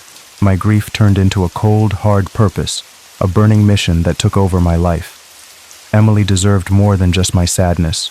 She deserved justice. I started training, secretly, obsessively. Every day, I pushed my body and my mind to their limits. I learned about medicines, how they worked on the body, how to fight off their effects. I needed to build my body to fight off sedatives, to be stronger than any drug he might use. I researched things online, everything I could find, staying up late into the night, reading until my eyes burned. I practiced stillness, absolute stillness. It was like meditation, but for survival. I needed to control every muscle, every breath, every tiny flicker of movement. I would sit for hours, perfectly still, until my body felt like stone. I studied criminal psychology, reading dusty books, trying to understand the minds of people who did terrible things. I wanted to know how a mind like Sebastian's worked, how his twisted mind operated, what made him think the way he did. And then, the hardest part, I began to study surgical techniques, looking at diagrams of the human eye, watching videos of delicate operations, learning how to be precise, how to be clean, how to cut and stitch without error. It was sickening, no, truly sickening, and I often felt faint, but I knew I had to. I pushed past the nausea, the fear, the horror, telling myself it was for Emily. Every day I pushed myself. I ran until my lungs burned and my legs ached. I lifted weights until my arms trembled and my muscles screamed. I read dusty books late into the night, filling my head with dark knowledge. My apartment became a training ground, a silent, secret gym, filled with the hum of my own intense effort. I was preparing for war, preparing to walk into the lion's den, ready to face the monster. Then, when I felt ready as I could ever be, I let him in. I set the trap, and I became the bait. It was a terrible risk, but I had no choice. I wanted him to come to me. I wanted him to think he was winning, to feel safe, right up until the very last moment. When he knocked on my door the next week, the sound felt like a thunderclap in the quiet apartment. I opened it, my heart a hammer in my chest, pounding so hard I thought he might hear it. I was wearing the softest perfume I owned, the one I knew he'd smell, the one that would pull him closer, a scent that was sweet and inviting. It smelled like gardenias and something sweet like honey. He smiled, a gentle, almost tender smile that didn't quite reach his dark glasses. "I missed your voice," he said. His words were like a soft caress, but I felt a chill, a cold knowing in my stomach. I knew what he really meant. He missed the idea of me. No, the idea of my eyes, how they might look on his shelf. We drank red wine that night, a dark, heavy red, almost purple in the dim light of my living room. His stories were hypnotic, truly hypnotic, drawing me in like a spider weaving a web. He talked about music, how it filled the silence for him, how it painted colors and shapes in his mind. He spoke about the inner world of the blind, a place of heightened senses, of seeing with touch and sound, a deeper kind of sight. He made it sound beautiful, almost magical, a secret world I couldn't understand.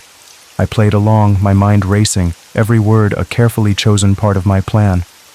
I brushed his hand, as if by accident, my fingers light against his, testing his reaction. "I always wondered," I said, looking at him, trying to keep my voice steady, betraying nothing. "If I were to lose my sight, would I still remember beauty?" He leaned in close, his voice a low whisper that sent shivers down my spine. "Would you like to find out?" The air suddenly felt thick, really thick, like fog, pressing down on me. That was it. The moment I had been waiting for. The moment the game became real, and the hunter became the hunted. I woke up strapped to a reclined chair, tightly strapped just as I expected. My wrists were bound with something thin and strong, surgical tape I guessed at first. It was so neat, so precise, like an artist's careful work. The room was dim, lit by a single soft lamp that cast long, dancing shadows. I could hear the faint, familiar piano music, Debussy's Clair de Lune, the same music from the jars, the same lullaby of death. He was standing over me, just standing there, a dark shape against the light.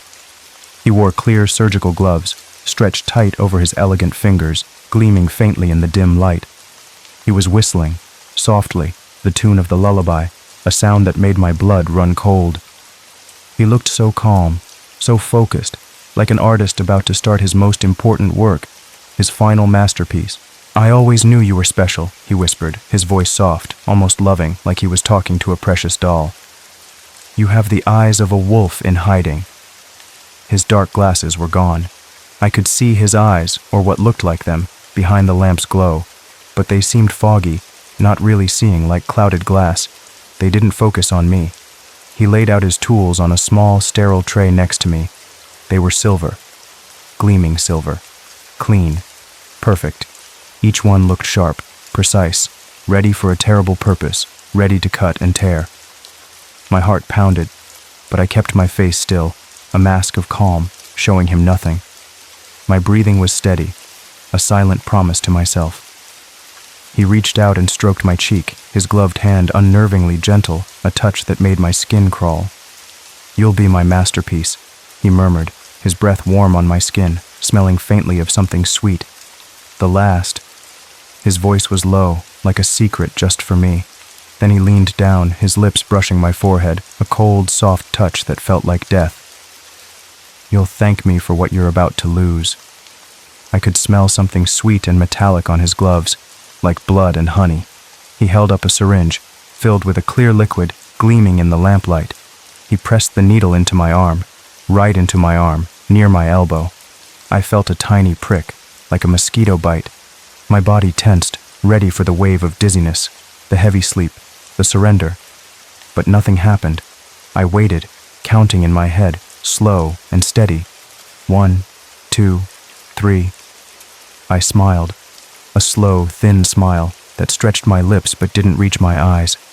My eyes stayed cold, hard, full of ancient anger. He blinked, confusion flickering across his face, like a candle flame in the wind. "The sedative," he started, his voice suddenly unsure, a little shaky. "Vitamin B12, I said, my voice low and steady, a whisper that carried immense weight. I watched his face closely, seeing the surprise, then the dawning fear. "You picked the wrong woman." And as I said it, I flexed my wrists, just a little. The surgical tape, no, it wasn't tape at all. It was a thin, strong fishing line, almost invisible. I had been working on this for weeks, slowly, patiently, making it loose enough to break. Before he could even react, before he could even blink, before he could understand, I twisted one hand free. My wrist screamed in protest, a sharp pain, but I didn't care. From under my sleeve, a small hidden scalpel gleamed in the dim light, its edge razor sharp. I brought it up fast in a clean, sharp arc, just like I had practiced 1,000 times. I sliced his cheek. Blood spurted, it really spurted, a dark line across his pale skin, bright red against his white glove. He screamed, a sharp, surprised sound of pure pain, like an animal caught in a trap. He clutched his face, his body jerking back, stumbling away from me. "You like eyes?" I hissed, my voice a low growl, barely recognizable as my own. "Let me show you mine." I leaned over him, grabbing another syringe, one I had hidden in my other hand, taped to my palm. It was filled with ketamine, a strong animal sedative, enough to knock out a horse. I jammed it into his neck, right into his neck, pushing hard. He thrashed, his body jerking wildly, but I held him tight, my grip like iron. His scream choked off, turning into a gurgle, a terrible sound deep in his throat. His body went limp, his eyes rolling back, blank and unfocused. He was out, just like I had planned, exactly as I had planned. I sat up, pulling the last of the fishing line from my wrists. My hands were shaking now, truly shaking, but it was from the adrenaline, not fear. I looked at Sebastian, slumped in the chair, and felt a cold satisfaction spread through me. It wasn't over, not yet, but this was the beginning of the end. He awoke tied to the same chair, the very same chair where he had tried to take my sight, but this time his eyes were wide, wide with terror. They darted around the room, taking everything in, seeing it all for the first time. He looked smaller now, not the confident, eerie man I knew. He looked like a frightened child. Around him, on the shelves, were the jars, all 16 of them. I had spent hours setting up mirrors, large, shiny mirrors, all around the room. They were all angled toward him, reflecting the jars from every side, showing him every single one, over and over again, showing him the horror he had created, reflected back at him 100 times. "I thought you were blind," I said, my voice sweet and calm, like I was talking to a child, a gentle lullaby of my own. But you seem awfully aware of your surroundings now. My voice was cold, totally cold, without a hint of warmth or mercy. I felt nothing but a quiet satisfaction, a deep, settling calm. He thrashed against the restraints. No, he really thrashed, twisting and pulling, trying to break free, grunting with effort. Please, he whimpered, his voice small, pathetic, a thin sound in the quiet room. His face was pale, streaked with dried blood from my earlier cut, a stark reminder of his brokenness. I didn't answer. Instead, I pressed a button on a small player I had hidden under a table. Recordings filled the room, chilling recordings, screams, begging voices, the desperate cries of people full of fear and pain. And then, his voice, clear and sickening, narrating his crimes, talking about each victim, about how he helped them see. The sounds were real, raw, horrifying. You kept their eyes, Sebastian, I said, stepping closer, my shadow falling over him. You whispered to them. Now they get to whisper to you. The sounds filled the small room, a symphony of his victims, their last moments played over and over again, just for him. He clamped his eyes shut, trying to block it out, but the sounds were too loud, too close. I walked over to the shelves. My hands didn't shake. They were steady, sure. I chose one jar, the one labeled Claire. Her eye was a pale blue, cloudy now, no longer vibrant. I opened the jar, slowly opened it, the lid making a soft hiss. The preserving fluid smelled faintly of something metallic, like old blood and chemicals. I took her eye out, holding it carefully between my thumb and forefinger. It felt soft, strange. I pressed it gently against his cheek, cold and wet. His body stiffened, a silent scream escaping his throat, his face twisting in disgust and terror. She sees you now, I whispered, my lips close to his ear, my breath warm against his cold skin. The blue orb felt cold against his skin, a terrible, intimate touch. He tried to turn his head away. He really tried, pulling against the ropes, but he couldn't. He whimpered, a sound of pure horror. His eyes were wide open now, forced to watch everything, forced to experience the terror he had inflicted on so many others. Then, I turned back to him. This was the hardest part, the part that made my own stomach clench. I performed the same procedure on him, the very same, but with a different kind of focus, surgical, cold, precise, just like I had learned, just like I had practiced in my nightmares, each movement exact. He howled, a guttural, animalistic sound. No, a sound of pure agony, a sound I would never forget. He called me devil, monster, all the names he deserved himself, a mirror of his own twisted soul. I leaned down, my face close to his, my voice barely a whisper, just for him to hear. Emily says hi, I said, her name a silent blessing, a final word of vengeance. And then I closed his eyes. No, I closed them myself, gently, carefully, putting an end to his sight, just as he had ended so many others. News reports came out a few days later. Short reports, buried deep in the local pages. They mentioned a missing man, a blind pianist named Sebastian, who had vanished from his usual spots. No one really looked too hard for him. He was just another person who disappeared in the big city, just another one swallowed by the concrete jungle. No one seemed to care, no, not really, which was just as I had planned. The city moved on, forgetting him as quickly as it forgot any other shadow that passed through its streets. His old piano was probably picked up by sanitation workers, or maybe a hopeful artist, and given a new life. No one asked questions. No one dug deeper. The world just kept turning. I moved to the coast, a quiet town far away from the city. The air smelled of salt and clean ocean, a fresh, sweet smell that cleaned out my lungs. The sun shone bright, and the days were long and peaceful. I opened a flower shop, a small, bright flower shop, filled with colorful blooms and sweet smells. It was a simple life, filled with colors and sweet smells, a world away from the darkness I had come from. I learned the names of flowers, the best way to care for them. I talked to customers about their happy moments, their sad ones. I planted a small garden in the back, watching new life grow from the soil. It was quiet, peaceful, a chance to breathe again. But I keep one jar, no, just one, behind the counter, hidden in a locked drawer, where only I know it is. It's labeled Sebastian. His two brown eyes stare out, fogged and floating in the fluid, dull and lifeless. They don't see anything now, no, not anything at all. They are just bits of matter, without purpose, without light. Sometimes when the shop is empty and the sun sets over the ocean, painting the sky in fiery colors, I talk to them. I take the jar out and hold it. The glass is cool against my palm. "Do you see now, my darling?" I whisper. I wonder if they know what happened, if his blind eyes finally found their sight in the endless darkness.